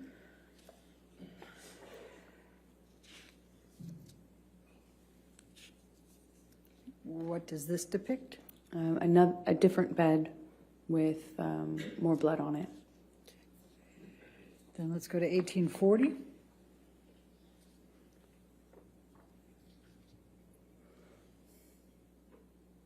And what does this depict? Blood on one of the guitars that Johnny was apparently trying to play. Okay. Then you didn't try to play the guitar. Objection, Your Honor. What Calls if for any- speculation. I didn't even get the words At out. this point, your question. Go ahead. Okay. What, if any, effort did you make to play a guitar? I've never played the guitar. Okay. Let's go to 1841.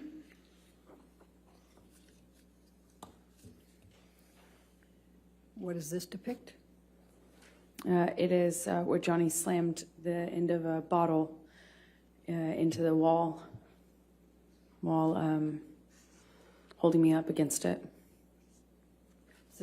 Is this in the bar area?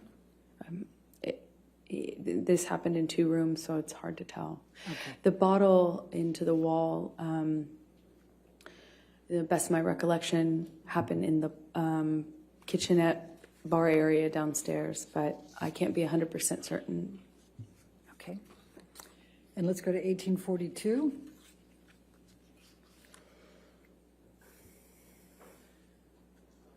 What does this depict? Another broken lamp. Okay. And then I've just got a few more left. 1805.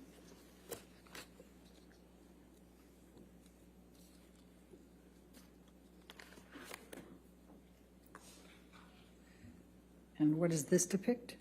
Wine spill. It looks like the remnants of a wine glass being thrown. And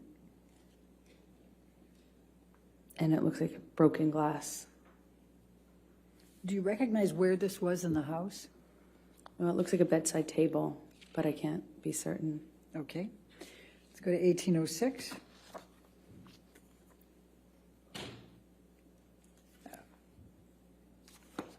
All right. Let's let's skip that one and let's go to 1808.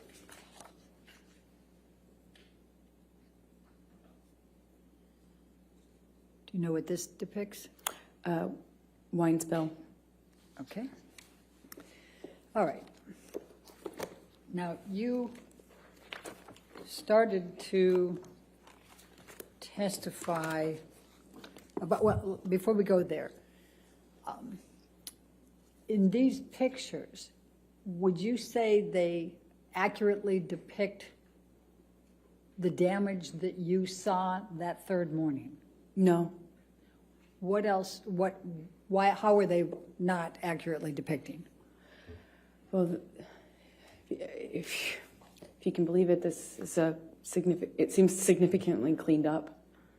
There was much more damage, specifically broken glass. On the countertops, there was a lot of broken glass. I could feel it cutting my arms when I was trying to get up, and I could feel it underneath my feet. So I don't know when these pictures were taken, but there's been some cleanup. Okay. Now, you indicated that that Johnny had turned on your iPhone and recorded. Is that correct? Yes. Did there come a time that you discovered a recording on your iPhone from Australia? Yes. Much later, there was this 5-hour-long recording, and naturally, I didn't know what that could possibly be, because even though Johnny and I recorded each other often as part of our, struggles to figure out our relationship, this one was, 5 hours was unusual, and that's when I discovered that there had been this recording of the end of that Australia incident, if you will. And did you listen to that recording? I have heard it, yes. And does it accurately represent what was depicted in that recording? Yes. Objection, form, lack of foundation. You want to approach? I'm not sure.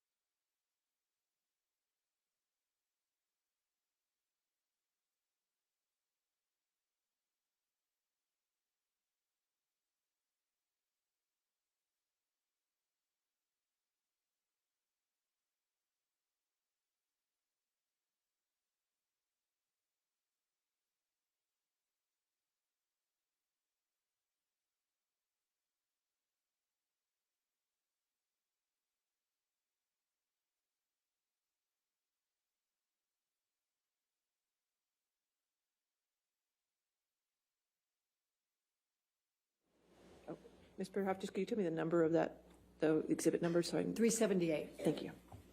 Thank you, Your Honor. Thank you. Okay.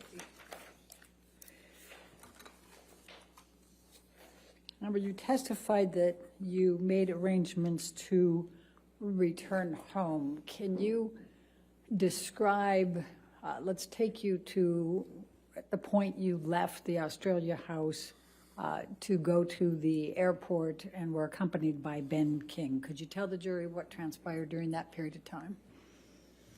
So I left Australia shortly after that.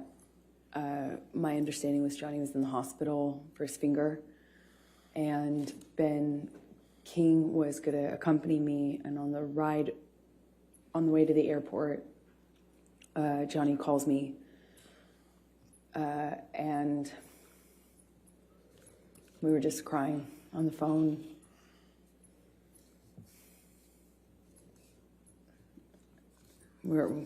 He was crying.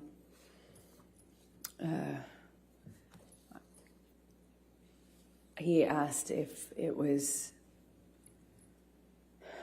if he had killed it, meaning the relationship, it was, I don't remember the exact words that he used, but it was kind of asking me in that way, is it done? Is this over? Did we kill it? Did I kill it?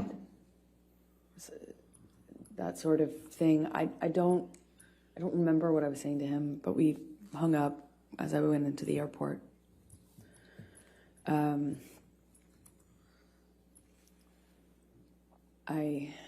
had a mix of feelings. Nothing really was making perfect sense to me, for sure. And I flew back with Ben. I don't really remember speaking to Ben on the flight.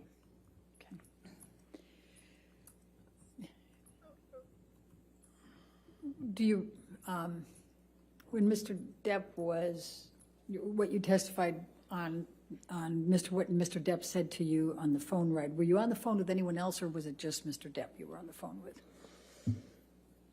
I only remember speaking to Johnny, and I remember sitting in the backseat of the SUV that had driven me, and we were outside of the entrance where you walk into the airport, and I even then felt torn about leaving. I obviously didn't want to stay, but I was in such shock and Objection, Your Honor, non-responsive. I don't know how that's non-responsive. We're going to ask you a question again. Okay. Please tell us how you felt at that point and what Mr. Depp was saying to you. I remember. Objection, Your Honor, asked and answered. She was in the middle of responding to it, Your Honor, and Your Honor said It ask was a the different question, but I'll sustain that objection if you want to ask a question. Okay. How did you feel at that time? I felt destroyed. Like my heart was broken. I didn't know what to do. I thought maybe if I left him in Australia, I thought maybe something would happen to him. I thought he might die or kill himself, because that certainly seems like the trajectory he was on. He told me he had put a cigarette out on his face before, the Friday before, and combined with all the, when I was in the bedroom and he was in the hospital, I found, and I was packing my bags and stuff, I found all these empty bags, Coke bags, dime bags with white residue on them. In them. They were in books, in the bedside table. There were so many that I was like, I wondered how I didn't see it before, even though I had, just gotten there. So I was worried he would die, and I was worried that we couldn't come back from what happened. I was worried that there was just no way to turn this around. There was no going back, but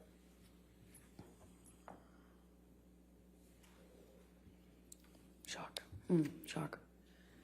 So You flew out of that airport. Did you have a stop anywhere before you went back to LA?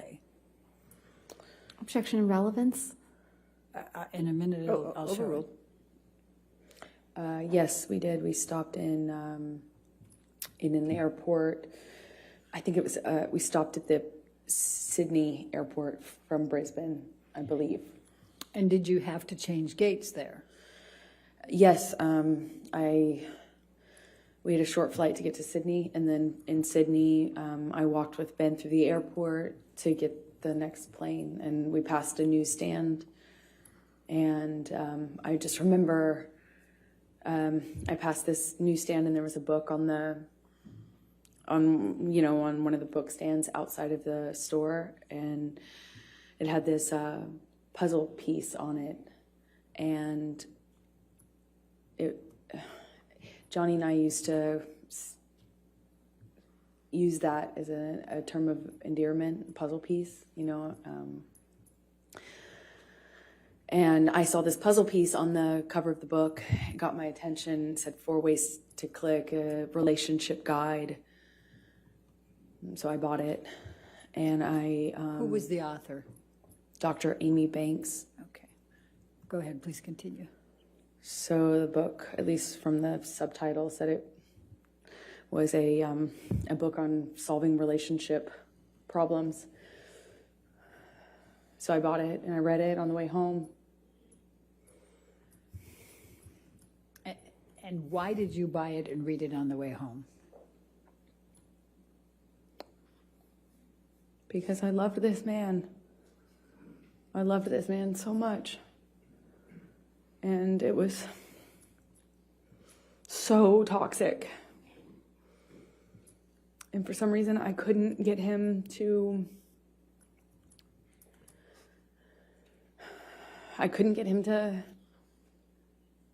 not hurt me. I could...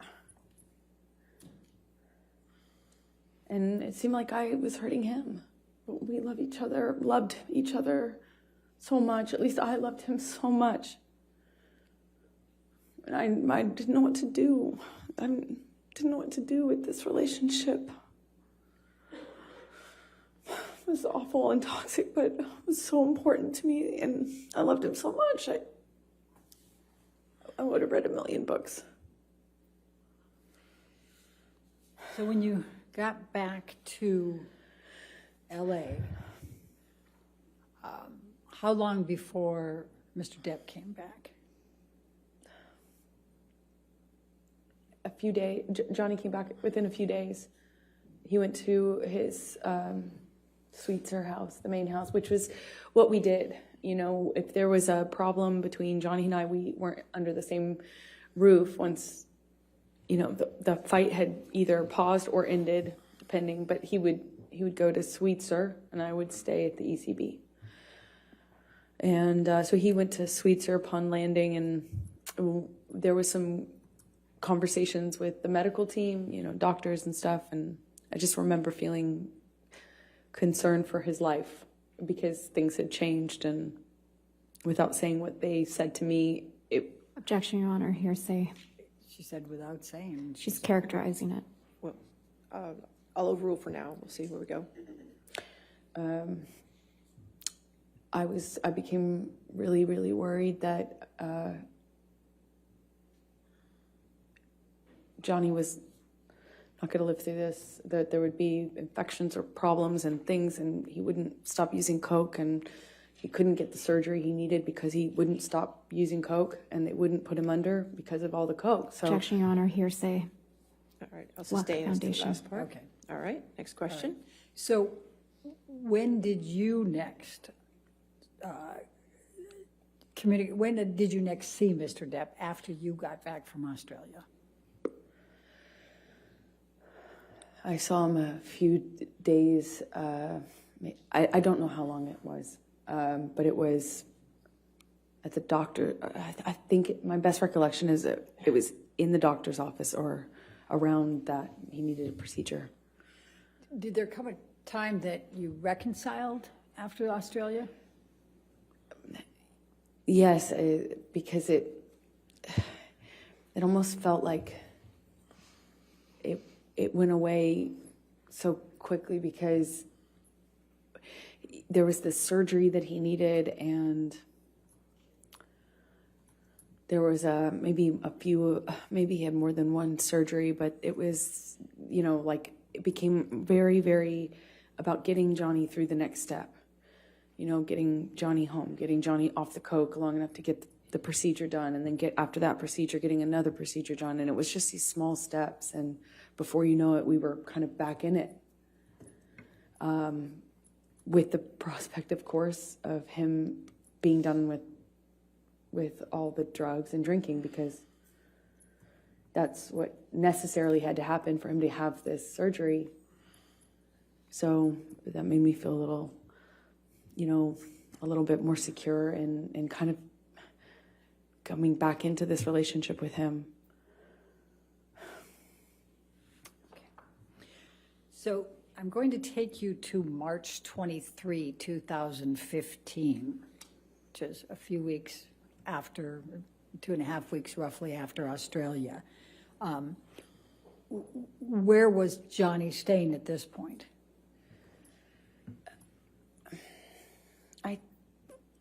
I think he was staying at the Eastern Columbia, at the ECB.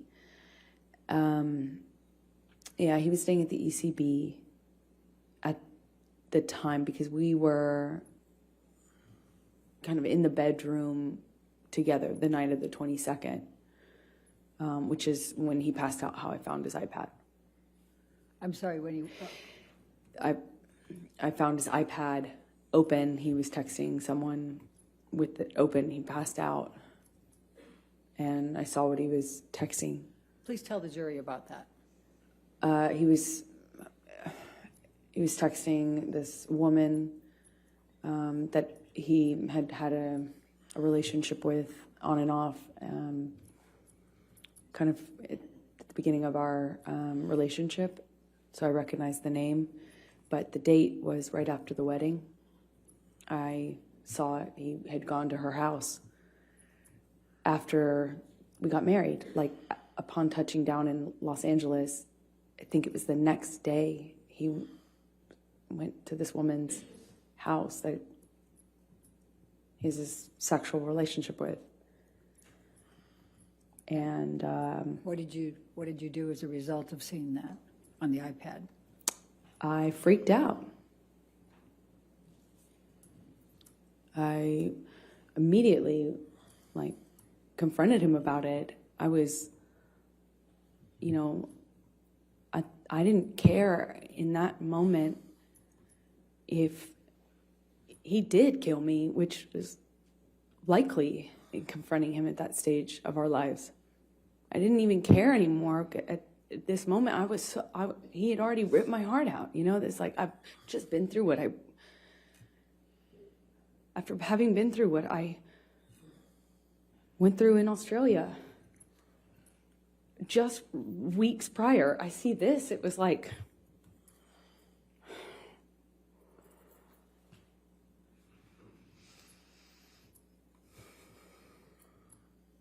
unbelievably painful.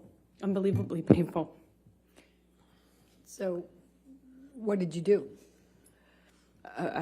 I'm yelling at him.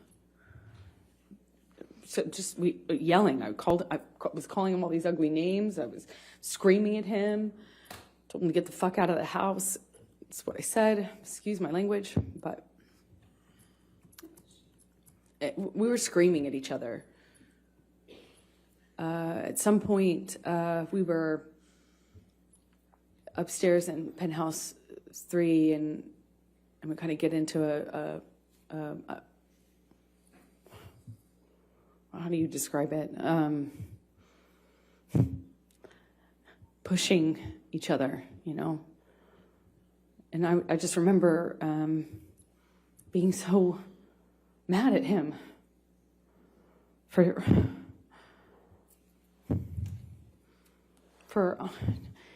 cheating on me and doing so in this way, like right after the wedding. And then right after my wedding, go to see him, and then Australia happens, and it just felt like everything came crashing down, and I was so hurt.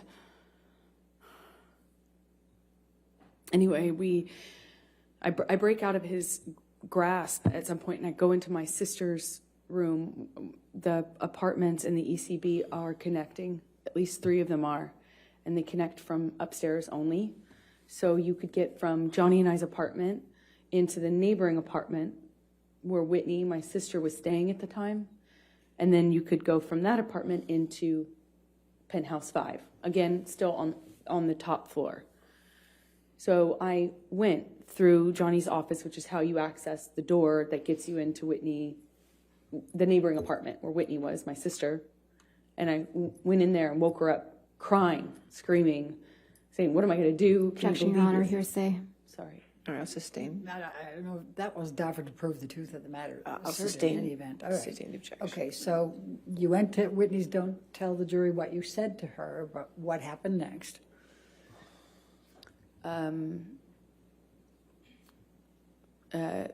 Johnny comes into penthouse 4 and grabs me. I don't know why. I don't know what he was doing, but at one moment I I'm aware that my sister's somewhere nearby, and I thought about that. I just remember thinking about that, and he,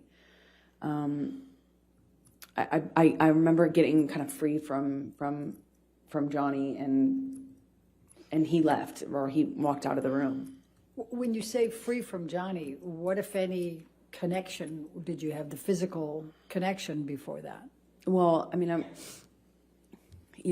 trying to stand up for myself, and Johnny would, at that stage in our relationship, he would just throw me, shove me, hit me in the face. I mean, it was just like, all I could do is just try to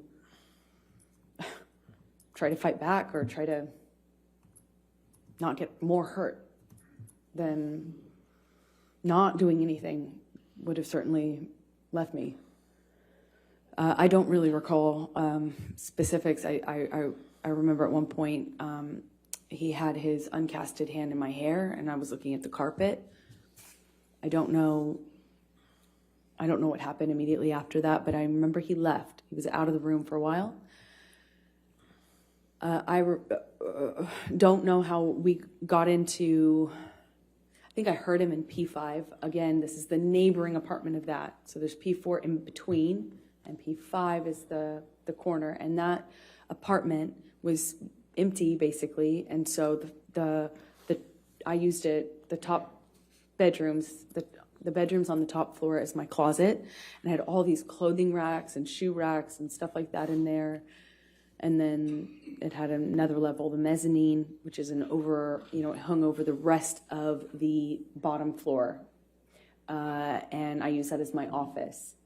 And the bottom floor is, of course, the living room with just some sparsely decorated, just some big couches and a low table.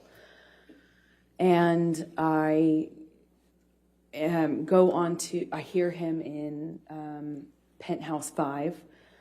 And on the lower level also is another painting studio, like painting area of mine. So I go in there because I hear him, and he's screaming, but I don't know why. I don't know who he's. My understanding was he was screaming at me, but I wasn't in that apartment. I could hear him, and when I heard him, I came into penthouse 5, and I have to go down the stairs, and I went down the stairs to the mezzanine level where my office was, and I could see him and a security guard and Debbie, the nurse, and he was sitting on the sofa when I first walked into the room, and he kind of stood up. He was drinking Red Bull and screaming at me, and Debbie came up the stairs because I'm screaming back at him. She came up the stairs, I think. And while she came up, I'm supposed to kind of comfort me. And while I was up on the mezzanine floor, Whitney came down, and he threw the Red Bull can up at me, certainly, but it kind of either hit or narrowly missed Debbie. And I said I called him a pussy, and said something about, I'm screaming at him angrily. I at least called him a fucking pussy. I don't know what else I said, but I was screaming at him because he threw this can at me and everything else that had happened. And when I did that, he bolted up the stairs. And, there's only, he was up the first flight of stairs. Again, I'm on the mezzanine, which is in between two flights of stairs. He bolted up the steps. And I don't know how he managed to get his hands in my hair so fast, but he had his hand on the back of my head, my hair, and kind of was yanking me down and hit me in the face with this cast he had. I just remember this brief struggle we had before we kind of break away. Whitney, my sister, all of a sudden put herself in between Johnny and I. She just threw herself like in the line of fire or whatever. She just all of a sudden was there and was trying to get Johnny to stop. Her back was to the staircase, and Johnny swings at her, and I just see my little sister with her back to the staircase, and Johnny swings at her, and I don't even wait for any other, I don't hesitate, I don't wait, I just in my head instantly think of Kate Moss and the stairs, and I swung at him. In all of my relationship to date with Johnny, I hadn't landed a blow. And I, for the first time, hit him. Like, actually hit him. Square in the face. He didn't push my sister down the stairs. And all my time of being in that relationship to that point, hadn't even landed one on Johnny. Sure, I had tried to fight back, threw my arms, flailed my arms, hit whenever I could to try to block blows myself, but never landed anything. And Johnny kind of looked stunned and then laughed at me and then lunged at me again. And before I know it, security stepped in between us and pulled Johnny away. And I went upstairs with my sister, and we locked the door, and I could just hear all this commotion happening in Penthouse 5. I could hear him raging, destroying my things. I could hear it. And at some point I saw it the next day. Tell the jury what you saw the next day.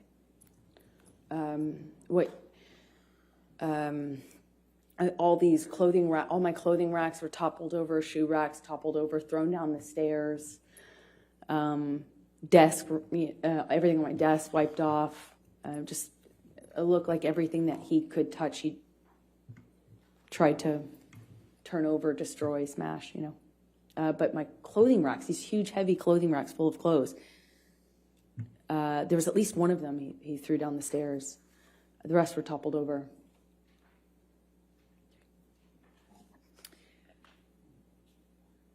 Amber, I'm going to fast forward to December 15, 2015.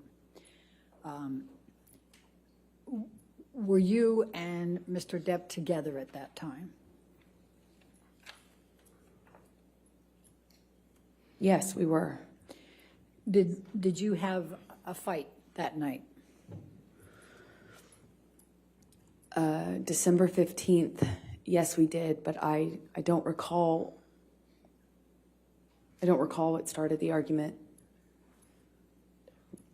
We had had periods leading up to that were really beautiful and really good, and then periods that weren't. Well, let's talk about the December 15, 2015. What do you recall of your fight that night with Mr. Depp? I remember him chasing me in the kitchen. I remember throwing something in his direction to slow down his momentum. I remember him screaming.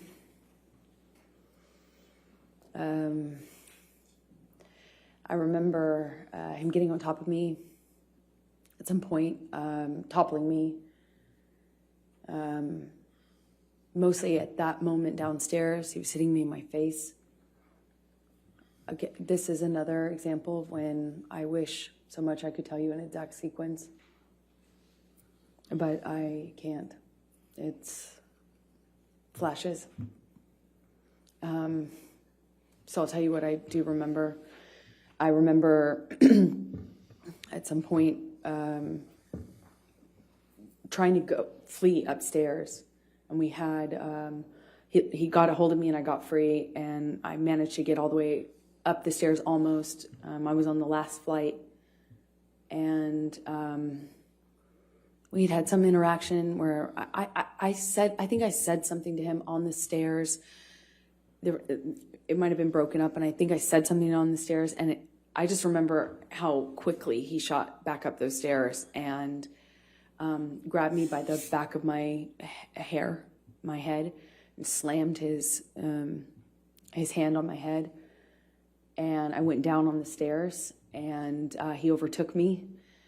I remember him so well. I remember his boots and the sound they made. I remember him grabbing my hair, my head, and kind of dragging me up the stairs the rest of the way. He dragged me into the room that those stairs open into. It's like a salon foyer area. And we had this argument that kind of, was a shoving match that I was losing. By the second or third shove, he sent me toppling over this chaise lounge, like a little low-lying sofa seat. And I hit my head on the brick wall. There was an exposed brick wall. I remember I stood up, and I remember Johnny asking me if I wanted to go. And he did that thing where he's like challenging me. He said it in that way, challenging me to stand up, get back up. And when I did, he said, "Oh, you really want to go now, tough guy?" Shoved me back down. "Oh, you really want to go, huh? Oh, you're so tough." I stood back up again. This time he hits me in the face. I stand back up and look him right in the eyes. And it was just a really still moment. I'll never forget it. Really still. I stood up and he said, "You want to go again, tough guy?" And I just looked right at him, just looked right at his face. And he balled up his fists, leaned back, and headbutted me square in the nose. Just right as I stood in front of him. I was a foot from him. Just slammed me right in the nose. Instantly, searing pain. It's one of the few memories I have in this long relationship that I actually remember the physical pain in that moment, just searing. And I remember thinking, you have your hands free. I had time to think. You have your hands free. You could have hit me with your hands. Why did you headbutt me?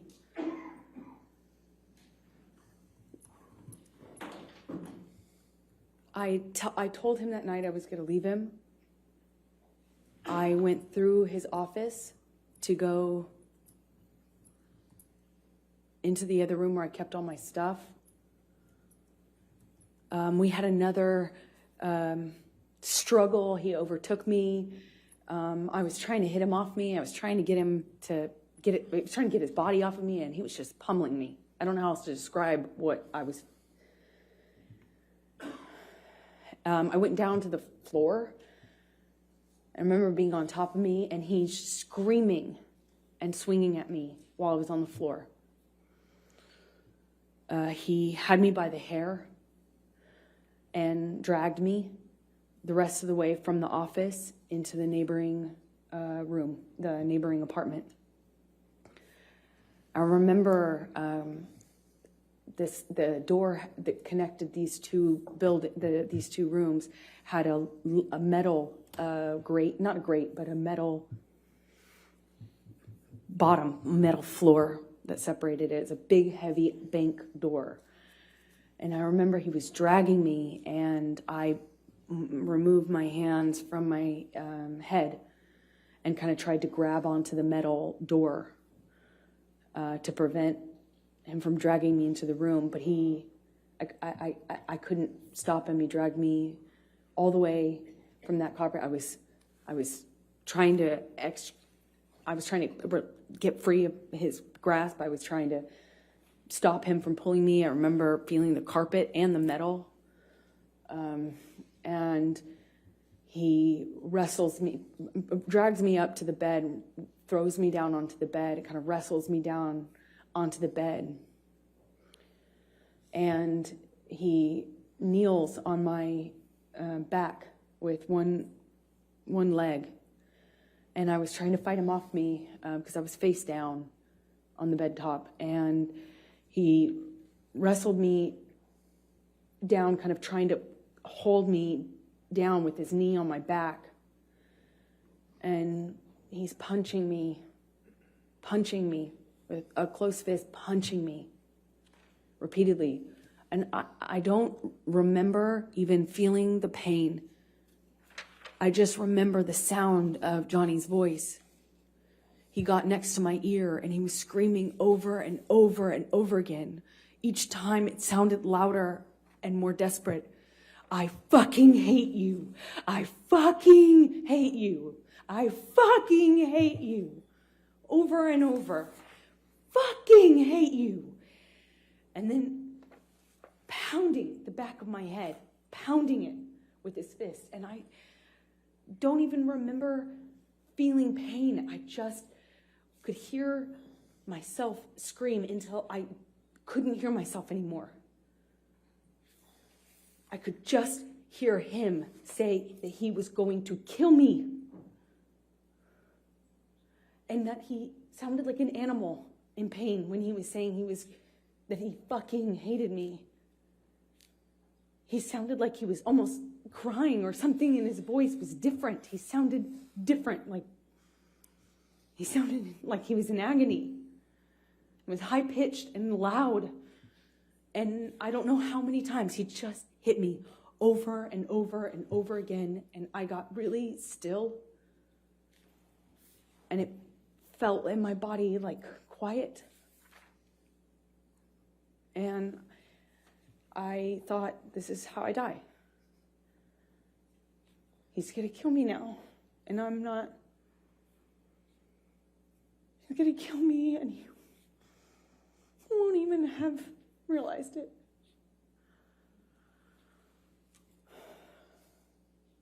I couldn't breathe. I remember trying to scream, and I couldn't scream. I was suffocating in this pillow top with him holding me down, punching me over and over. And I don't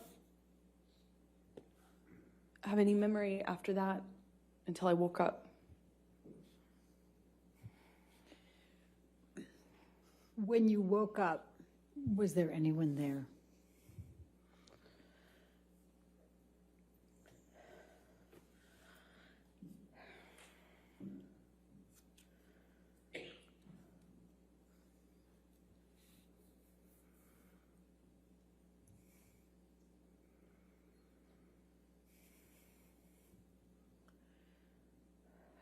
I remember hearing my best friend's voice. I felt like it came, felt like it was like on a speakerphone, like it came from everywhere. I just heard her voice in a weird way. It felt like it was coming from two directions. And I realized that I was sitting on the edge of the bed, on the carpet of the floor against the broken frame of the bed. And there was a low-lying bed with a really thick wooden frame. And it was broken from his boot trying to get a purchase on it while he was... Objection, Your Honor, calls for speculation. I could feel it. Overruled. Thank you. Please continue. I was there for it. And while he was on top of me, I could feel that. I could feel him trying to get balance. I could feel him slipping. I could hear it. I don't know how I got off the bed. I don't know what happened to me from the time I stopped hearing myself scream. I don't know what happened to me. It's a really weird feeling because next thing I remember is leaning against the broken part of the bed and on the carpet, and my friend saying, "Oh my God, oh my God." Objection, Your Honor. Hearsay. Sustained. Okay. Go ahead. And without And then knowing what Rocky said. I eventually, she called the nurse Erin. She got something out of the freezer for my face. She did a concussion check with Erin on the phone.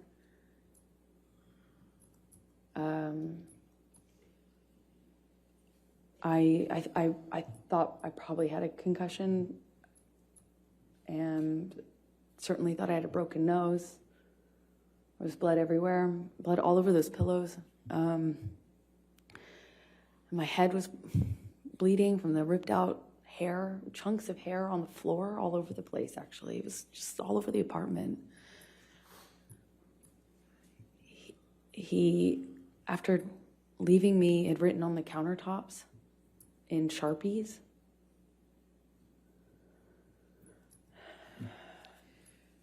Michelle, I'm going to ask you to bring up Defendant's Exhibit 510.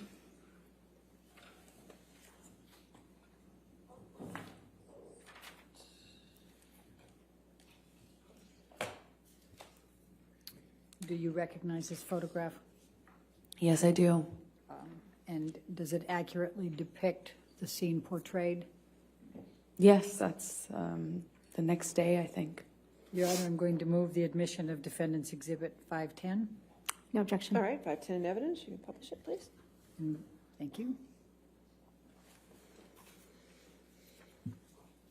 And could you describe to the jury what that is? It was chunks of my hair that Johnny ripped out while dragging me and punching me. Thank you. Michelle, could you bring up 513, please? Defendant's 513.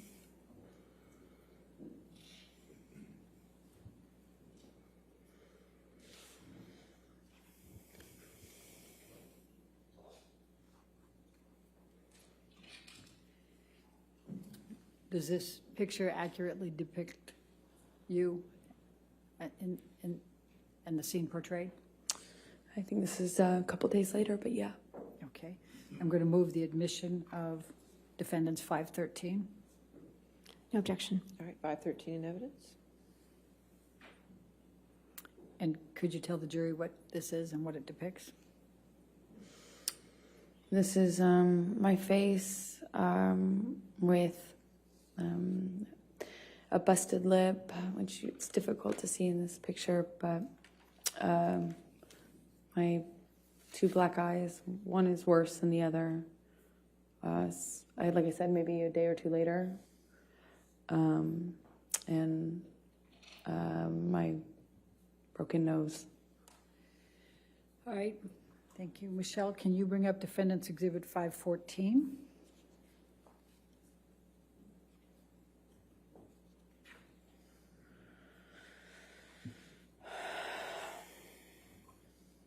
Does this accurately portray the scene depicted? Yes, that's my face sometime after. Your Honor, I'm going to move the admission of defendants 514. No objection. 514 in evidence, you can publish. All right, if you could just briefly describe for the jury what this one is. That's my face. Some time after, and Johnny beat me up. Thank you. Michelle, if you could bring up defendants 515.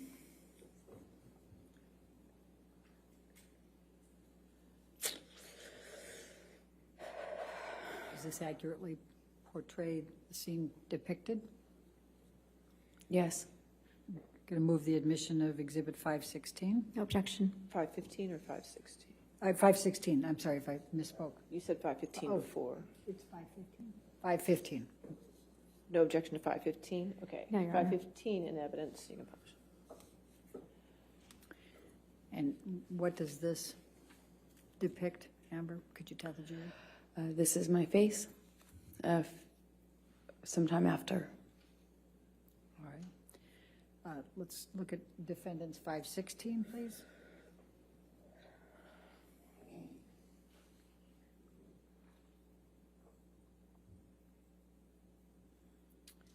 Does this accurately portray the scene depicted? Amber?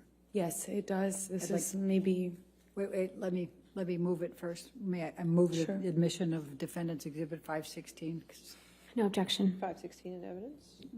published to the jury, please? Okay, Amber, go ahead and explain what it is. I think this is maybe that night or the next night after Johnny left me on the bed. Let's go to 517.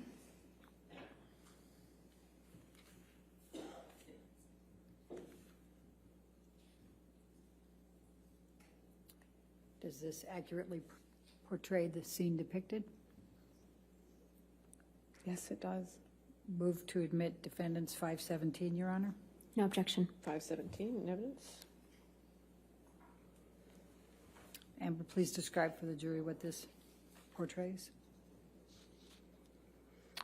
That's my face after this incident.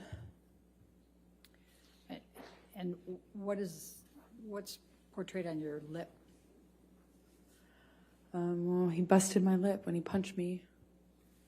It's bleeding in this picture. It kept reopening. You know, it's a mouth. The lips move. Go to 519.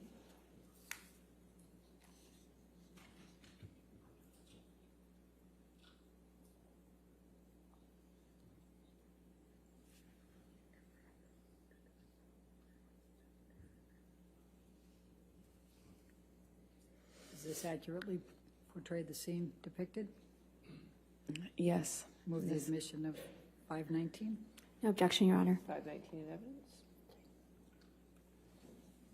And tell the jury what this shows. This is my lip a few days later. Let's go to defendants 520, please.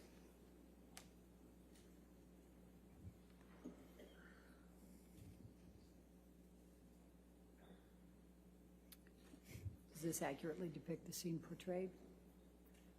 Yes. Move the admission of defendants 520. Is it 521 or 520? 520. No objection. 520 in evidence? Publish. Can you please tell the jury what's depicted here?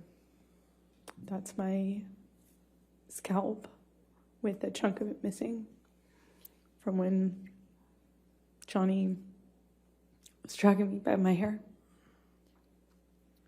Let's go to defendants 521, please.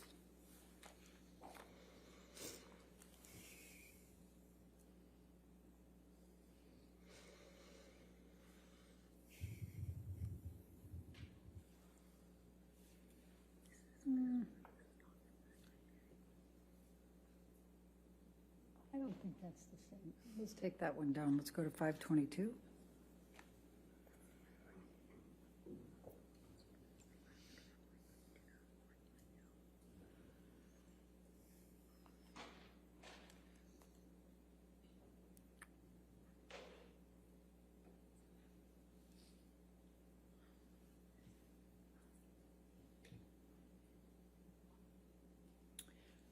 Does this accurately portray the scene depicted?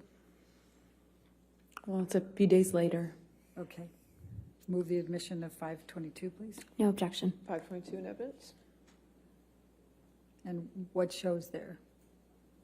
My face is healing. Okay. Let's go to 523.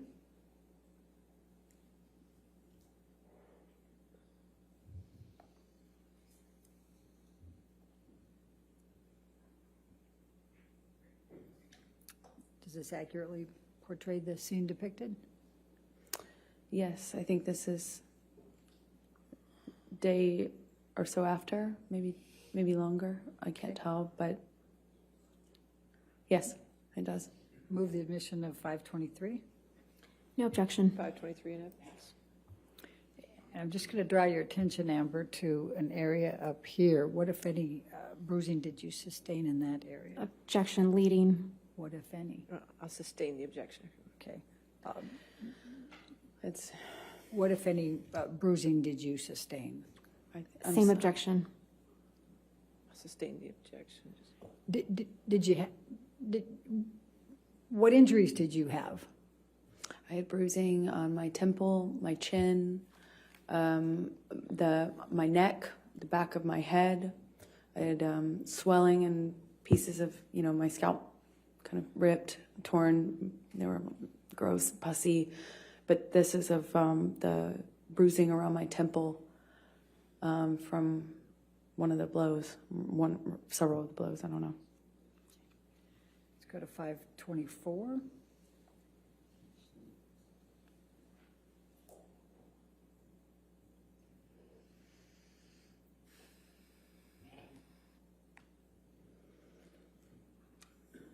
Does this accurately portray the scene shown? Yes. Okay. Move the admission of 524. No objection. 524 in evidence? And what does this show? It's, I had a pretty, can I touch the screen? Yes, Yes. yes, ma'am, you can. Yes. And I had a pretty gross bruise right there in my head, on my temple. It's difficult to see it in this light, but I remember it was pretty ugly. Now let's go to defendants 509.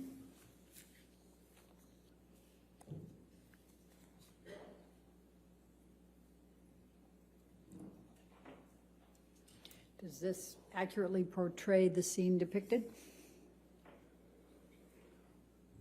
Yes, it does. Your Honor, I move the admission of defendants 509. No objection. All right, 509.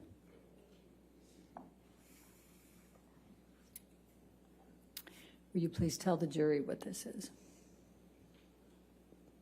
That's the bed that Johnny broke. Well, on top of me.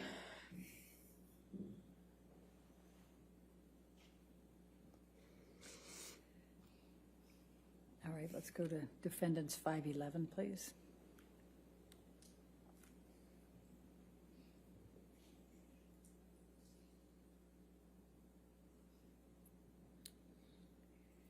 Does this accurately portray the scene depicted? Yes. Move the admission of defendants 511. No objection. All right, 511 in evidence? What do you see in this picture, Amber? Just more destruction from a part of the fight that happened in the bedroom. Not the bedroom that I was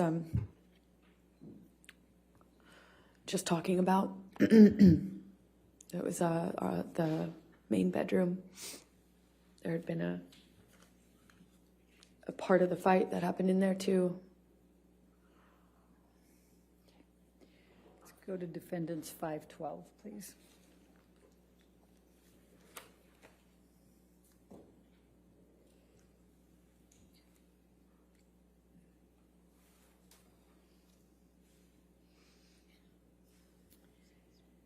Does this accurately portray the scene depicted? Yes, that's downstairs in the main. Wait, let me move the admission of it. Move the admission of defendants 512, please. No objection. 512 in evidence. Okay, now please tell the jury about it. It's downstairs in the main apartment. Okay. Let's go to defendants 525.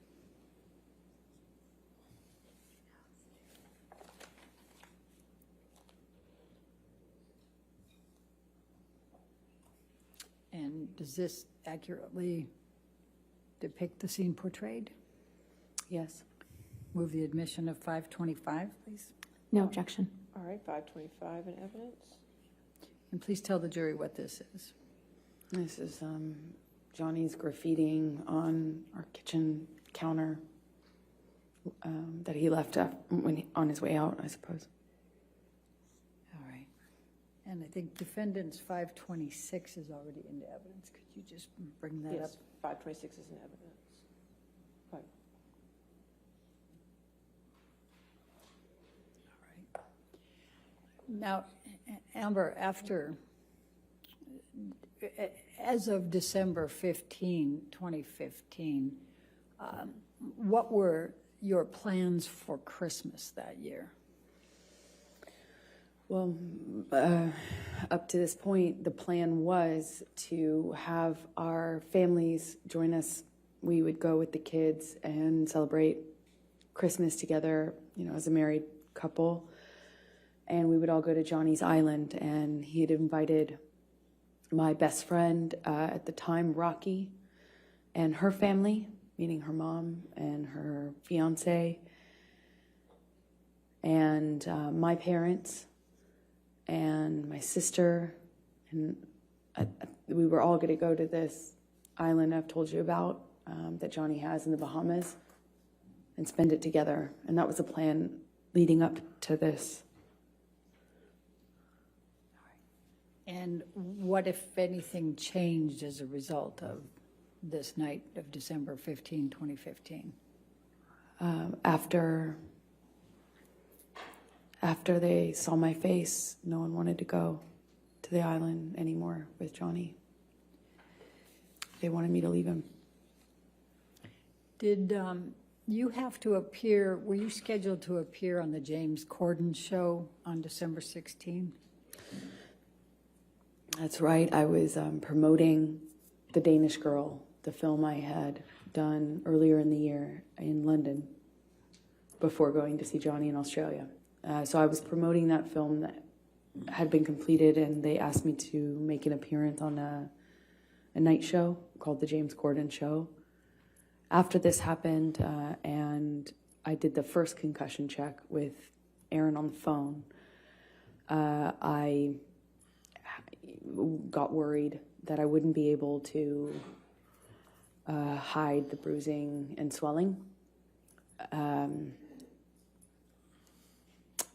But I iced it all night, and the next day checked in the mirror to see if I could get away with it, meaning hiding it, so I could make an appearance. And I gambled and thought maybe I could pull it off. I had my hair and makeup team come, and they worked around it, meaning worked around the lesions on my head with the hairspray, because that stings, and worked around the bruising by covering it with heavier makeup than normal bruise covering makeup. And I remember my lip was still bleeding and swollen, so we did this like really thick, super heavy, matte red lipstick. I remember very well at the time that we had no choice in color, and that was a one of my favorite colors to wear, and this occasion we had no choice because nothing else would hide my busted lip. And I went on the show, did what I always do. I told people I had an accident. Objection, Your Honor, hearsay. Sustain the It's not objection. offered to prove the truth of the matter, but, Sustain. because you didn't have an accident. but- Your Honor. All right, I'll sustain the objection. okay, please continue. So did you appear on the show? I appeared on the show. Okay. And did there come a time that you changed your mind and went to the Bahamas with Mr. Depp for Christmas? Eventually. 2015. Eventually I did. Okay. And you went there with whom? I went with Johnny's kids. I was, obviously I didn't see Johnny after this because he didn't face the damage he caused in my experience. He was never around for the cleanups. And so he wasn't around for a few days. And I eventually heard from him, and he said he wanted to talk.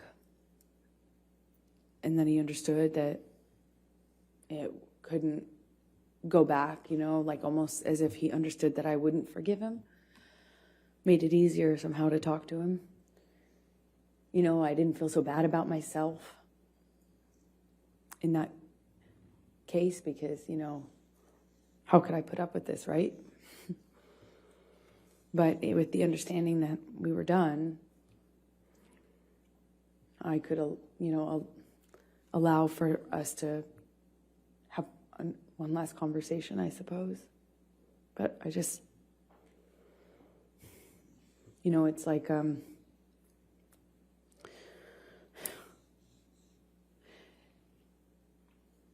I was heartbroken by the idea that I would spend my first Christmas as a married couple with his kids and everything on the island. I was heartbroken at the idea of missing that. And,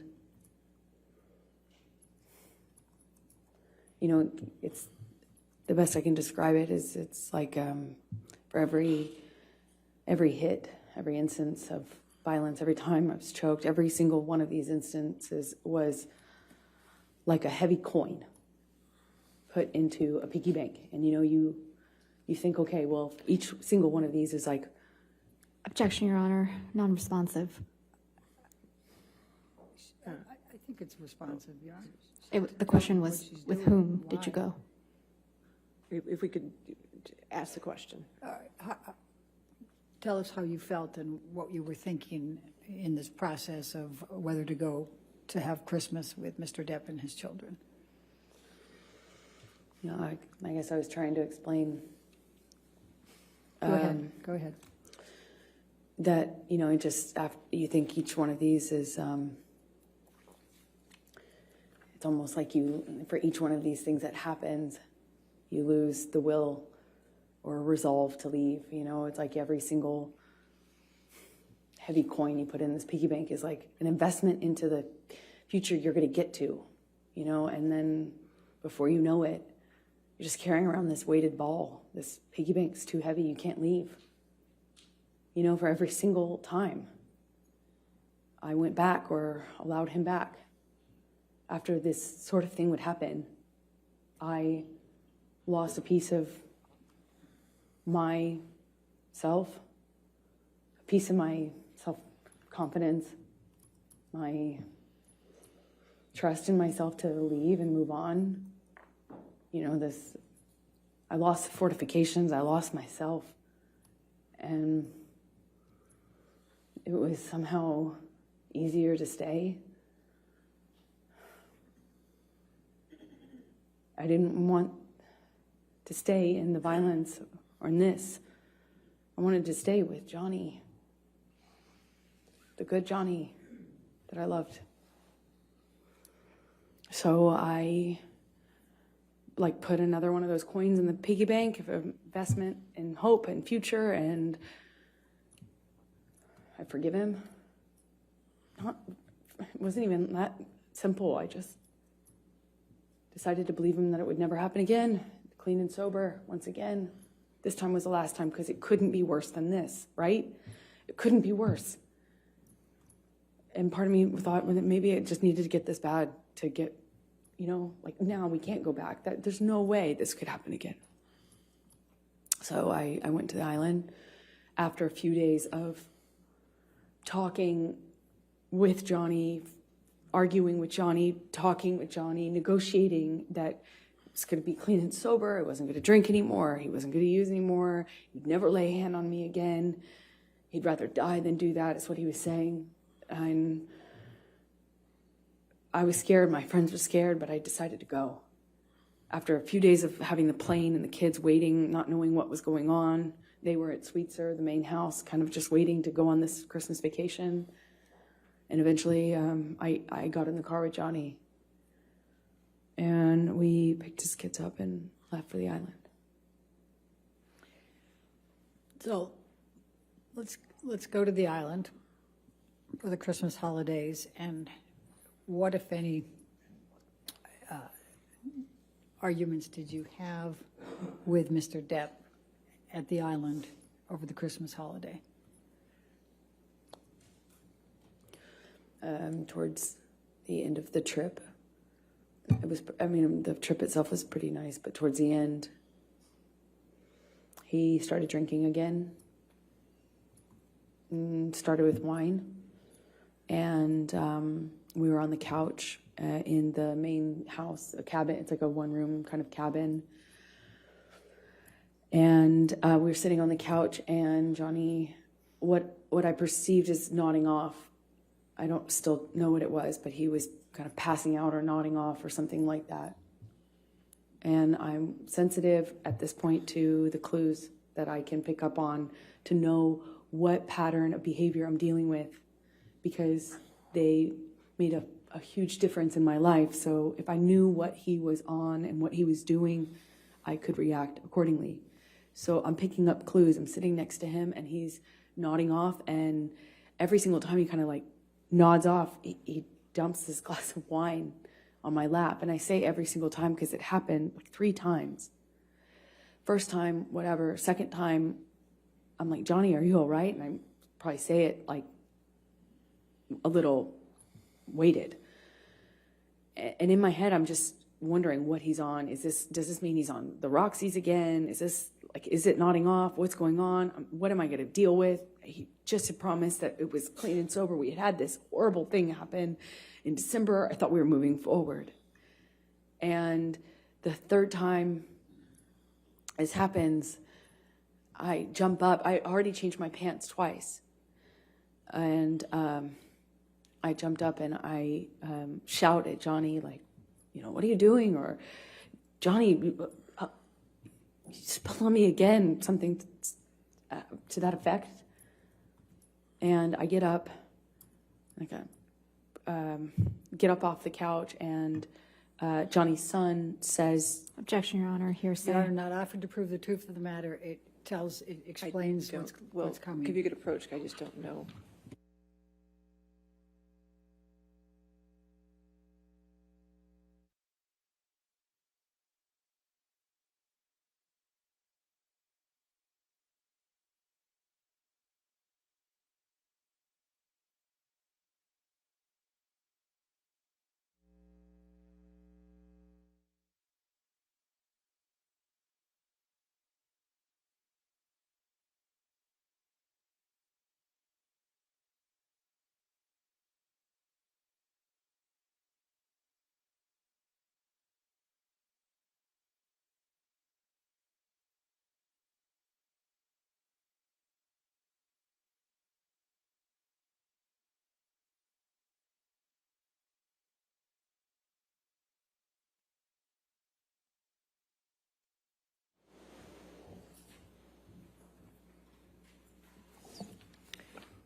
Amber, please continue.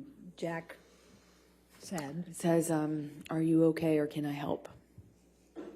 Something to that effect. And I pointedly say to Jack, but really to Johnny, like, thank you, Jack.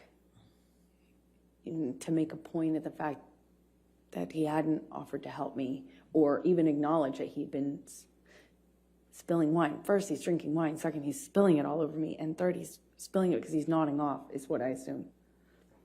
So I kind of say this in a pointed way at Jack, thanking him for offering.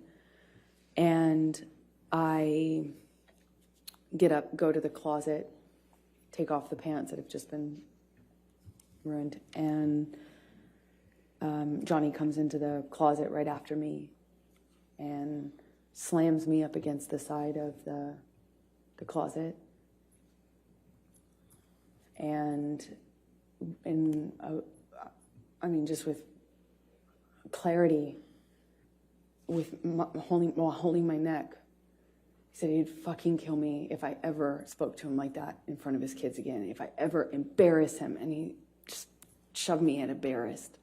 If I ever embarrass you, if you ever embarrass me again in front of my kids, I'll fucking kill you. And I don't recall who told Jack to leave, or I don't really recall having an awareness of where he was at this point, but I leave the closet, go into the bathroom, which is right next to it, and he comes barreling into the bathroom behind me.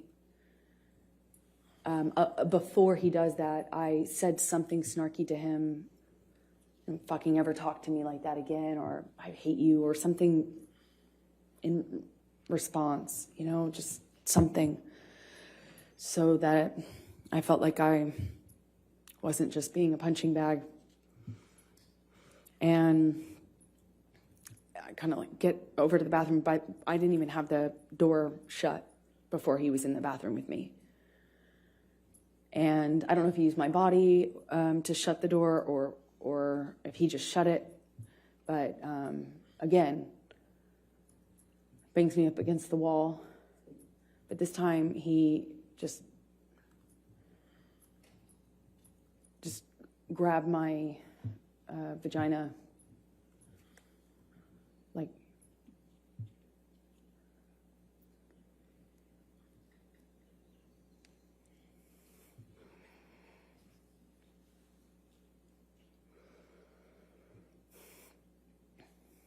I was wearing this peach, kind of like netted kind of style swimming suit underneath. That's what I had on from the waist down, and he just grabbed me. Best I can explain it with his shoved his fingers inside me, but through my bathing suit. He didn't like move my bathing suit out of the way, and just kind of held me there and asked me if I was so fucking tough. If I thought I was so fucking tough. Said, "Oh, you tough like a man now? You some man now?" He's kind of taunting me while jerking me around. And he kind of seemed to do this thing where he was smiling, just like teasing me. Like, "Oh yeah, you think you're so fucking tough, now what? Now what?"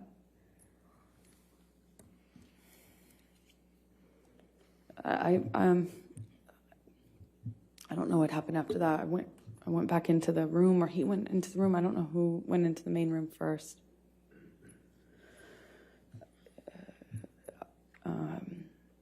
I just remember his hand landing on the back of my shoulder neck area. I remember trying to get him off of me. I don't know. I don't know what the next thing that happened was, but I do remember I knew I needed to get away from him. At some point, I ran. I ran out of the back door, ran out onto the patio.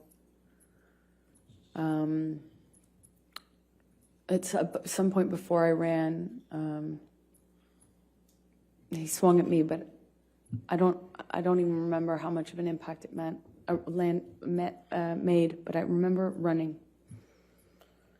I threw something in his direction when I was getting away from him. I ran down the deck, ran out into the kind of like parking lot area, it's gravel, parking lot area outside of the house. And that's my estimation of when Johnny reached me. Grabbed me by the hair, swung me around. I remember he hit my face at least once, but I'm not quite sure in what sequence. Was it before I broke away or after? I don't remember. I just remember the lights of the ATV coming up.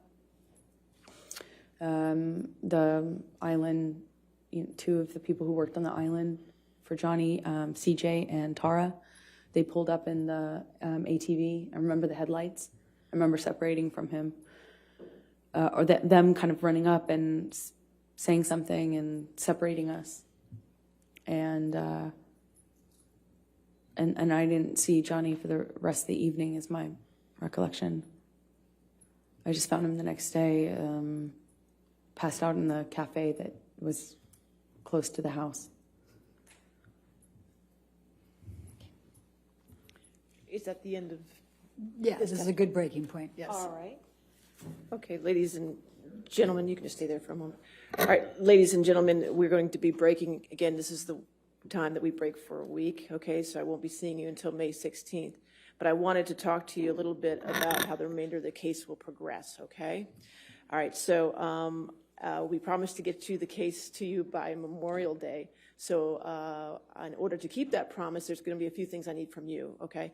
One thing is, starting on May 16th, we're going to start having court at 9 a.m. So we'll be going 9 a.m. to 5 p.m. Some days we might have to go to 5:30, so I want to let you know ahead of time so you can plan accordingly, okay?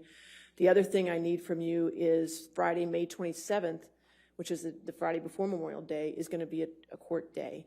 On that day, we're going to go ahead and have closing arguments, and the case is going to be turned over to you for deliberations on that day, okay? So again, I wanted to let you know ahead of time so you can plan accordingly so we can get this taken care of for you, okay? All right, so those are the announcements I want to make for you and make sure you had time to schedule what you needed to do. Now I also want to go over, as we always do on Thursdays, our responsibilities, the responsibilities you have as jurors, okay, in this case? All right, so you're not to read anything about this case. You're not to watch anything about this case. You're not to listen to anything about this case. This applies to television, newspapers, magazines, the internet, and any online sites.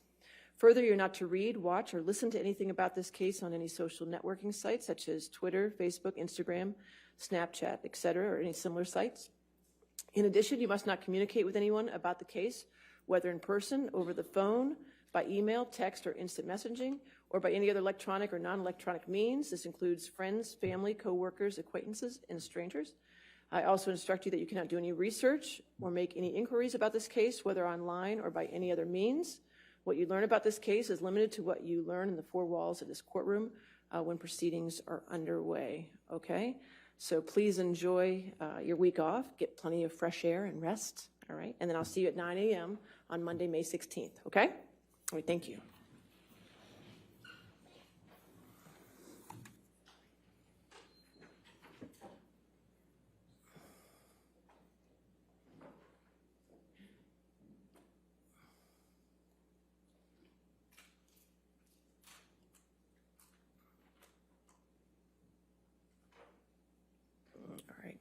And again, ma'am, since you're still in the middle of your testimony, you can't discuss your testimony with anybody to include your attorneys, okay? You can step down, though, and have a seat with your attorneys. I have a few housekeeping matters I want to take care of before we finish.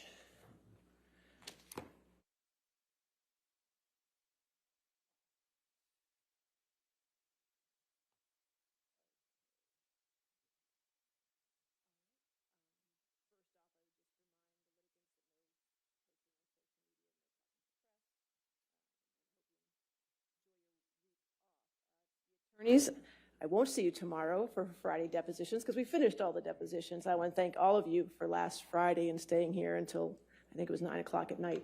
But we got them all done, and I really appreciate all your work on that. It does mean a lot. And now you're rewarded because you don't have to see me tomorrow. So, no more depositions.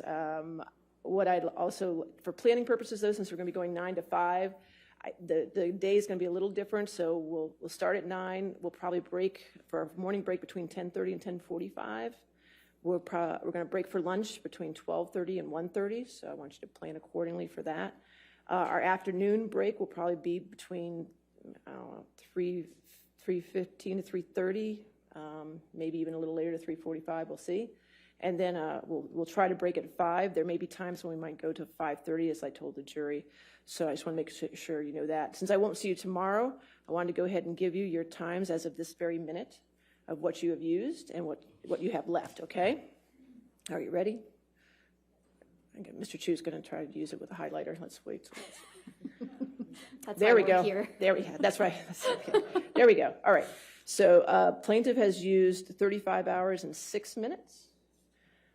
Defendants have used 36 hours and 31 minutes, which means the plaintiff has 26 hours and 9 minutes left, and the defendant has 24 hours and 44 minutes left, okay? And just a reminder, as we said from the very beginning, once time is up, once your time is up, your time is up. If it's in the middle of a witness, I'm going to stop you, okay? So make sure, the 9 to 5 schedule when we start back on May 16th will give us a little buffer, but not much. So I will be keeping everyone on task for those last 2 weeks, so keep that in mind as well. Enjoy the next week. I don't anticipate I will hear from you for this next week. If there's an emergency, I understand that, but just remember what my definition of an emergency is. Okay, we all remember that? All right, great.